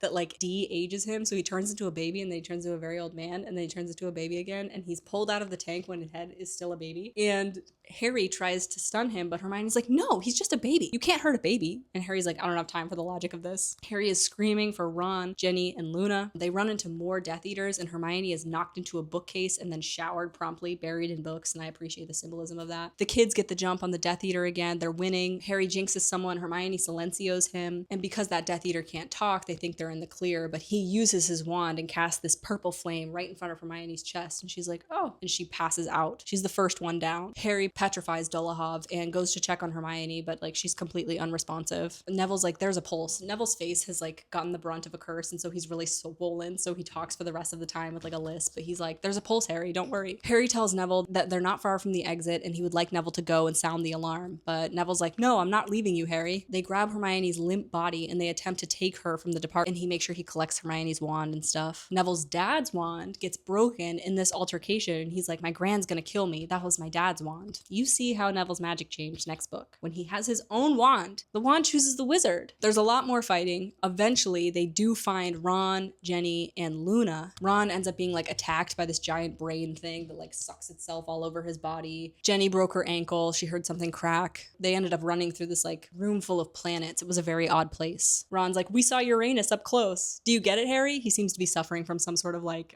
what's the scuba tank? Like bubble poisoning. His brain's not working. Luna is the next one down. She gets flown through the air. She hits a desk and she ends up sprawled next to Hermione. Bellatrix is shouting at them to get Potter. Ron is like, look at all these brains, Harry. Accio brain. And he actually like brings a brain to him, and then it starts attacking him. And Harry's like, Ron, no. Harry tries to sever the brain entrails that are like wrapping himself around Ron. Ron ends up like falling over, still like thrashing in its bonds. Neville is yelling, stupefy, stupefy with Hermione's wand, but he's not able to get the curse out correctly, and it's also not his wand, so it's not working. He asks Neville to stay with Ron and to help him, and eventually it's just Harry with 5 Death Eaters on him, and Malfoy's like, your race is run. And they really did put up a good fight. But I will say, it's all girls that go down first, which I don't appreciate. Potter, your race is run. Now hand me the prophecy like a good boy. Harry's like, let me go and I'll give it to you. And all the Death Eaters laugh. You're not in a position to be making a bargain, Potter. Neville comes flying through the door and he's like, he's not alone. He has me. Harry's like, damn. It's Longbottom, isn't it? Your grandmother is used to losing family members to our cause. Bellatrix greets Neville and like taunts him about torturing his parents. I had the pleasure of meeting your parents. I know you have. Bellatrix uses the Cruciatus curse on Neville, seeing how well he can hold up. Harry's about to hand over the prophecy. He has no choice. He can't watch Neville just sit here and be tortured. But at that same time, Sirius, Lupin, Moody, Tonks, and Kingsley all fly into the room. Tonks sends a stunning spell at Malfoy. Harry goes to Neville and picks him up. Are you okay? Neville says yes. He's like, what about Ron? He's like, I think he was okay. He was still fighting the brain when I left. Malfoy is in Harry's ear again. He's like, give it to me, Potter. The prophecy, the prophecy. One of the Death Eaters gets Harry and like sits on his chest to the point where like Harry can't breathe. He's actively dying. He's watching Sirius duel with some other Death Eater, and no one has noticed that Harry's going to die right now. Neville comes out of nowhere though and jabs Hermione's wand into the eye hole of one of the Death Eaters. His mask slips off and Harry sees that it was Macnair, Buckbeak's would-be killer. Moody ends up lying on his side. One of his eyes has fallen out. He's like bleeding on the floor. Dolohov and Sirius are dueling like crazy. There's like spells just flying everywhere. Harry yells Petrificus Totalis and gets one of the Death Eaters, and Sirius is like, nice one. They see Tonks fall from halfway up the stone steps. Her limp form is just like toppling from stone to stone. Harry, take the prophecy, grab Neville, and get out of here, says Sirius. He goes to Neville and he tries to pick him up. He's like, can you stand? The prophecy, give me the prophecy, Potter. Like, it's just a lot. It's so much going on. The tip of Malfoy's wand is pressing in between Harry's ribs. He throws the prophecy to Neville and tells him to catch it. He jabs his own wand over his shoulder and blasts Malfoy off his back. He sees Malfoy smash into the stone dais where Bellatrix and Sirius are now dueling. Neville now has the prophecy close to his chest. Harry, round up the others and go! Harry's trying to pull Neville to his feet, but someone hexed him with this like dancing leg jinx, so like his legs are just like going crazy all over the place. And And so when Harry tries to pull him, he trips on his robes and the prophecy goes flying and then it smashes and no one sees or hears it. A pearly white figure with hugely magnified eyes rose into the air unnoticed by anyone and recounts her prophecy and nobody hears it. "Harry, I'm so sorry," says Neville. His face is anguished, but his legs continue to flare. "It doesn't matter," shouts Harry. "Let's just go." "Dumbledore!" And hell yeah, Dumbledore has arrived. Framed in the doorway of the brain room, Dumbledore is standing, his wand aloft, his face white and furious. They were saved. Dumbledore has already sped past Neville and Harry has no more thoughts of leaving. Dumbledore is like racing through these Death Eaters. These spells are nothing to him. Like all these Death Eaters were fighting one-on-one with these individuals, but Dumbledore's knock them out left and right. Sirius and Bellatrix are still dueling. Sirius ducks a stream of her red light and he's laughing. "Come on, you can do better than that." The second jet of light hits him squarely on the chest. The laughter has not quite died from his eyes. Harry released Neville, but he was unaware of doing so. It seemed to take Sirius an age to fall. His body curved in a graceful arc as he sank backward through the stone arch. Harry hears Bellatrix's triumphant scream, but knew it meant nothing. He's like, Sirius has only just fallen through an archway. He would reappear from the other side in a moment. But Sirius does not reappear. "Sirius!" Harry's shouting. His breath is coming in searing gasps. Harry sprints toward the arch and Lupin grabs him around his chest. "Get him! Save him! He's only just gone in! We can still reach him!" "There's nothing you can do, Harry. Sirius is gone." Chapter 36, the only one he ever feared. Harry is sure that Sirius is just hiding out, lurking somewhere. He is not dead. Harry is still staring at the archway, even though all the fighting has died down, waiting for Sirius to return. But he knows that something's wrong because Sirius has never kept him waiting before. Sirius had risked everything, always, to help Harry. If Sirius was not re-emerging from that archway, even though Harry was yelling as if his life depended on it, it was because he couldn't. Mad-Eye has crawled across the room and is attempting to revive Tonks. "Where are they all, Neville?" Lupin turned away from the archway, and it sounded as though every word was causing him pain. "They're all back there." Harry breaks out of his stupor and decides to chase down Bellatrix Lestrange. She killed him. She killed Sirius. Harry starts chasing her, scrambling out of the department. They fly through the brain room, and she aims a curse over her shoulder and tips over all the tanks with the brains. Harry uses Wingardium Leviosa, and all the brains fly in the air and out of the way. Eventually, she gets out. Before he can, she slams the door behind her. "Where's the exit? Where's the way out?" It seems like the room was waiting for someone to ask, because a door flew open behind him. He gets in an elevator and he's like hammering the button. Harry runs out into the middle of the department. Bellatrix is almost at the telephone box, but she looked back and he sprints toward her. She aims another spell at him, but he dodges it with the Fountain of Magical Brethren. There were no more footsteps. She stopped running. He's crouched behind the statue, listening. "I thought you were here to avenge my dear cousin." "I am," shouts Harry, echoes around the room. He flings himself out from behind the statue and he yells Crucio at Bellatrix Lestrange. She screams. The spell had knocked her off her feet. It's Harry's first forbidden curse. She can tell he's never used one of those curses before. She says, "You have to mean them, Potter," because she recovers very quickly. The two of them duel over the fountain, and it ends up causing a lot of damage to the fountain. Bellatrix taunts him and says that he could not win against her. She is the Dark Lord's most prized and faithful servant. "I learned all the dark arts from him." Bellatrix says she'll give Potter one chance to give her the prophecy, and she may spare his life. And Harry laughs because well, I guess you're gonna have to kill me because I don't have the prophecy. It's smashed, and he knows. There's pain in his scar that tells him that Voldemort does know that the prophecy is smashed. "You've got it, Potter. You will give it to me. Accio prophecy, but nothing happens because there is no prophecy to Accio. The pain is building in his head so intensely that it thinks it might burst. She starts screaming. She's like, "Master, I tried. "Don't waste your breath," says Harry. "He can't hear you." "Can't I, Potter?" He sees tall, thin, and black-hooded, the snake-like face white and gaunt. Lord Voldemort had appeared in the middle of the hall. "And my Death Eaters let Harry Potter thwart me again," he says. "Be quiet, Bella." "But Master, he is here, he is below." "You have irked me for too long, for too often," says Dumbledore, and he attempts the killing curse on Harry. Avada Kedavra. Harry's mind was blank. His wand is pointing uselessly at the floor. He has no intention to deflect the curse, but the headless golden statue of the wizard jumps in front of him and lands with a crash between him and Lord Voldemort. "It was foolish to come here tonight, Tom," says Dumbledore. "The Aurors are on their way, by which time I shall be gone, and you dead," spits Voldemort. He sends another killing curse at Dumbledore, but obviously misses. Dumbledore flicks his own wand, and Harry feels the force of it echo around the entire room. He gets chills. Voldemort taunts Dumbledore about obviously not attempting to kill him. "Above such brutality, are you? We both know there are other ways to destroy a man, Tom. There is nothing worse than death." "You are quite wrong. There are much worse things than death. Your failure to understand that has always been your greatest weakness." There's more dueling between the two of them, and for a minute it seems like Dumbledore has won. Voldemort shoots a killing curse at Dumbledore, and Fawkes swoops down and catches it with its mouth, swallows it whole, bursts into flame, and falls to the floor. small, wrinkled, and flightless. Dumbledore uses the water from the fountain to almost drown Lord Voldemort. But then Voldemort is gone. Water from the pool sloppily splashes over the sides of the fountain. For the first time, Dumbledore sounds frightened. But then Harry's scar bursts open. It's a pain that it's beyond imagining. Harry has locked eyes with the red-eyed creature. His body bound so tightly to his that he does not know where he ends and the creature begins. They were fused together, bound by pain, and when the creature speaks, it uses Harry's mouth. Kill me now, Dumbledore. If death is nothing, Dumbledore, kill the boy. Harry thinks, let the pain stop. Let him kill us. End it, Dumbledore. Death is nothing compared to this. And I'll see Sirius again, he thinks. And Harry's heart fills with emotion. The creature's coils loosen, and eventually the pain is gone. And when Harry opens his eyes, he sees his glasses lying on the floor next to him. Dumbledore is an inch from his face, and he says, Harry, are you all right? Yes, says Harry. He's shaking really violently, and he's unable to hold up his head properly. The atrium is suddenly full of people. The tiny golden statues of the house elf and the goblin are like leading a very confused-looking Cornelius Fudge to the center of the atrium. He was there, shout several ministry people. I swear it, I saw you-know-who. He just disapparated. A bunch of people can confirm this story. Cornelius, instead of dealing with this information about having just seen Voldemort in his place of work, tells people to seize Dumbledore. And Dumbledore says, I will fight your men and succeed again, but it's time that you listen to sense.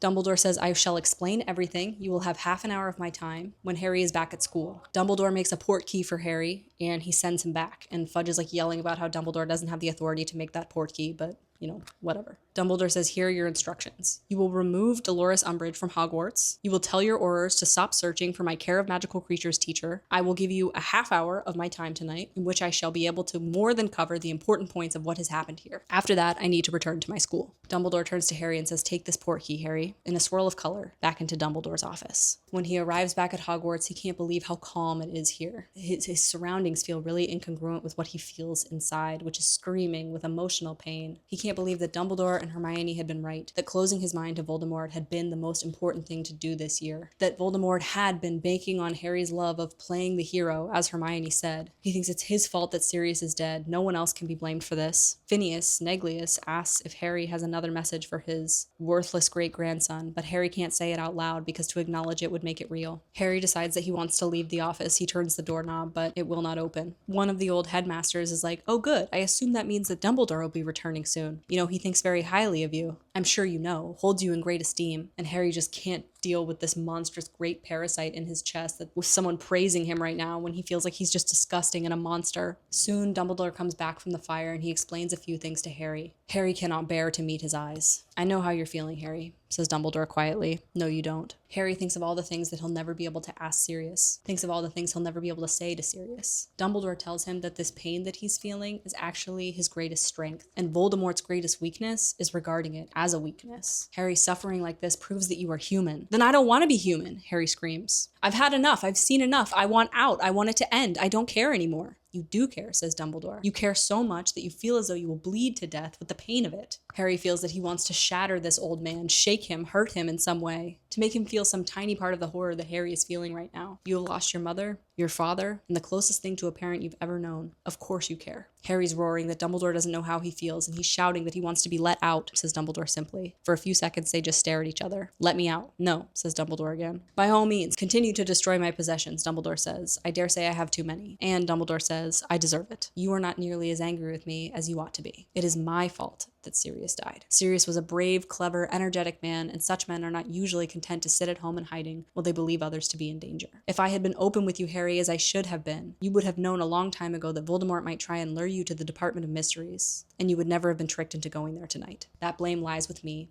and me alone. Please sit down, Dumbledore says. Dumbledore explains that Voldemort and Harry are connected by his scar because Voldemort left a piece of himself in Harry's body when he attempted to kill him as a baby. Dumbledore guessed that that piece of Voldemort would grow, rise up inside of Harry as Harry grew. And this year, he says, Harry, did you not wonder why I never invited you into my confidence? Why I wasn't spending any time with you? And Harry's like, yeah, I did wonder that. But he can't really bring himself to care, not with the chasm that is his grief for Sirius. Dumbledore explains the prophecy. He He says, I wanted to tell you, but how could I tell you year after year after each tragic and horrifying event took place? I wanted to tell you after the Chamber of Secrets, but you were only 12 years old then. And the next year, you were only 13, and is that so much older than 12? Dumbledore explains that his fatal mistake was growing to care for the boy Harry Potter far too much. Dumbledore explains that Kreacher lied to Harry on purpose. He has been serving more than one master for a few months. How? When Sirius apparently shouted at him to get out, he took Sirius at his word and interpreted this as an order to leave the house. He went to the last black family that he had any respect for, Narcissa and Lucius Malfoy, and he has been serving them ever since. Snape obviously recognized Harry's message when he shouted at him in Umbridge's office, and he did immediately alert members of the Order, which is why they were able to show up and save these children's lives. But the Order didn't go at once because initially they checked that Sirius was safe at Grimmauld Place, and he was. Kreacher was asked to lie by his other masters to confuse Harry when he came to check in. It was actually Kreacher that told Dumbledore what happened. He was laughing, explaining where Sirius had gone. Kreacher wasn't totally able to betray them because he wasn't secret keeper for the headquarters at the Order, so he couldn't tell the Malfoys, what 12 Grimmauld Place was. But he could tell them that Sirius cared most for was Harry, like the fact that you were coming to regard Sirius as a mixture of father and brother, like the one person whom you would go to lengths to rescue was Sirius Black. Harry's lips are cold and numb. Kreacher had injured Buckbeak at the minute that he knew that Harry was going to come through the fire so that Sirius would be distracted. Dumbledore says Kreacher didn't wish to tell him, but Dumbledore's practiced at Legilimens and was able to get the information out of him. Hermione kept telling us to be nice to him. She was quite right, Harry, says Dumbledore. I warned Sirius that Kreacher was a piece of our team when we adopted 12 Grimmauld Place. Kreacher must be treated with kindness and respect. I also told him that Kreacher could be dangerous to us. I do not think Sirius took me very seriously. He never saw Kreacher as an acute being with feelings. Don't talk about Sirius like that. Kreacher is what he has been, made by wizards, says Dumbledore. Yes, he is to be pitied. His existence has been as miserable as your friend Dobby's. He was forced to do Sirius's bidding, because Sirius was the last of the family, but he had no allegiance to him. He was enslaved. And whatever Kreacher's faults, it is admitted that Sirius did nothing to make his life better. Harry's looking for anyone else to blame. He tries to blame Snape, but Professor Snape, Harry, says Dumbledore. Professor Snape gave Umbridge fake Veritas serum when she was going to question you. Harry disregards this. Snape stopped giving me Occlumency. He threw me out of his office. I'm aware of it, says Dumbledore. I've already said it was a mistake not to teach you myself. I worried that it would be a mistake to open your mind to Voldemort in my presence. Dumbledore reiterates that he trusts Severus Snape, but I forgot. Another old man's mistake, that some wounds run too deep for healing. I thought Professor Snape could overcome his feelings for your father, but I was wrong. It's okay for Snape to hate my dad, but it's not okay for Sirius to hate Kreacher. Sirius did not hate Kreacher. He regarded him as a servant unworthy of much interest or notice. Indifference and neglect often do more damage than outright dislike. Harry's yelling, indignant. He's like, so you think Sirius deserved what he got? Dumbledore explains that he was trying to keep Sirius alive, but he made several mistakes. He says, it's time for me to tell you what I should have told you 5 years ago. He says, you have suffered your entire life. You might ask, with good reason, why some wizarding family could not have taken you in. Many would have been honored and delighted to raise you as a son, but Dumbledore says his priority was to keep Harry alive because of a prophecy uttered by Sybil Trelawney in Hogshead Pub when Harry was only 1 year old. Dumbledore says he didn't know how many years it would be before Voldemort returned, but that he would. And Sybil Trelawney uttered in a prophecy in Hogshead Pub that only one stood a chance to defeat him, one that Voldemort would mark as his equal. Neither could live while the other survived. Dumbledore says he protected Harry with an ancient magic because it had been his mother's blood that had saved him, his mother's blood that runs through his veins. He connected a spell to Petunia, his mother's sister. As long as he called the Dursleys' house home, he would be safe there, untouchable. He has to think of it as his home. She doesn't love me, says Harry, but she took you. She may have taken you grudgingly, furiously, unwillingly, bitterly, yet she still took you, and in doing so, she sealed the charm. Dumbledore says he couldn't believe how magnificently Harry rose to this challenge. He arrived at Hogwarts 5 years ago, not nearly as happy or as healthy as Dumbledore would have liked, but alive and safe. Dumbledore says every single year he's watched Harry fight a man's fight and emerge triumphant. I am prouder of you than I could ever articulate. Ought I have told you when you were lying in the hospital wing and you asked me why Voldemort tried to kill you? I should have recognized that I was too happy not to have to do it on that day. Dumbledore is explaining that he couldn't tell Harry about the prophecy because he knew what a weight that it would be. But ultimately, this prophecy that Sybil Trelawney has given and has no memory of giving foretells that only Harry Potter will be able to defeat the Dark Lord, not because of any special power or reason. Dumbledore is able to recall the prophecy perfectly because he's able to pull it from his own mind. That prophecy was overheard by one person, and so the Dark Lord never got to hear what the end of the prophecy said. And if he had been listening to the end of the prophecy, perhaps Harry's parents would not have died. Because in trying to kill Harry. Voldemort gave Harry the weapon that he needed to be the chosen one. Dumbledore explains that because there were 2 babies born at that point in time, prophecy could have just as easily been referring to Neville Longbottom, but Voldemort chose Harry, the half-blood, and the official record was altered after Voldemort attacked your parents, assuming Harry to be the chosen one. And Harry's like, okay, so it could not be me? And Dumbledore says, no, it's definitely you. It's only you because Voldemort chose you. He chose the boy he thought most likely to damage him. And notice this, Harry, he did not choose the pureblood, which according to his creed is the only kind of wizard worth being. But the half-blood, like himself, he saw himself in you, and in doing so, placed some of himself in you. He says, Harry, don't you get it?